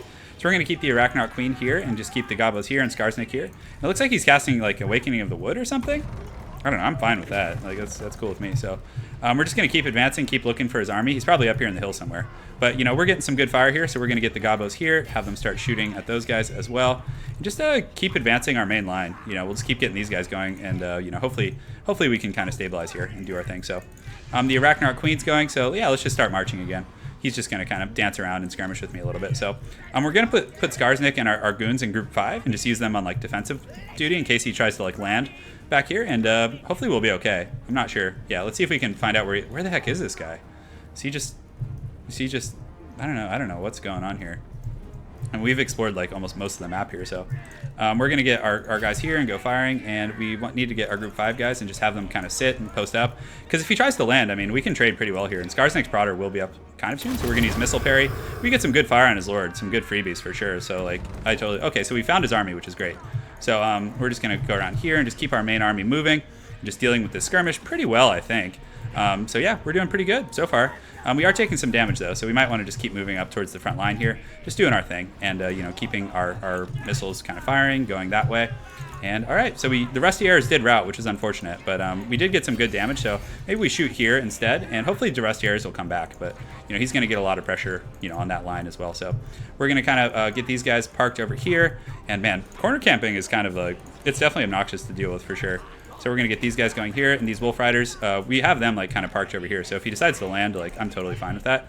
And I don't mind trading Hawk Riders and things like that. So another Awakening of the Wood, and the Rusty Arrows have come back. So let's go ahead and have these guys come support against that kind of heroic unit. And is he going to land there? He might. Yeah, he might actually land there, which is fine. So let's see if we can actually snipe this guy out right now. That would be pretty good. So we'll keep Skarsnik here. He's going to do pretty well at trading there. And we'll keep the rest of the army. We'll probably put this guy in group 7. Just keep the rest of the army kind of marching up here. So great. So definitely a lot of like skirmishing and kind of funny business going on, but we do have the Skarsnik's Prodder here, so we're going to shoot it again at these guys and just keep trying to get this guy. Yeah, we might actually be able to get him because we do have the Goblin Big Bosses. He's poisoned, and yeah, we might be able to. That would be a great trade, and the Prodder actually does pretty good work there. So yeah, my opponent's able to, you know, fend off most of my missiles, but we're still advancing, and I think we're going to crush his army pretty quickly here with like all the troops that we have. And look at this, guys. This is freaking great. So if we can get this sorcerer here, it's going to be a really bad day. And 2 goblin big bosses pressuring him is serious business. So he does use the Prey of Anathrama on Skarsnik, which is tough because most of my army's like, you know, elsewhere. So let's get these guys coming over here. And Skarsnik doesn't have like healing, so that's definitely not good. So we're going to get him and Gobla kind of running towards the main army. Just keep going, and yeah, we'll see how it goes. Pretty eager. So eager to see how this engagement goes here. So we'll keep getting our siege going here. We'll start shooting at his lord again, and let's get Skarsnik scurrying back towards the front line. So we are able to shatter. Oh, that's so good. He's gonna have no heals, guys. He's gonna have no heals, which is great. He's taking all this missile fire. So let's get to the front line and just start engaging here. And man, what a weird build here for sure. So we're going to summon some spiders over here, right on top of these Glade Guards with the Starfire Shafts. And we're just going to kind of park over here and just like deal with any routing units. So we want the Godlobber shooting in there on those tree can, and this one shooting in here. So let's go back to Skarsnik and the boys, see if we can... oh, he did land over here actually, so we might be able to get him. We'll see. So we're going to switch these guys to his lord and see if we can kind of like get him out of the sky here. So hopefully they'll turn around and fight relatively shortly. But the Hawk Riders definitely, you know, taking some damage. So let's get this guy going. Let's go ahead and use Sneaky Stabbing here on the front line and do that. And then as soon as that goes, we want to use the Itchy Nuisance as well. Just debuffs all around. And we're just going to park back here with the wolves and just kind of, you know, use them to chase down anything that decides to, you know, rout essentially. So Skarsnik's in pretty good shape. My opponent does kind of pull back here, so we're just going to keep moving up. Just get our goon squad going, and we're able to kill his healer, which is great. So I honestly don't mind if he gets those guys. We traded okay. It wasn't the best trade, but, you know, again, Skarsnik's, you know, he's doing his thing. So our siege, it should be online here. So, oh, great. He has some Way Watchers over here. So we can get these guys shooting here, and let's get these guys going after there. So Skarsnik, though, we probably need to just start running now because he's not in good shape. So let's use the missile parry and all those different things. In the front line, I think it's going well. We do have our Gobbo kind of buffs coming up, and you can see a lot of his troops are taking quite a bit of damage. So right now, as things start to rout, what we want to do is just chase them down, just be like jackals, and just run around this way. And the Goblin Wolf Riders, this is what they've been waiting for this whole time. So the Arachnar Queen, we need to just be as obnoxious as we can and just keep summoning. And guys, he doesn't have any heals, like none. He has no heals. So, you know, his front line is going to take a beating for sure. And we're getting some good fire. Skarsnik scurrying for the hills, him and Gobla. They did a pretty good job for me. You know, he's been cool. And, you know, our artillery's firing into our blob now, which is great. So let's just continue to chase these guys. And he does have some of these guys routing off as well. He's taking cannon fire, all kinds of stuff. And let's get these guys fighting on the tree can. So let's use the Fanatic's ability in here, just kind of push them through a lot of those main liners. Let's go ahead and use the Smoke Bomb, and we should have another Itchy Nuisance here. So his main army's going to just rout here in just a second. So this kind of weird style of play, I honestly think if he had just been more straightforward with me and had fought me head up, like, he would have had a better chance. But this kind of weird harass style of play is kind of... I don't know. I mean, it makes sense. It makes sense. I don't know. Yeah, it could have been executed a little differently, I guess. So we're able to push those guys off. The Goblin Wolf Riders just giving great utility. So we're just chasing down routing units, making sure nothing comes back. And at this point, honestly, we're probably going to see a mass rout from my opponent here. So we're going to use the Moon Howlers. And yeah, you can see even the trees are breaking. So let's just make sure to push them all off the battlefield, ride them into the river, you know, do all that kind of fun stuff, Lord of the Rings style. And he does have some Hawk Riders, but my Goblin Missile is actually trading surprisingly well. So Big Papa Skarsnik, unfortunately, is going to die, but I think he's going to just lose from army losses like pretty quick here. So let's actually just start shooting our catapults up at him and just seeing if he can make some contact. Skarsnik, yeah, he's broken, but, you know, he paid his dues. He paid the iron price. So the Wolf Riders doing a great job chasing these guys down. I'm very, very happy with their performance, and he literally is going to have nothing left here. Like, he's just going to, yeah, he's going to have to concede. We did it, boys. Do you remember the 21st Wa of September? Yeah. Dude, Gobbo's crushing it. The Gobbos, like, I feel like they trade better with the Wood Elf Infantry than the Orcs. Yeah. Yeah. For sure. Let's see. Can we manage? Hang on, guys. I'm just changing something here real quick. One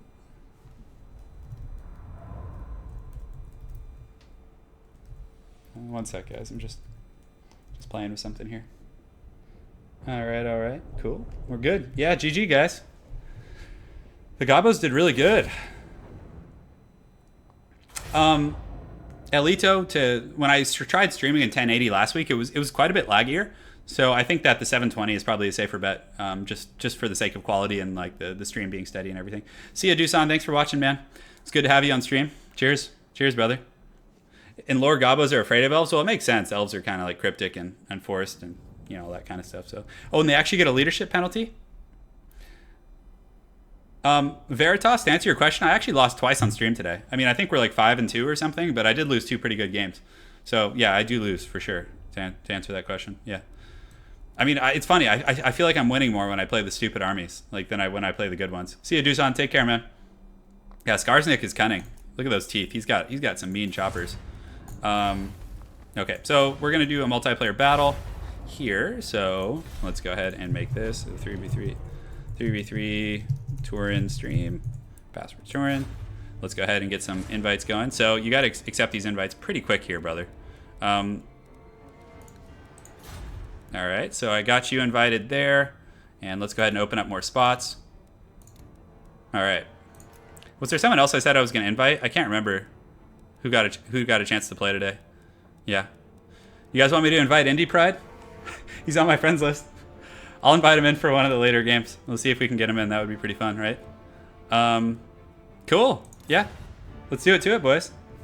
The newer Alice in Chains album, Hope's Fallout, to answer your question. Palooka, I invited you, by the way. So get in here. Oh, we need one more spot.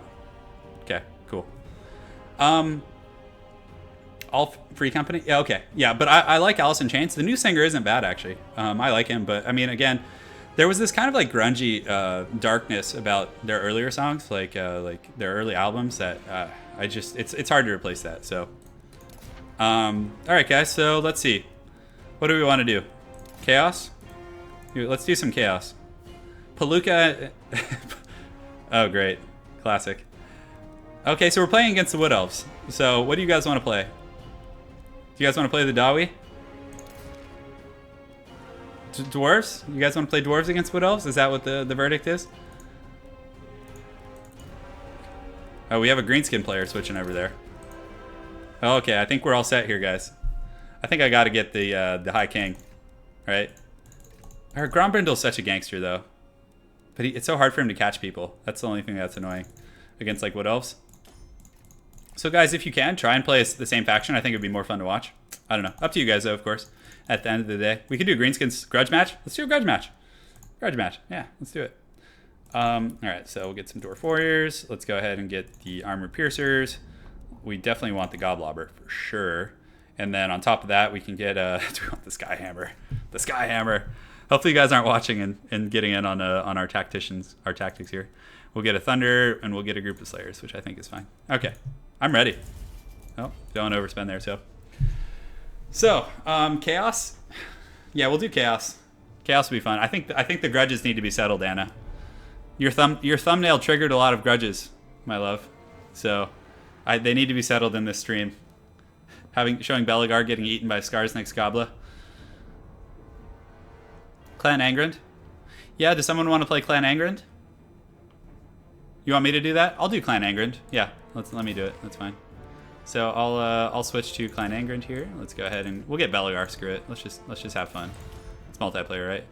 The Hammering of Angrand. What does that give? Charge bonus. So that's only on himself. I don't know if that's worth it. So we're gonna get a Greenskins actually have a lot of trouble with like ethereal lords. So we're gonna get this guy here.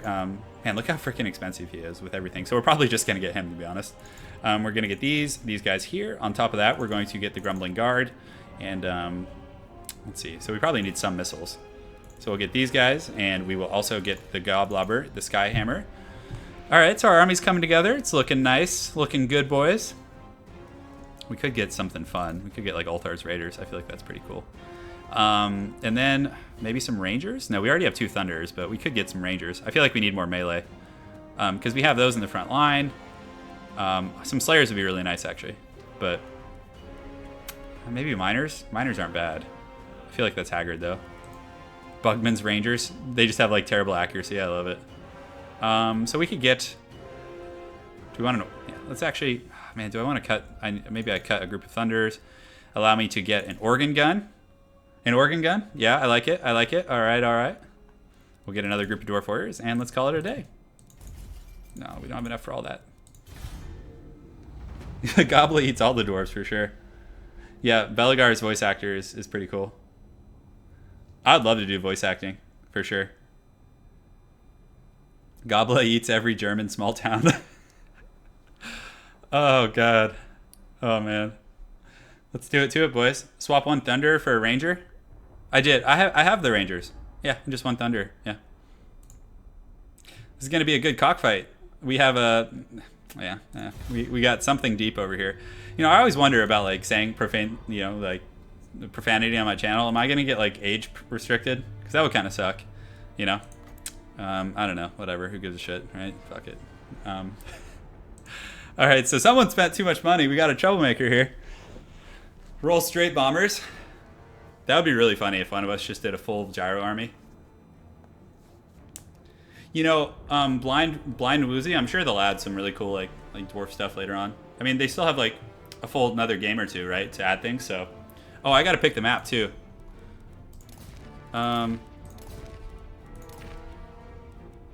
We don't want the tomb. Fall of Man is seriously the most cancerous map ever. Because one team starts on the high ground and the other one literally has to march up the hill. It's so bad. Marbot's tomb. Let's do the mushroom cave, like an underground fight. I feel like that'd be fun. In the mushroom land. Let the organ gun sing. Yeah, we're going to let it sing. We're going to see a lot of spiders, but Dawi are a proud people. We're not afraid. Yeah. This is the end. Come on. Ready up, boys. Come on now. All right, lads. It's time to play a nice game right here. Yeah, Jaro's for the win for sure. Am I gonna play some multiplayer battles? Like one-on-ones, you're saying? Shadow? I'll probably do another one of these. Because today I'm actually being a lot friendlier on my hand. Like, I'm not, like, beating it as badly. I've been taking a lot more, like, breaks. Yeah, Brandon Ray, to answer your question, I will do siege battles. Yeah, we'll do some of the epic maps, for sure. Maybe I want to stream midweek, so maybe on like Wednesday night I'll do a stream or something, and we'll go from there. I actually like this map though. It's a pretty cool one, like the underground mushroom cave. It's like some weird trees and different things, and this will actually be helpful for the Greenskins because there's some cover for them to like use. Yeah, siege is fun. Personally, I mean, I think the most fun thing to watch in this game are 1v1s. Because the Scottish Dawi. That wasn't my Scottish accent. I can't do a Scottish accent. Yeah, I mean, Isabella von Karstein will probably have, like, some sort of... She'll have lore of vampires, I bet. And then you're beating your right hand right now. That's good, man. I'm glad. Yeah, we'll see. Why is battle realism deactivated? So, Homer Simpson... could you go ahead and tell me what battle realism does? I've always wondered what that setting does. I mean, if you could let me know, that would be great. So, we need a thumbnail Photoshop of Turin's face with a beard playing bagpipes. I'm actually Irish. I'm half Irish. So, I mean, it's kind of in that same realm, right?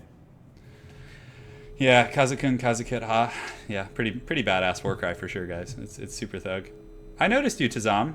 I always notice you calling me senpai. I do speak a little bit of Japanese.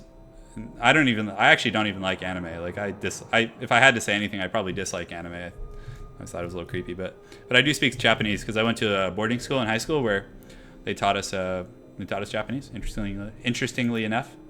So, you never played this map, senior? Well, that's good. We have the element of surprise, I suppose, right? All right, so we're gonna set up here. We're gonna get this guy right here. This is actually a nice little niche because I have this like natural terrain protecting it here. So we're gonna get our frontliners like so. Set them up over here. We're gonna get Belagar over here. Definitely looking to settle some grudges for sure. And his ethereal runesmith. Let's get these guys set up like that. And all right, so that should be good for our front line right there. And all right, okay, so we need to get our dwarf warriors on guard duty right here. We can get these guys in the back like so. Rangers, pretty good. They have a pretty good arc of fire, so they can usually like get over and shoot where you need them to. So, Thunders, I like to start in the front actually. So I start them in the front, and then I pull them back once the fighting starts. So, and it works out pretty well, believe it or not. So, we'll put this guy back here, and then we'll have these guys right there, which should be good. And then we'll get the Skyhammer in Group 3 and the Artillery in Group 2. All right, I'm ready, boys. Camera lock on your units, 180 meters. Yeah, you're Irish too? Cool, man. Yeah, this is a cool map. Like, I really like the design of this one. I'm excited to let this organ gun sing. Look at this. It's just ready to start shooting down some greenskins. So, hopefully it can do so. We do have the Skyhammer as well. I mean, some 3v3 over 2v2. Yeah, we'll do more 3v3 and 2v2 Shadow of Mordor. Yeah. After this game, we're going to do a subscriber cockfight, though. So, I'm going to get two of you guys to pit fight. And we're not going to do a DLC giveaway today, but we'll do one next week. Yeah, it'll be like every other week, I think. We'll give away a DLC or something. Because again, I mean, I don't have the best job, so. Yeah, Matt, I'm glad you're liking the channel, dude. I don't know if there are dwarf ladies. In Warhammer lore, what are dwarf women? What's their shtick? Yeah. This is actually pretty nice, though, the Mighty Oath Stone. It gives you expert charge defense, so you can use it right before the Greenskins are about to charge, and then also you have Revenge Incarnate, like, if it's really close. Slay him in the face. Yeah, they're probably taking gold from the mountains, probably. So we got a pretty cool little Dawi force here, so we're going to go ahead and advance outward. Let's get this organ gun online, have it start shooting down some black orcs. We'll shoot these black orcs as well. Let's do it, Dawi. Let's freaking go.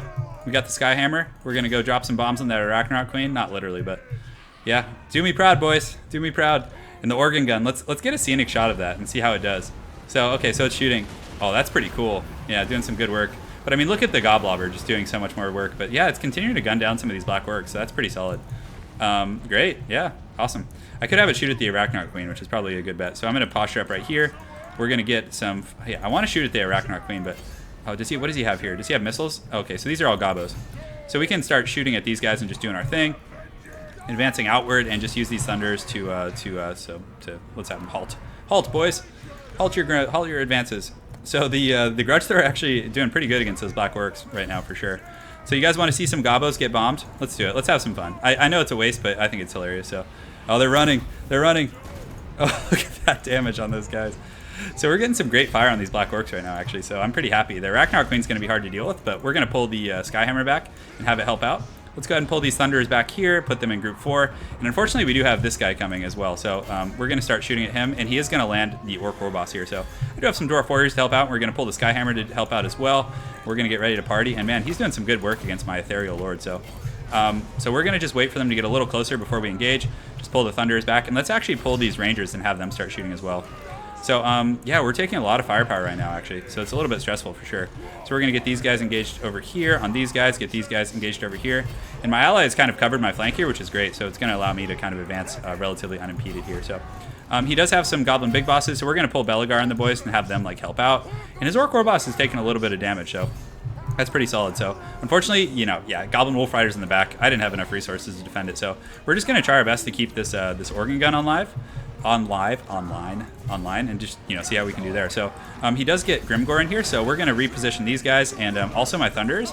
I probably want to start shooting at Grimgore, to be honest. So Belegar is taking, yeah, he's taking a lot of damage right now. So we're going to go ahead and use all this, just kind of turtle him up, see if we can survive. And the Skyhammer is already, where is it right now? So we can have that start shooting down here as well. So let's actually go over the main line and do some bombing runs. So we do have our Rune Lord here. He's taking quite a bit of damage, but this bomb, it should be pretty nice right now. So we're going to come over here, and we're going to drop it like it's hot. Did we get a good bomb? We got an okay bomb. It wasn't the best one we've ever had. So we're going to continue to just come over here and do our thing, and we get another bomb right there. That actually hit a lot of black orcs, which is great.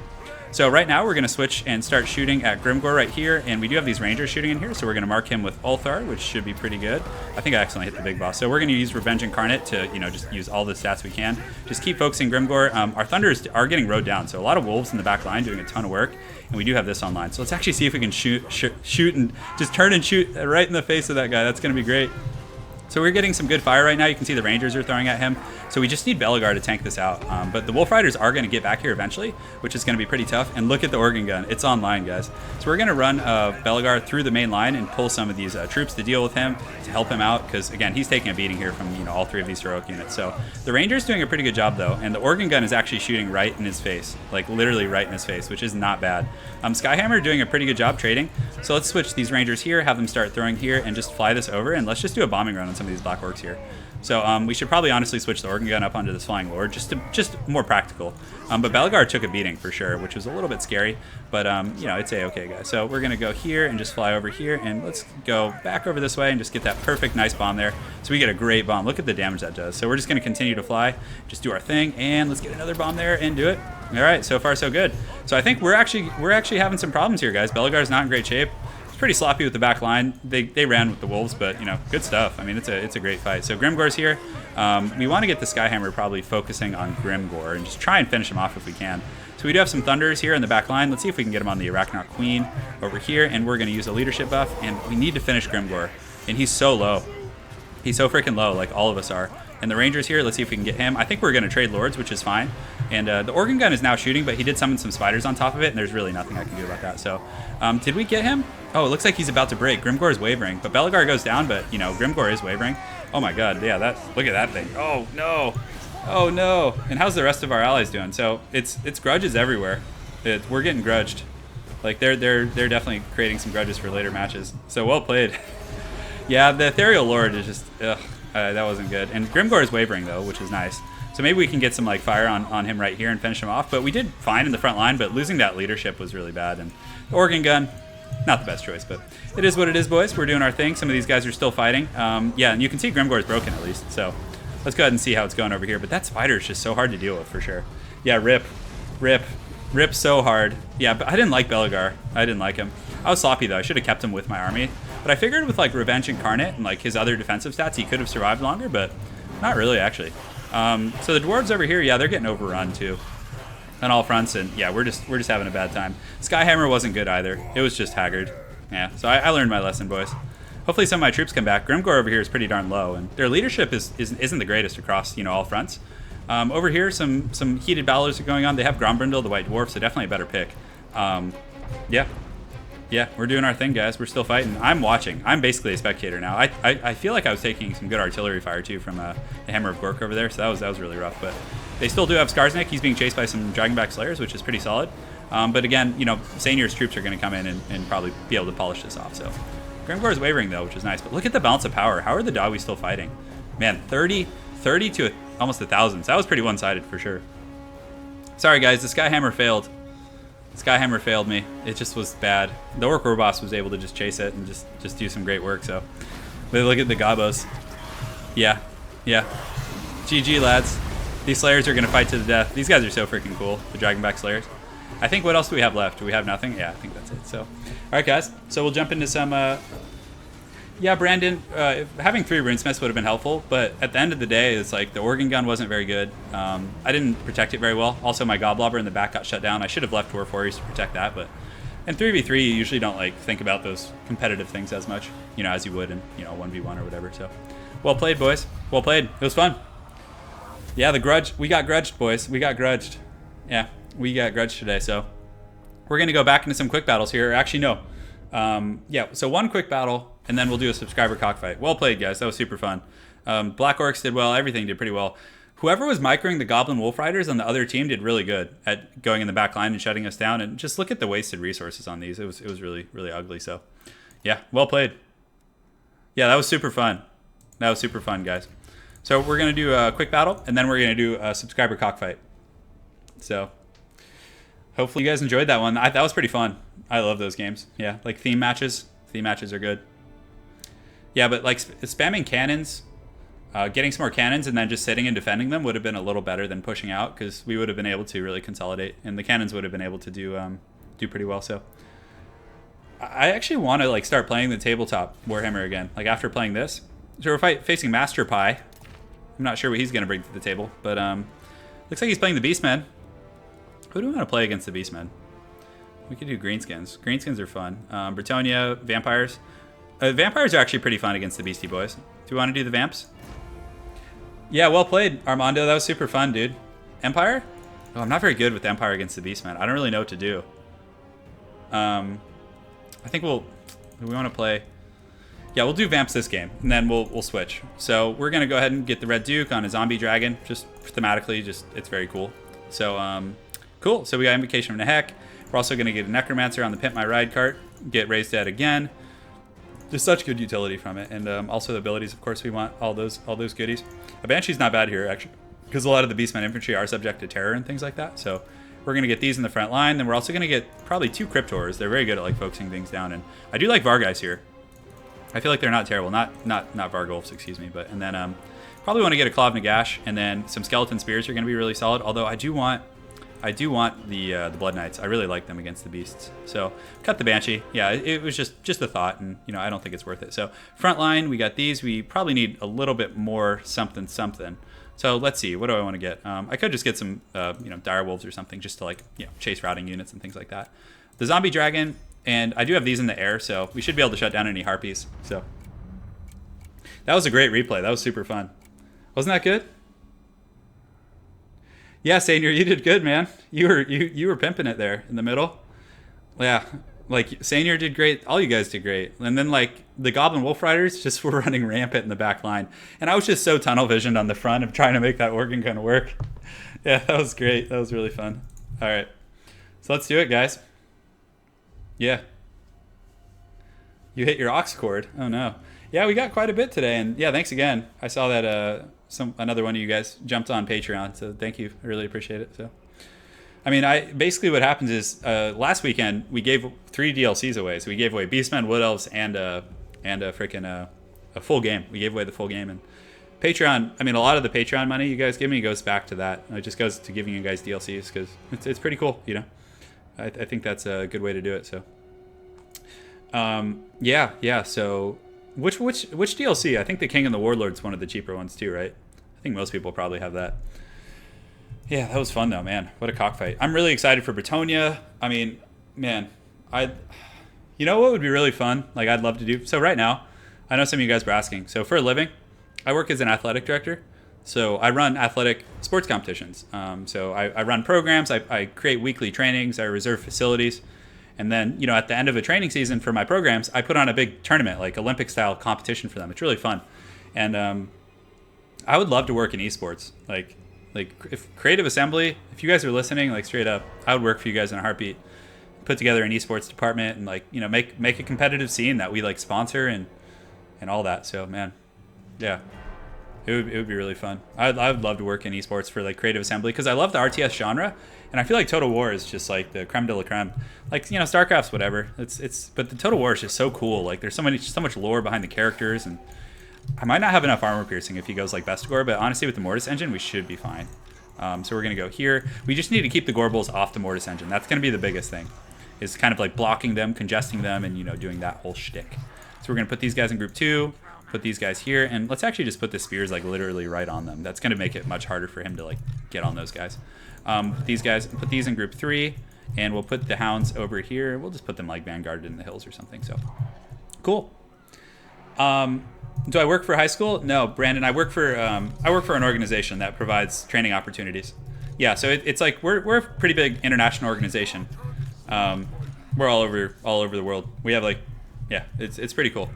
So we help disadvantaged communities, and we put on sports events and stuff. It's pretty great. Wood Elves? Yeah. I'll do Wood Elves. Yeah. Make athletic.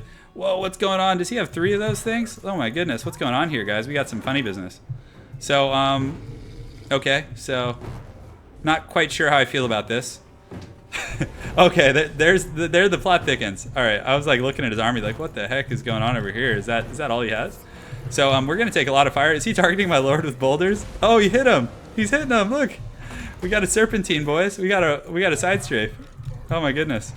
So we're advancing. We're gonna take a lot of fire though before we get there, which is pretty funny. So what are these things? So Ungor spears. So they're gold chevrons, I think. Are they? No. Well, that one is. Okay. So he's actually literally trying to snipe my lord with Cygors, which is pretty incredible. I've never thought that was going to happen to me in a competitive game of Total War. And guys, mind you, I'm pretty high ranked in Warhammer, so like the people I'm facing are high ranked as well usually. Yeah. Can someone mod? Yeah, give me a job at Creative Assembly, guys. I'll come hang out with you guys in Europe. My girlfriend can come. Like, oh my god. I mean, I love my job now. Don't get me wrong. Like, great people. It's just you know, I'd love to work in esports. And honestly, I'm pretty familiar with putting on tournaments and things like that. Like I know how to like do bracketing and just setting up training and all that kind of stuff. So pretty interesting build for my opponent though, my goodness. So he's just firing at the Mortis engine now, which is probably the smarter of the options. So we're actually just gonna pull the hounds in. We might try and get like an engagement here. Red Duke, let's actually fly over and summon some zombies just to keep these guys from throwing their boulders because it's getting a little bit out of control for sure.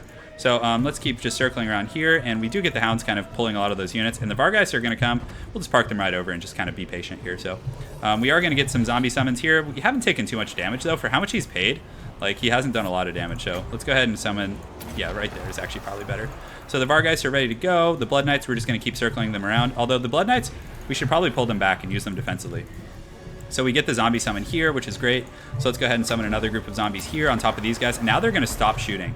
And we're just going to, you know, get free range. We're actually just going to use the hounds to kind of defend against you know, chase routing units and things like that. So we want to stay relatively tight and compact. We don't want our army to like be spread out, so we're going to do that here. We're going to get this going here and this going here, and so far that's great. This is exactly what you want. So the Vargeist, we can actually, I'm a little scared to land before the fighting started, so we can just use another group of zombies here just to tie these guys up. And yeah, the Hounds actually get a decent little charge there, but we're going to pull them back and try and bait them out. So let's park the Hounds back there. The Red Duke's just chilling. He's having a good time, guys. He loves it. He's loving this up here. And yeah, the zombies are doing good at like distracting these guys, which is great. So the Gore Herds actually got a little out of position, so we might be able to get him with the Vargeist. And now the engagement is underway. So the Mortis Engine, we want to make sure to park right in the middle. The Spears, we want to just move up here, just on defensive duty, and just park these guys here. So the Blood Knights, we're just going to use them and just wait and see where he goes with his Minotaurs. And that's funny. He's throwing boulders like literally right at me. So the Vargeists are getting in there, and they're tearing up those Gore Herds for sure. So the Hounds, we're just going to park back here, just keep doing our thing, and yeah, honestly, I don't see how we can do well in this frontline engagement. It's going to be really, really tough. So the Mortis Engine, we just need to make sure it doesn't take a lot of damage, and we can summon another group of zombies. If you summon zombies on top of low-tier infantry, they route so freaking fast. It's pretty crazy. So you can see there's some troops routing right now. So we're just going to pull the Vargeist back up in the air, use the Hounds to chase them down. I mean, that's about as good as it gets. And if we don't land Red Duke, we're not going to give him much of a chance to, like, you know, win this, I don't think, because if he doesn't kill like my Mortis Engine and the Blood Knights, honestly, I'm just going to use them and just wait, because right now we're winning. Like, this is not going well for my opponent, and if we land Red Duke, we have a chance of getting caught. So we're just going to keep him above, and we might like start cycle charging here in a moment, but the Hound's doing a great job of chasing routing units.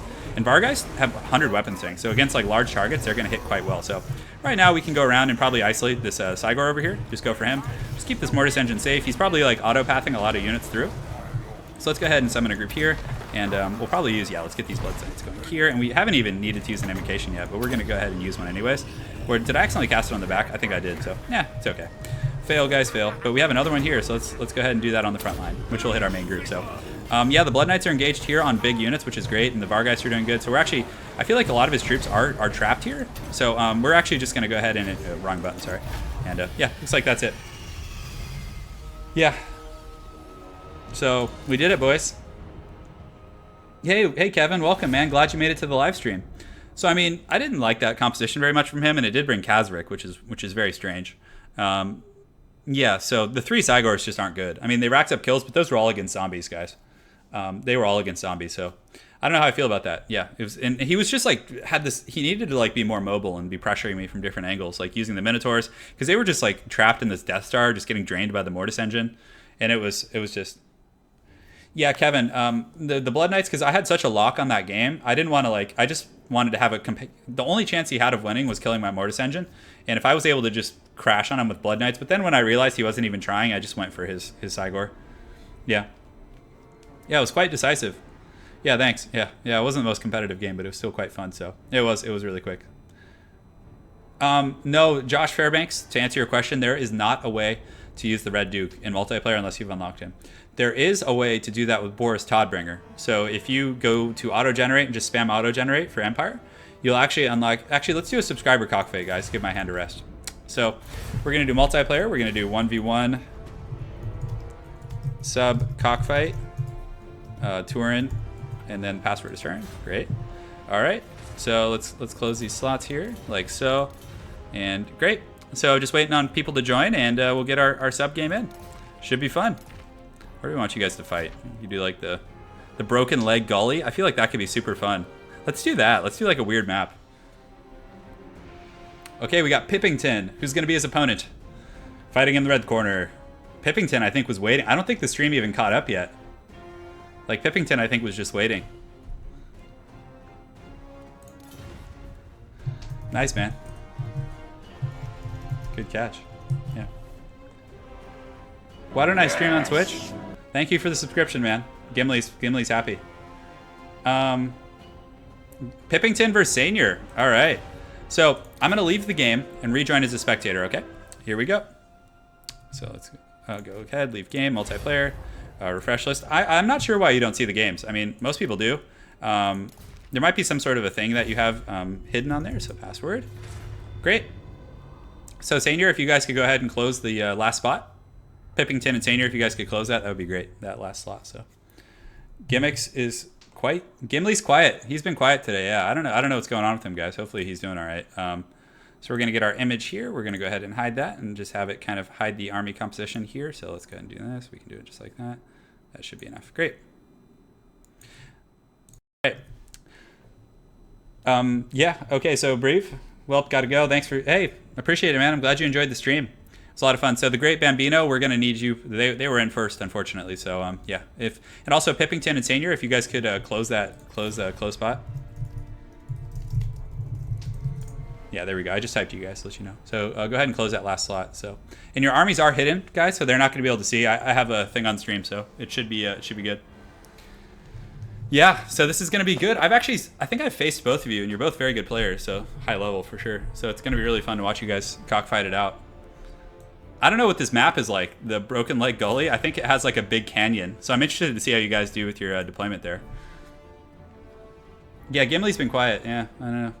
Hey, you're welcome, man. I'll be streaming next Sunday, same time, 11 a.m. Pacific Standard Time, and then after the cockfight, can I play Greenskins with Azog?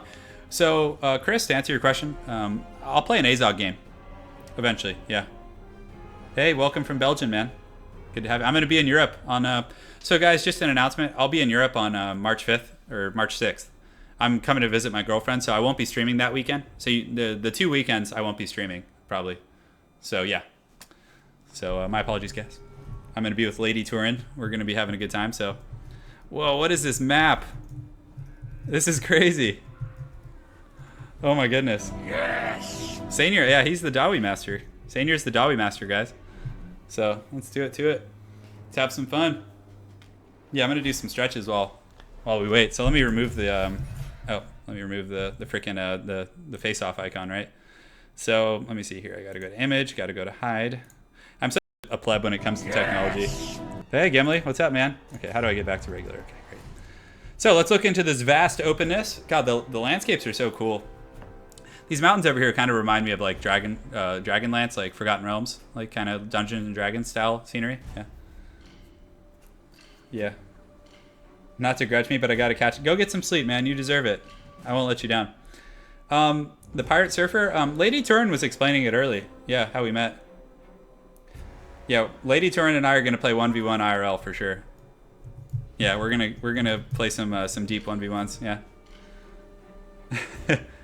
Hey man. I won't have my computer. I'm gonna be in Poland. Yeah, so I won't have any way of streaming. I don't have a laptop, so I don't have a laptop capable of running this game. Correction. So this is a pretty cool map.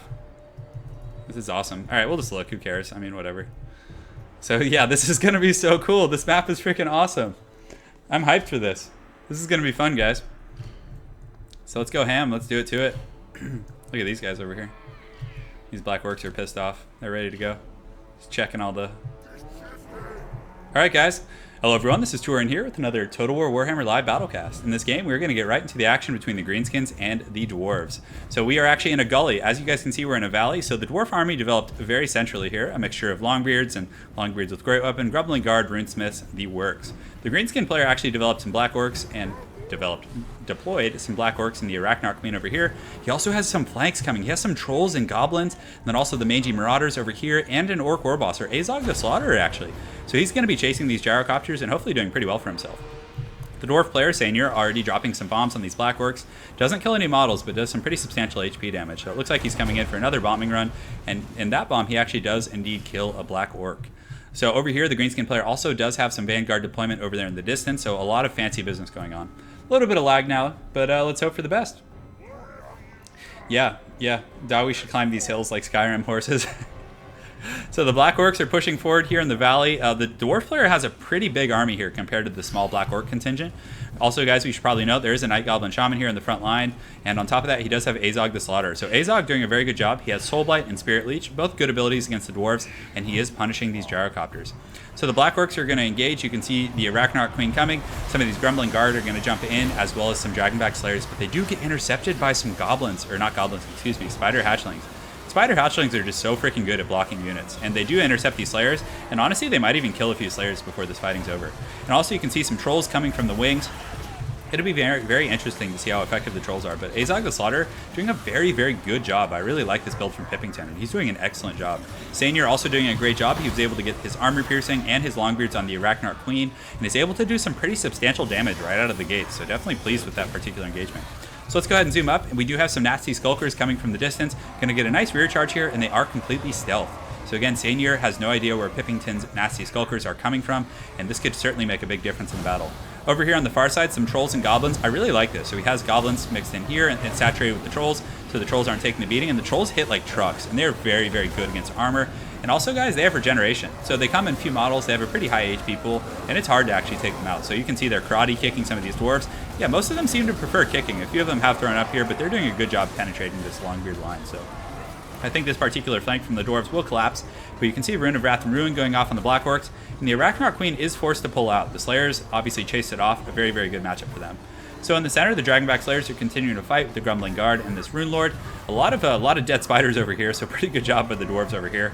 And this is just a very wild battle, so let's go ahead and zoom in. I believe we do have some Vanguard deployment. The Mangy Marauders, guys, if you take a look, they have 20 armor-piercing missile damage, so they're able to actually shatter those gyrocopters after Azog has his way. So very, very well played at shutting those down. So I'm definitely pleased. So over here, the Arachnarch Queen in the front line continuing to fight. It is surrounded by some troops, but this Goblin Troll line is able to completely collapse the Dwarvish resistance there. Very, very well played. Very unique army composition for sure. And the trolls, it looks like, did that troll do like a somersault? How did he get like knocked around like that? But anyways, they're getting back up, and with the Arachnarch Queen, I do not see the dwarves holding the line here. You can see a lot of dead dwarves. Very, very tough situation, and Azog is a very, very good sniping general. Now let's go ahead and see. Does he actually have the item that buffs Azog? I don't think he does, but again, Spirit Leech, and then that armor-piercing damage, 480. He's going to do really good, so I really like this composition from Pippington. Very, very well played, and he's able to take out that Rune Lord, and it looks like the Greenskins are going to take this game. Over here, there's still a pocket of Dawi resistance. Some Dwarf Warriors are fighting, and these Nasty Skulkers were able to come around and get a bit of a flank, and Nasty Skulkers trade really well with these guys, and they're doing a pretty good job. So you can see they push in, and that's all she wrote. So very well played, guys, both of you. That was cool army compositions from everyone.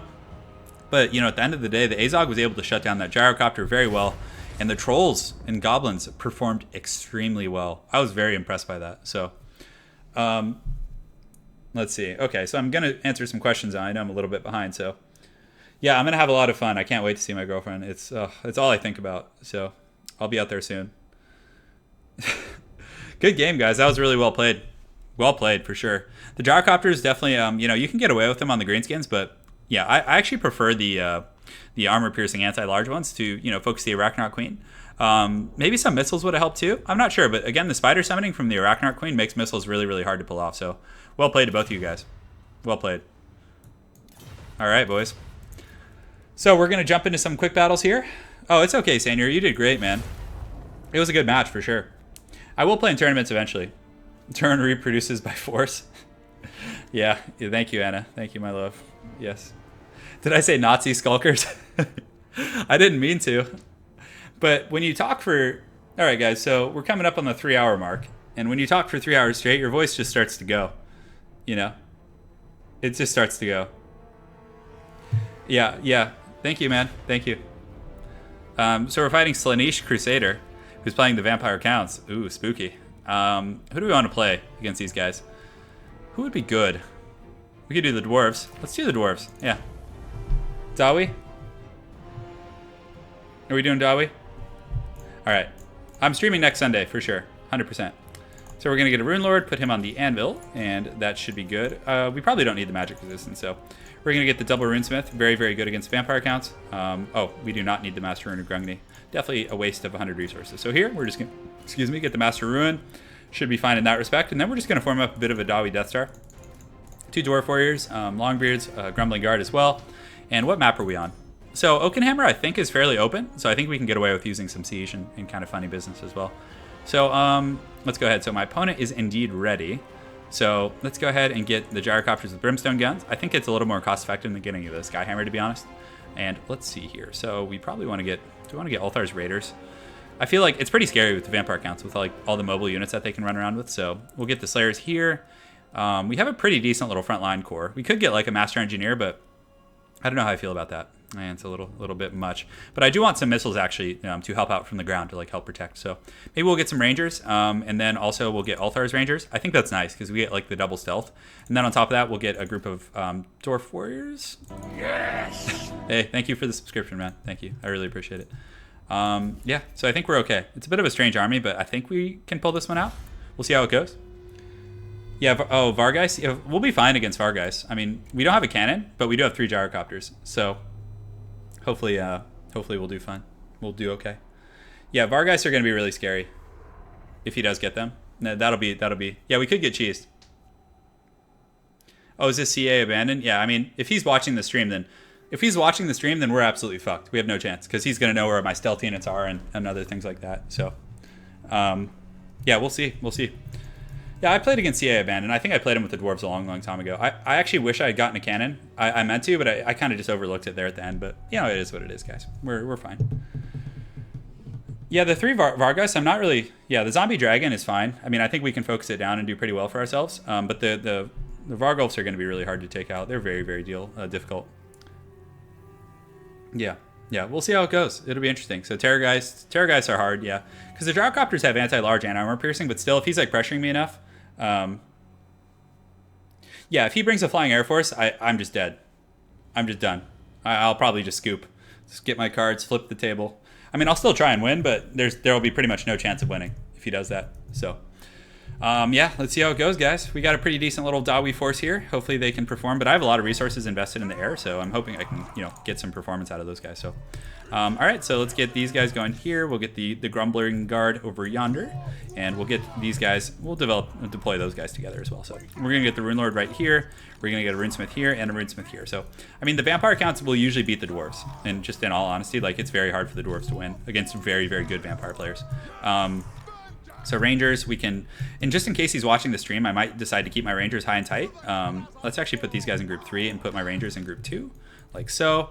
We'll keep some Slayers back here to kind of defend. Yeah, we can do this, it's fine. So let's actually deploy a little bit back, just so we can kind of like feel out the situation a little bit before the fighting starts. We'll put these guys here, put some Dwarf Warriors here, and then we'll put Slayers over here. So, all right, guys, let's do it. And hopefully he's not bringing a big flying goon squad. So he's not, so that's good. So it looks like he just has Red Duke, Manfred von Karstein, which is fine.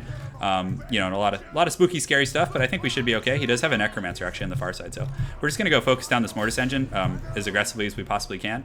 He is bringing Red Duke and some other units, but we do have a pretty healthy squad, so we're going to split them up. We'll get some Dwarf Warriors over here and get the Slayers kind of defending here. So we're getting some freebies here on this Mortis Engine, so we're going to pull this over here. We're going to pull these guys over here and get these guys running over here and just continue to shoot. So whoever he chases with the Red Duke, we're just going to, obviously run with the other one. So just like that to make sure no one's obstructed. And it looks like he is going for this one. Which one is he going for? So he's going for these guys, which is fine. So the Mortis Engine should be dead before the fighting starts, which is a really, really good situation for us.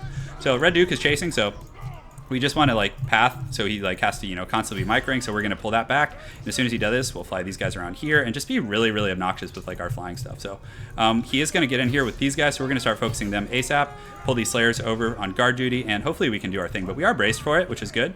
So we do need to finish that Mortis Engine though. It's very, very important, guys. So just continue to finish that. We'll just keep flying here, just keep targeting it, and we get some good fire here, so we'll pull these guys back. In that charge, we were braced for it, so we didn't really take any casualties. So there's a Necromancer over here.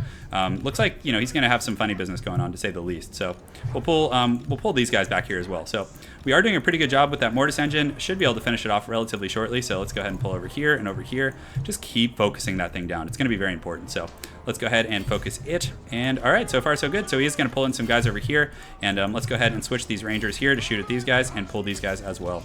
So these Rangers, we can pull back through this blob here and just get some Slayers going over there as well. Let's go ahead and use the Rune of Wrath and Rune here and just get these guys finished that Mortis Engine. It's really important because that drain is going to just, over the course of a long battle, it's going to be really, really rough. And once we do that, we can actually switch the Gyrocopters. And you can see the zombie summons going on right now, which is really tough. So some of the Rangers, we need to pull the second group of Rangers out. And you can see the zombie summon here. So let's go ahead and pull these guys over here. And all right, so far so good. I think we're doing okay. Let's use a Master Rune of Wrath and Ruin. of Konigstein Stalkers. So we do kill the Mortis Engine, which is great. So right now we're going to bring these gyrocopters back and start focusing down these Vargulfs, because I think we just need our front line to hold for like as long as humanly possible while we finish off this back line. So we might be able to actually kill this Necromancer too, to be honest. So we're going to try and pull these guys back here, just get these guys focusing here, and let's actually kill this Necromancer. I feel like that's pretty good. And we'll get these guys shooting on these guys here, and all right. So far so good. So our Rangers are able to pull back just a little bit, so let's actually go ahead and focus here, see if we can turn and shoot a little bit, and the Slayer is doing a pretty good job. So, and that Necromancer is pretty low, guys. So if we can kill that with our bombs here, I think we're going to be in good shape. So let's go ahead and use all of the runes here and just do the best we can. A lot of our infantry are taking a beating, though, for sure. But man, so many summons. It's just so hard to deal with that. And the Necromancer is incredibly low. So let's just go ahead and just focus him down. I feel like that's going to be pretty good. We'll fly over, do a little bit of a bombing run here, just so we don't forget.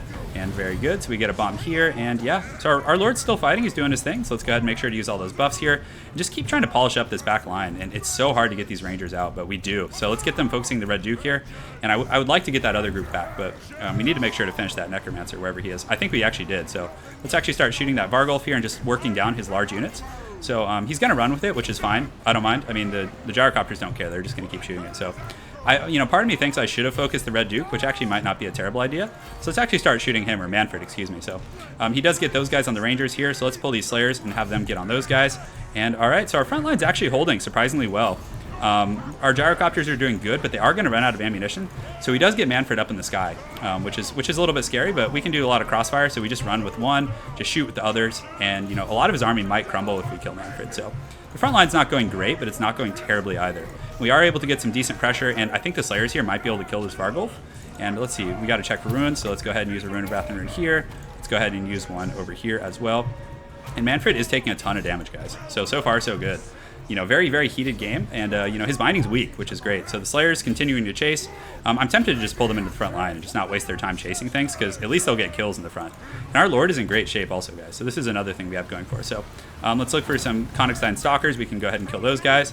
And all right, so it looks like Manfred is having to run, guys, which is great. So let's pull these guys back as well and get these guys shooting at Manfred as well. So Manfred's going down. He's so low. So we're going to pull 2 gyrocopters here. We don't want to overchase, and we're going to start focusing on the Vargulfs. So we'll get one focusing on each. And the Dawi are holding. And did you guys see that? Yeah. Yeah, I think we win that. I think he alt F forward. Yeah. Oh, what a cheese bag, man. What a cheese bag. Oh, I can't believe that. Yeah, he just alt F forward, but we won that. We won that. Like, he was done. Everything of his was dying, if you go ahead and take a look here. So alt F4 game. Cool. I'll go ahead and save that. So, I mean, yeah, like everything of his was dying, and Manfred was dead, and our gyrocopters were in good shape. So, yeah. So, yeah. I know, isn't that crazy? That's terrible. I mean, I don't really care, to be honest, because I know that we won that game, but it's still like, Yeah. Oh, he did it on stream too. Yeah. I mean, at least I didn't get the loss, but it just sucks because, like, I think that was that guy. Like, he's always on top of ladder, so he probably just alt F4s whenever he's going to lose, Take his name. Yeah, it's okay. I mean, whatever. I don't really care, to be honest. Like we won that game, for sure. I take that as a win. Like, that one's going up on the channel. I'm casting that one, boys. I'm casting that one. In the grudges. Yeah. Yeah, it's all good, though.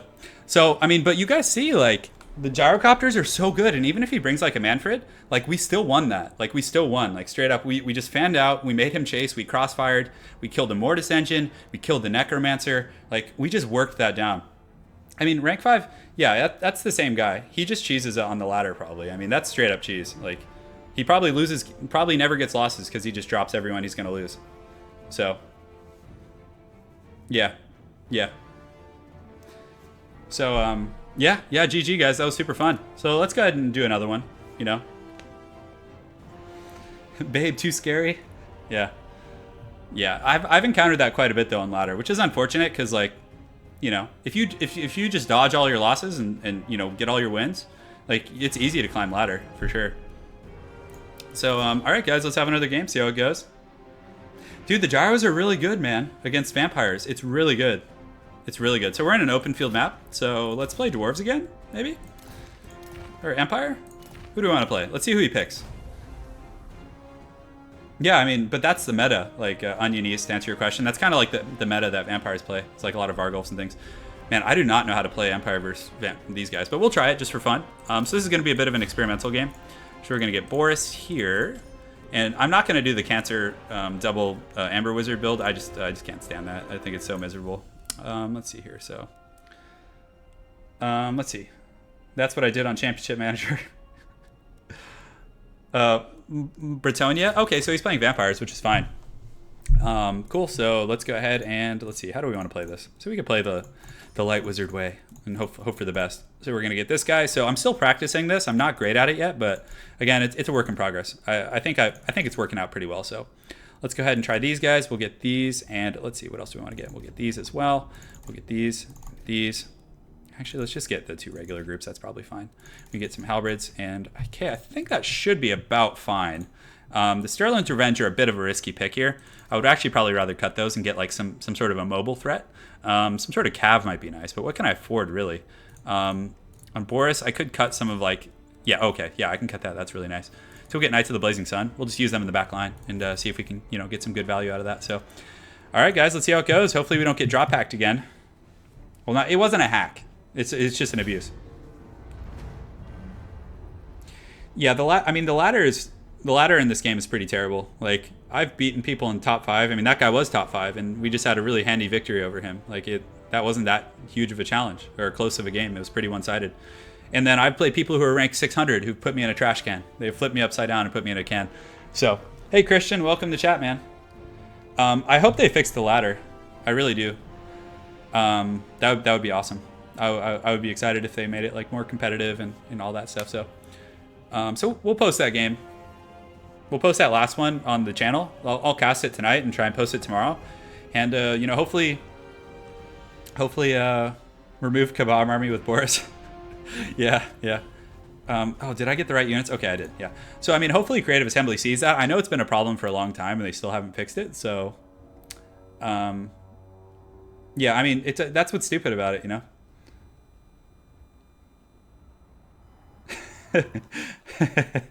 Oh man, yeah, thank you, man. I'm glad you enjoyed the commentary. Ferdinand, to answer your question, I have made them effective, but more specifically Sterling's Revenge. Yeah, corner campers. I mean, I play so many corner campers, but I mean, honestly, like, just the reality of the esports and Total War is that there's not a lot of money in it, so it's not going to draw the best players, and that's why people like me are able to be competitive. I mean, I'm a good RTS player, but if you had like 18-year-olds who play League, like putting all their time into this, I wouldn't have a chance for sure. Yeah. Raymond, he didn't leave the game. He actually Alt F4'd, which forces a draw, so he doesn't get a loss. If he had left, he would have just gotten the loss. So, yeah. Oh, what's on? Is there a kebab? Is there something on the stream? Oh, I thought there was like some sort of a funny business going on. Stop the drop. Hashtag. Yeah, I'll post it on my stream or my channel in the next day or two, and you guys can share it if you want. Get some awareness going. So, yeah. So I got the replay saved at least, so we got a documentation of it. But yeah, it kind of sucks for sure. Yes. Thank you. We got a Gimli. Because that's like a hard-fought battle, and you don't get credit for it, which is unfortunate. So, but after this game, we'll do maybe one more subscriber cockfight, I think. Or maybe we'll do a 3v3. Thank you, my love. Look how nice Lady Turin is. Always got my back. She is the best. All right, so her name is Anna, by the way. For anyone who wants to know what her real name is, yeah. I'm Nick. For any of you guys who want to know. My middle name is indeed Turin. All right, so we're going to get these guys going here. We're going to get these guys up on the hill, like so. We're going to get this guy over here. We're going to get our flyers over here. And let's go ahead and set up our goon squad here. We'll get these guys here. Group 2, Group 3, and we can put these Knights of the Blazing Sun back here, which should be pretty good. Put these guys in Group 4, and I feel like we're pretty good now. Hey, yeah, of course I missed you, man. Yeah, Tokshan seems like an awesome guy. Yeah, Tokshan seems really nice. For sure. Yeah, I'll play with any of those guys that want to. Thank you for subscribing. Really appreciate it. All right. Let's do it to it. Let's have some fun. A lot of nets, a lot of funny business going on here. So this is kind of my traditional build against this. Although I don't normally bring Knights of the Blazing Sun. This is like a bit of I cut down on my regiments of renown. So you guys notice I don't have the Sigmar Sons or you know, the other unbreakable regiments of renown. Stop the kebab. What is this kebab we're talking about? I keep seeing it. Is someone spamming or are those real subs? Hopefully they're real subs. That would be cool. Yeah, for sure. They're gonna find us and creep in the basement? Yeah, probably. I know they're gonna find us, my love. Yeah. But what's really nice is you like net someone in an open field and then gun them down with the silver bullets. It's pretty savage, actually. So yeah, it works really well. And there's no way that Mortis Engine's gonna make it to the front line. There's no way. We're gonna keep actually the Knights of the Blazing Sun up front because if he has like hounds or something, I want to be able to ride them down. So. Yes. yeah. There's no threat, Onion. You are correct. All right, let's do it to it, boys. Let's have some fun. So he does have some Blood Knights here, so we'll start heading over. Let's get the Luminarch focusing on some big scary targets. We can probably honestly just have it shoot Vlad. Or is that, what is that, a White King over there? So that's fine. So, all right, so we're gonna start shooting at these Blood Knights over here. We're gonna pull these Knights of the Blazing Sun and also keep our heroic units here because again, we're gonna need to use some nets here. So let's go ahead and posture these guys up. You can see it's gonna take a shot at Vlad. Let's see if it makes contact. It looks like it was winding up and then it like stopped, but so we're getting our first shot here. We're getting some good shots on those Blood Knights, doing some solid HP damage, and we get a bit of a swing and a miss here, which is fine. So we want to take off fire at will because ammunition is very, very important here.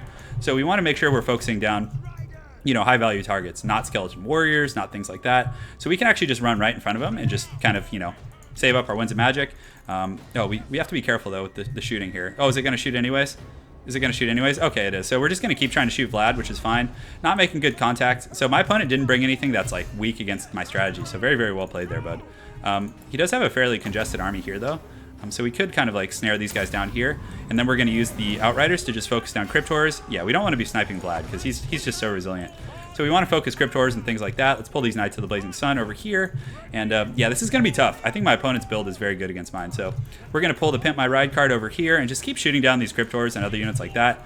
Yeah, we're doing some good work. I mean, they're not a huge threat, but again, like there's not that many great targets. He does have some Graveguard over here, which, you know, are threatening, but we're getting some good HP damage actually. So this is pretty good. So let's use Arcane Conduit. My opponent being very, very conservative with, you know, his Blood Knights back there, letting me waste a lot of my ammunition on these Cryptors and things like that. So, yeah, we could actually... Is this thing weak to fire damage? I don't think it is. So we're going to pull back here. You know, they will save their ammunition, which is nice. And he does have this White King back here, which is somewhat isolated. So we might actually kind of, you know, peruse back there and see if we can get some work done. And let's go ahead and get these guys going up front, get these guys going here. And our army is in good shape here. So now we have a bit of a better angle on Vlad. I'm hoping we can snipe him, or at least get, you know, make some contact. Let's actually shoot this thing and see if we can just one-shot that Banshee. That would be really nice. So we do get these guys in the front line. So let's go ahead and start shooting at these Cryptors again. Get these Knights of the Blazing Sun. And do we hit the Banshee? Oh, look at that. That's so good. Yeah, so we just pop that Banshee in the dome. And then we're just going to keep getting these Cryptors, so what a great situation for us. And yeah, let's actually just keep shooting at Vlad. We'll just keep our targets on them. Just keep riding back, keep skirmishing. And we can actually pull our main army back a little bit. Let's get the silver bullets up here. Just get them in position. Just keep working on these Cryptors. We're doing a pretty good job so far. So we need to pull back because Cryptors are quite fast. So let's pull these guys here. And man, look at the damage it does to those Cairn Wraiths. So we're getting some really good value so far. Let's shoot these guys down. Just keep working these units. He does use an Invocation of Nehek over there, which is fine. But let's go ahead and use this snare right here, which will lock these guys down for just a moment, and you know, really will hopefully allow us to shine. So let's pull here and get these guys, maybe the Knights of the Blazing Sun. So if he over chases here, let's go ahead and get these guys shooting on these Cryptors here. And man, we are getting some great. Oh, we hit Vlad like a truck there. So right now we're going to get the silver bullets on these guys right here. And also we need to watch out for his Blood Knights because they're going to become active here. And we get a nice little charge because Cryptors, again, are weak to fire, I think. So we do get Boris in there and the guys, and we do some good work on those Cryptors. So right now we're just simply going to pull back. So we're going to pull these guys up and around here, and we're probably going to finally commit to an engagement. So we do get out. We do have another net here. So let's go ahead and net these guys down like so. Just kind of keep them from advancing on our back line. And let's pull some halberds over there. And if we can get halberds on them, that's going to be great. So we get the net. We're going to get these guys going here. Silver bullets are shooting at some targets, doing some pretty good work. And let's also, you know, just kind of bring our heroic units over here as well. So we're going to start shooting at these guys. And we have another group here, which is kind of awkward. So let's go ahead and start shooting at them. And the halberds should be able to get them, which is going to be really nice. So far so good, guys. We're kind of doing some solid work in the front line. Let's go ahead and get all these guys engaged. Just get our big blob fighting, which is fine. There's not much rhyme or reason to that. And the Blood Knights also, we want to pull them back and use them defensively. We don't want them like in sustained combat here. So we will have another net relatively shortly, I think. Or no, we won't actually, so that's okay, though. So Vlad is actually taking a beating. Let's get the Knights of the Blazing Sun and have them right around here. Just continue shooting down these Blood Knights, and the Halberds getting on them was quite nice.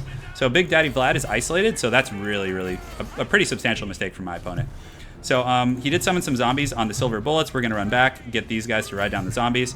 And yeah, we're doing great on these Blood Knights right now. We're just putting on a clinic for sure. So let's get the Flagellants in here, have them do their thing. And Vlad just takes a right to the face. We're going to get Boris in there and just snipe that homie out. Just putting these baddies down, guys. He's a good player. I'm just saying baddies as in vampires. So we do have a net now. So let's go ahead and net these guys right here. Oh, and hopefully we actually got that off correctly. So we do get a net on those Blood Knights, which is really good. He did summon some he did get some skeleton spears, but we should be able to finish those guys off. So Vlad is going to take that right to the dome piece. Oh, that was nice. So we'll start shooting on the White King now, and if we actually hit our own wizard there, which was pretty funny.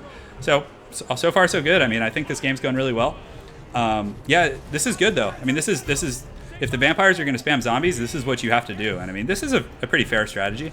I mean, there's plenty of counterplay. Like if he had hounds and things like that, he would be in really good shape. So let's go ahead here and use these guys and just jump on them with our lords, which should be good. And you know, honestly, his main army is going to start crumbling from leadership. So we're going to just posture these guys up in the back. We'll get this guy shooting. Do I have any ammunition left? Oh, I don't. So let's go ahead and net everything down right here, which should be pretty good. Get the Knights of the Blazing Sun, Boris, and now it's time to just you know, get the final death thrust, boys. Yeah. I gotta save this replay. I think this one's worth casting because this was a pretty sound execution of the strategy. Yeah, good stuff, boys. Yeah, well, I think the two Amber Wizards is more cancerous for sure because it's cheesy. You just kill their lord. I mean, and here there was plenty of counterplay for sure. Like you need to bring dire wolves and things like that. I think it's pretty prudent to do that. So let's get the Silver Bullets up here so they can get a bit of a better angle and just continue to just gun these guys down. So we'll bring the Pimp My Ride cart and have it go into melee and do our thing. It's pretty nasty. And bringing the Knights of the Blazing Sun was really good. That gave me so much more like flexibility to really like punish things. But yeah, we did it. We did pretty good. Boris is just pimping it right now. And the card's coming in. Let's go ahead and net these guys down. And netting in like melee engagements like this actually isn't bad because it allows you to just like you know, fight with your lords without them getting like focused and stuff. So let's pull the Knights of the Blazing Sun back. Let those Silver Bullets shooting in there, and everything should start to crumble relatively shortly. So let's pull these guys here. We do have some halberds fighting spears over here. The stream's going good, dude. We just hit 4 hours. We just hit 4 hours deep, and oh, dude, guys, we got to get a scenic shot. Oh yeah, get in there with your holiness. We're doing it. Let's pull the Knights of the Blazing Sun in here too. You guys ready? Scenic rundown of these guys. Yeah, but if they're using, if you keep your cav separated and then they use the nets on your hounds, it's a huge waste. Oh yeah, let's get in there for justice. Yeah, that was great. Look at these. My front line held up really well. So good cast. Cool. There is ways to counter it. Yeah. Oh no, Lady Turin's leaving. Oh man, and we have the most people watching right now too. So what I would have done differently is probably I would have gotten the Stearnsman. Probably wouldn't have brought the Banshee. I would have gotten maybe like 2 packs of direwolves. Like they're so good against the Empire, just pressuring. They can chase Outriders away. He can at least zone me while his main army advances, so he doesn't take such casualties. You know. Yeah. No hair pulling, no eye poking. Yeah. Sure. Yeah, I mean that's a counter pick, but again, it's just using, you know, your knowledge of the meta to, you know, pick well. I think that was a pretty good build for sure. How many people? Oh, Arif Karstich had 900 people watching. Yeah, his stream's fun. I like watching his stream. Yeah, maybe a Steam group notification or something for sure. A sub 3v3? You guys want that? Yeah, okay, let's do a 3v3. That'll be fun. Multiplayer battle. Kebab got removed. Yeah, we did pretty good there, guys. We did good, so. All right, so 3v3, Turin, stream, go time. All right, game's up, boys. So first 3 to join, all right? This will probably be my last one. It's been a pretty long stream. I mean, we're 4 hours in right now, boys. My voice is starting to go. All right. Hopefully I don't get grudged this game. Who do I want to play as, though? Maybe Wood Elves. I haven't played Wood Elves yet. Game's up, though. I'm really pumped for the Bretonia DLC, for sure. Yeah, I saw some of the new stuff. I'm really excited for the new Cav and the Lance formation. That's going to be so freaking cool. That's going to be so cool. I'm really excited. Yeah, Sainier's been pretty deep today, guys. We're going to get Mel Gibson, by the way. He's coming in hot. He's going to come exact some vengeance on the lands. And we'll get 2 of those guys. They're just so good. And then we're also going to get Lure of Life. It's too good to pass up on, so. I haven't played Wood Elves yet today, so I think it's time. So 2 spots left, guys, for anyone who's interested. Yeah,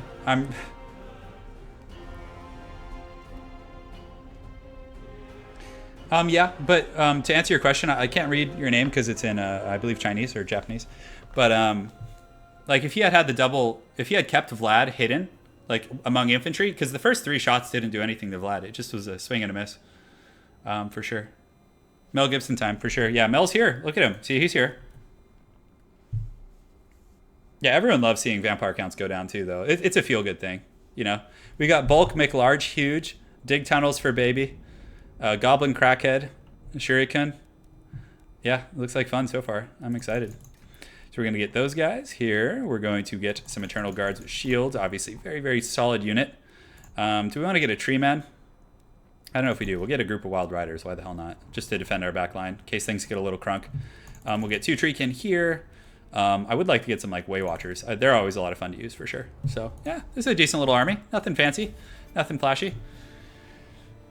All right, let's do it. The Hounds of Gibson are coming. I didn't do Azog yet. Yeah, that's true. Well, but Chris, if you go back and watch the VOD afterwards, there was a really good Azog game. Martha von Karstein? Who's Martha? I've never heard of that. But Chris, you did hear there was a game where I believe it was Pippington. He's actually, yeah, he was actually in some of the tournament games I casted. Very, very good player. But he actually used Azog to really effectively against the Dwarves. It was awesome. So got to give him mad props for that. That was freaking sweet. Yeah, so, okay. That's cool. Yeah, okay, we got Midheim over here. Just play whoever you want. This is just going to be a chaos game, guys. Oh, man, I need to stretch my legs. I've been sitting for 4 hours, guys. I'm just going to step off camera and stretch for a second. Oh, man. I'm just beat up. Probably going to play some Magic the Gathering tonight. Just go balls deep in that. See how that goes. I don't know. Oh. You lose track of time on these streams, I'm telling you. 4 hours goes by like it's nothing. Oh, all right. Why do I say what name? Why do I say what name? Not sure what your question is, bud. All right, it's time. Let's do it to it. Yeah, Mel Gibson's in here. He's ready. He's gonna go stomp some Empire, hopefully. And this army I'm playing is actually like not like casual, but it also has a competitive element to it. Like I would take this army into a custom game and feel confident. So hopefully it'll be better. Marcus Hobbs, to answer your question, we actually did the Bretonia game earlier. So if you go back in the video afterwards, there was a Bretonia versus Greenskins 3v3. It was really good. It was super fun. There was Grail Knights, the works. So you'll get your action from that. So Northern Ireland, cool man, welcome. Stuart McHugh.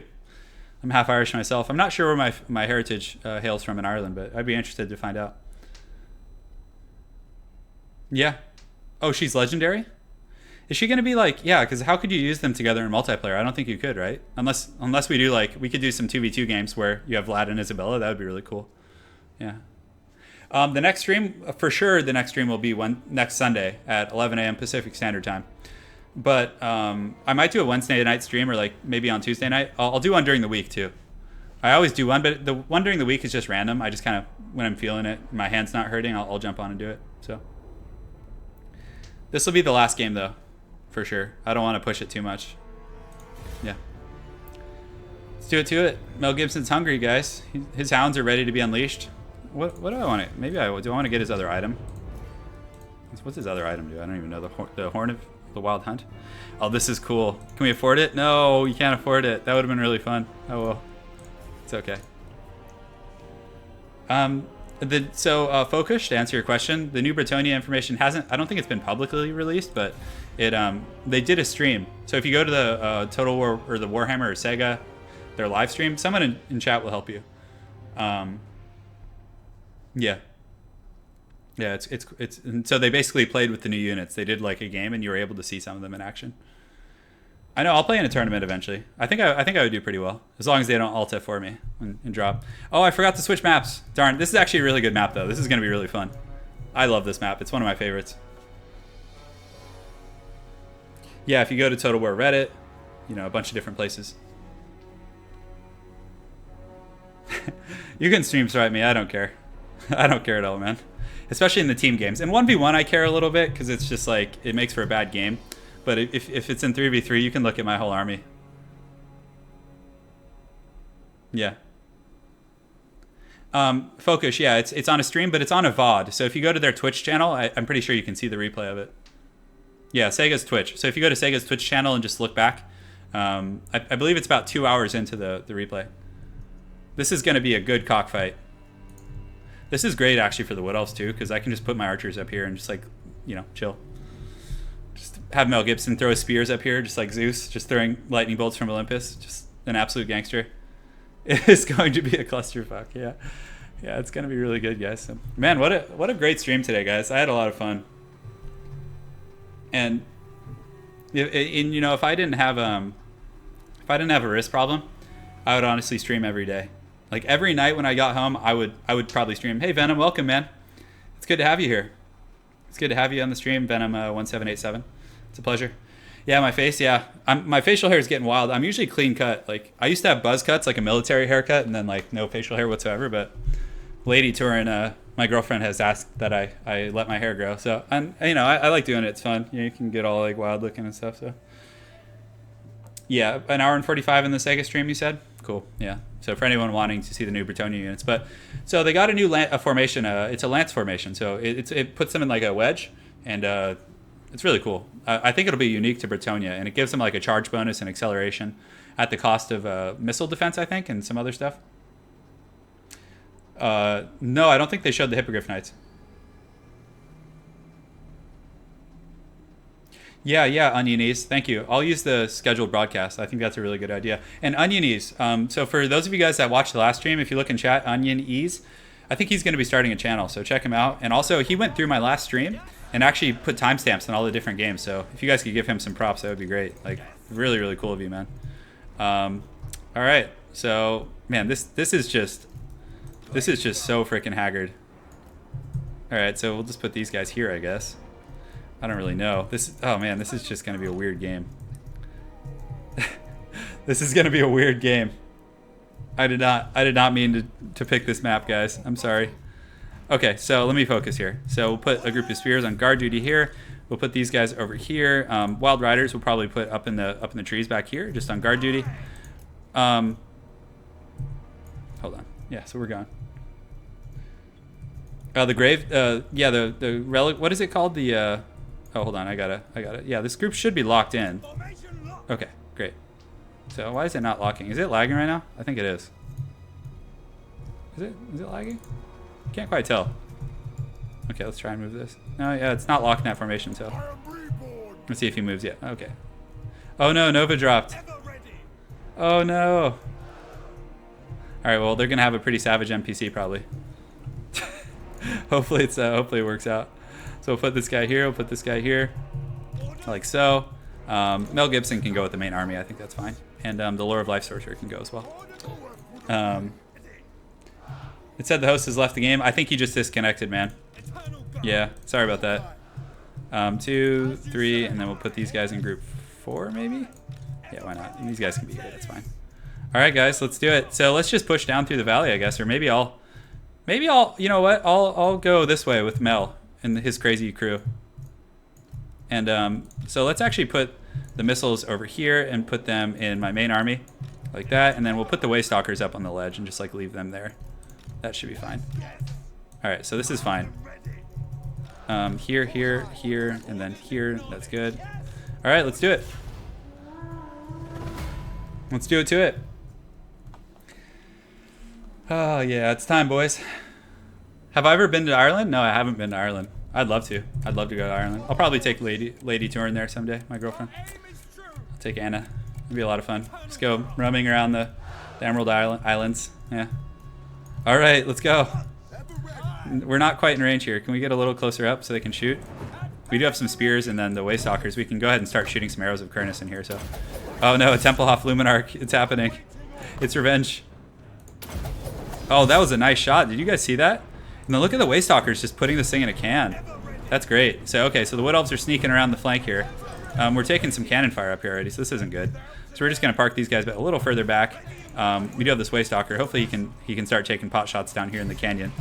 And the Empire player is going to hold the line in the middle. And we're getting some great value right now with these Waystalkers, just shooting at some of these guys. Look at this. Oh, we lost sight. No, we lost sight. That's not good.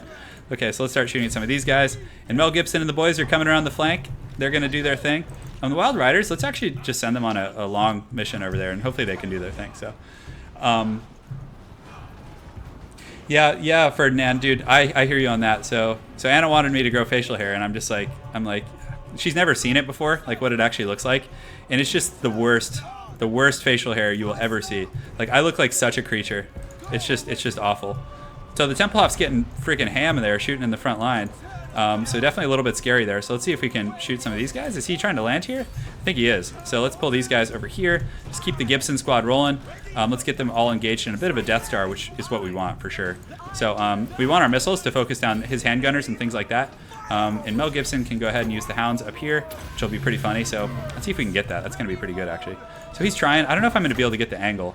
But yeah, our missiles are doing a great job right now. Yeah, and he does get the Hounds of Gibson. And also our Cav are kind of going up here, so could be worse. And we're able to actually isolate that captain up there, which is great. So the Waystalkers we can set up again. We're probably going to want to use a Lore of Life here, like right away, because again, Lore of Life doesn't restore models, guys. Oh, and Boris Toddbringer's here. So Mel's going, Mel needs to get in there in melee and just be a boss. So the Empire's going pretty hard for sure, but we are getting our Wild Riders up, so we're going to definitely get those silver bullets. So over here, we want to get these guys over here so they're not as obstructed. And let's have them shoot down here onto this group here. And we do have an Arrow of Kurnus. So let's go ahead and use that on some of these guys here. And we can just do a little bit of nuking over here on some of these handgunners. So Mel's doing a good job. He's fighting Boris, doing some solid work. But my opponent does pull some demis here. But I think it's worth it to just sacrifice them to get these guys and just get a good charge. I don't know, actually. I probably should have pulled back. But still, we get a good charge. So we're just going to continue to ride through.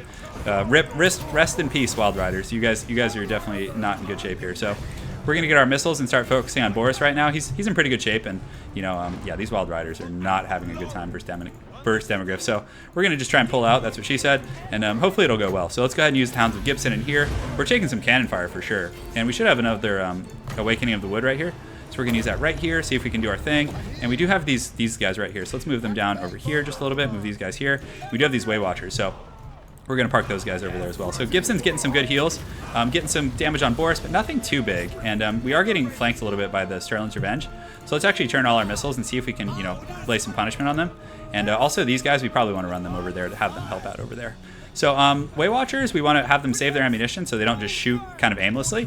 And we're going to actually have these guys start sniping off the Grombrindle here. And we'll just have these guys start shooting at that Jade Wizard. But unfortunately, demis are going to come, and it's going to be a bad day for sure. But Sterling's Revenge taking some good damage. Mel Gibson also taking a lot of damage as well. So let's go ahead. Oh, man, those demis are coming pretty hard for us. So right now, what we're going to do is we're going to switch these guys over here, shooting here, right there, and maybe just detach some spears if we can, and hopefully survive somehow. It's pretty wild for sure, but we do have our enemies kind of choked in here a little bit, and these spears, we might be able to get them on here. But he is taking fire. We're also going to get Mel Gibson, who hits pretty darn hard, and it looks like, yeah, Boris is targeting Gibson pretty hard, but you can see he swerves at the last second.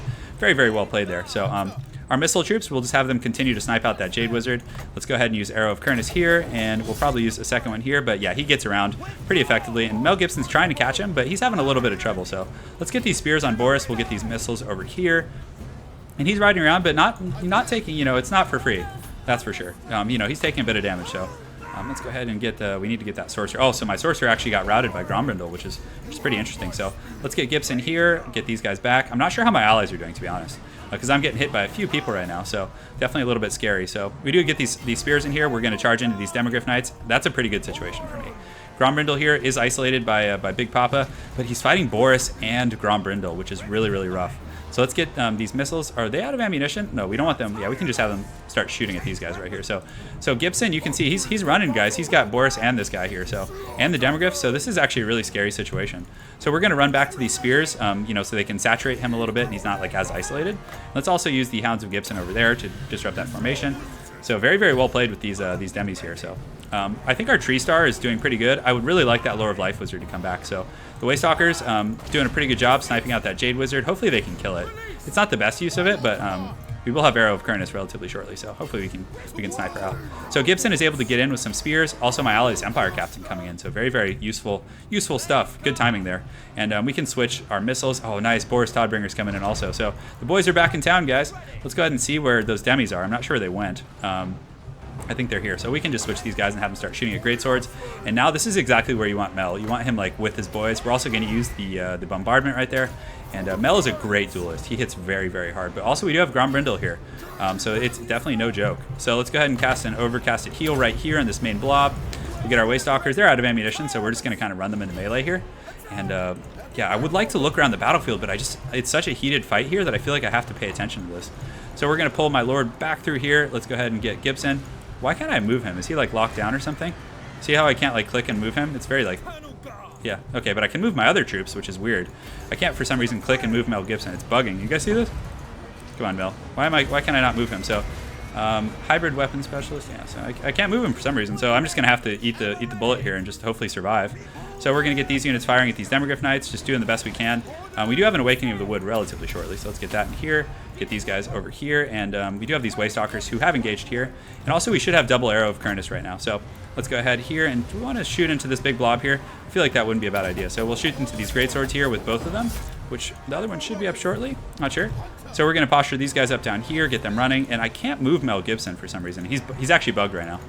For those of you that are watching, I can't move him. Like I can't click anywhere with him. He's just stuck. So I'm not sure if my opponent like did a snare or something, but let's go ahead and do an Awakening of the Wood over here and just do our thing. So we do have these two Waystalkers. Let's go ahead and see if there's any like high value units to snipe, and we can probably start shooting at this Runesmith. It's probably fine, to be honest. And we do have Treekin and some other troops coming back from route. Quite a few up here actually. So let's get them back down here. And what is this running? Is that the enemy Boris that's running, or our Boris? It looks like it's our Boris. So let's go ahead and use Gibson here. Use the Hounds. Yeah, and we weren't able to move him, which was really sucked. Like it just bugged on us. So man, Warhammer trolling us today, boys. It's trolling us. But we do have these two Waystalkers, which are both pretty strong. Boris is in good shape, unfortunately, but thank you for subscribing. I'm not sure how my allies are doing, though. It's just pure chaos. Like, this game is just wild as hell. So we'll pull them into melee over here, have them help win this battle. And we do have some troops coming back. Grombrindle, so we got two of our opponent's forces over here. So if we can at least, like, try and stabilize and, you know, just get our bearings, let's get these guys up on the high ground. The Wizard, yeah, these Demogryph Knights are not in good shape, so we can maybe focus them down and keep our Wizard to help. And also, Grombrindle's pretty low. We got some spears fighting here. Waystalkers over here doing pretty good. So let's go ahead and take a look at the Chaos player. So, oh, the Shaggoths are just going balls deep up here. Look at the freaking Chosen. Just so cool. Just getting ham against these dwarves, guys. It's pretty serious. So it looks like our Chaos player was able to overwhelm, because I think they allocated a lot of resources here. And our Empire player, I'm not sure where he went. I know one of our opponents did drop. I'm not sure which one. I think it was their Empire player, but still, you know, it's doing pretty good actually, despite all that. Like it's going after the right targets and everything. So pretty funny.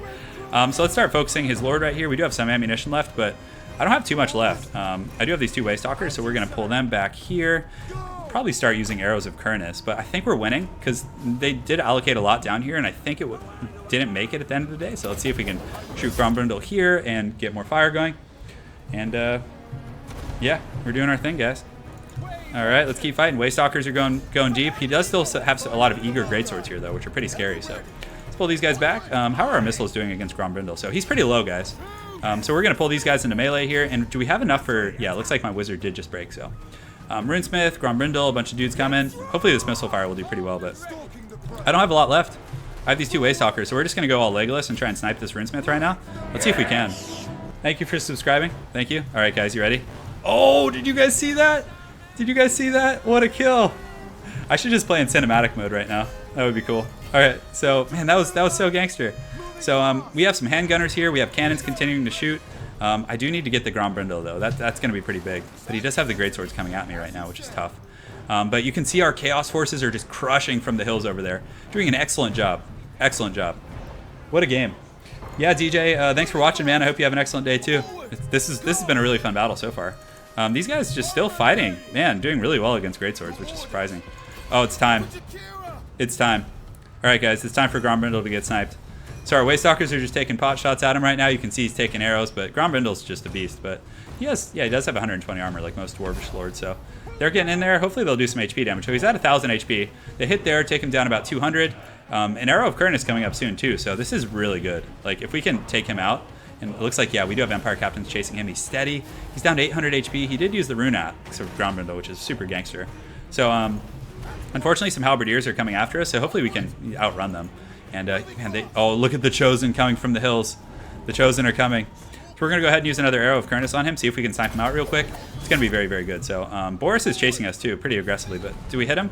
Oh, we hit him. That was a pretty square hit, but it didn't do that much damage actually. So let's see if we can like scoot and shoot. So any of you guys who've ever played, yeah, take care, Senior. That was some great games, man. That was always fun playing with you, man. So we do have some troops. Let's run these guys back. Let's check for routing units. My army's pretty small at this point. I don't have a whole lot left, but I do still have these two guys, and friggin' Boris is just... I need to run towards my chaos protectors, and we need to just finish Grombrindle off. Man, Boris just pimp slapped that elf. Look at him with his freaking beard, just being a savage. So yeah, these guys are having fun circle beating, but you can see the steam tank helping. Oh, dude.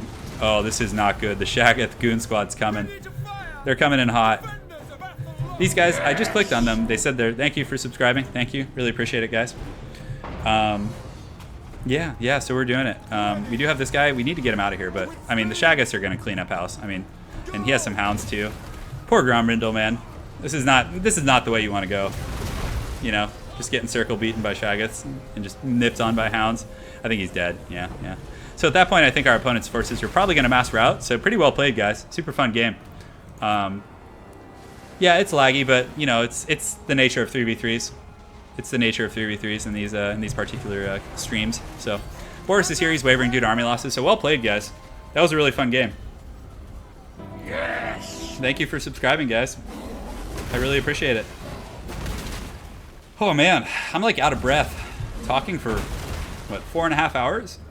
So that's a pretty balls deep stream, guys, for sure. I don't think there's any Slayers or anything left running around. I think that's just it. I'm not sure why the battle's still going. What do they have left? We have a steam tank up here. Is that our steam tank? I think it is, right? Yeah, so let's see. Are there Slayers hiding on the map somewhere? What's hiding? What does he have? Oh, of course. Of course. All right, guys. We need a scenic Slayer death. Ready? Oh, they're just getting trampled by the big ponies. These are my girlfriend's favorite. She loves them. She calls them ponies. The Shagaths. It's pretty good. I clicked the units and they said thank you for subscribing. No, the Way Watchers didn't thank me for subscribing. So, oh man, that cannon fire doing some work. Just 1 or 2 Slayers left, and I think that'll be it. So, well played, guys. That was super fun. That was really fun. So, hopefully you guys enjoyed the stream today. Carried again. I know, seriously, I'm getting carried all day by my subs. It's madness. So yeah, well played, guys. That was really fun day of streaming. I had a really good time. So I'm probably checking out for now. My hands actually don't feel too bad, which is good because usually it hurts. But I think you guys reminded me to stretch. So 24-hour stream. If someone like paid me like $2,000, I would do that. I would need to be paid a pretty hefty amount of money to do a 24-hour stream. That was a super scary pony. Yeah. So well played, guys. It was super fun. Thanks again for watching. I'll be back next Sunday, 11 a.m. Pacific Standard Time. So check in. We'll do another 3 or 4 hour stream. And I think Bretonia will be out by then. So we'll go balls deep. We're just going to go freaking ham with Bretonia. It's going to be really good. So check in. And I'll also do a midweek stream. I'm not sure when. But I was carried for sure. So well played, guys. And good night, everyone. Cheers. Thanks again for watching. That was fun. Man, I'm tired. All right. Take care, guys. Cheers.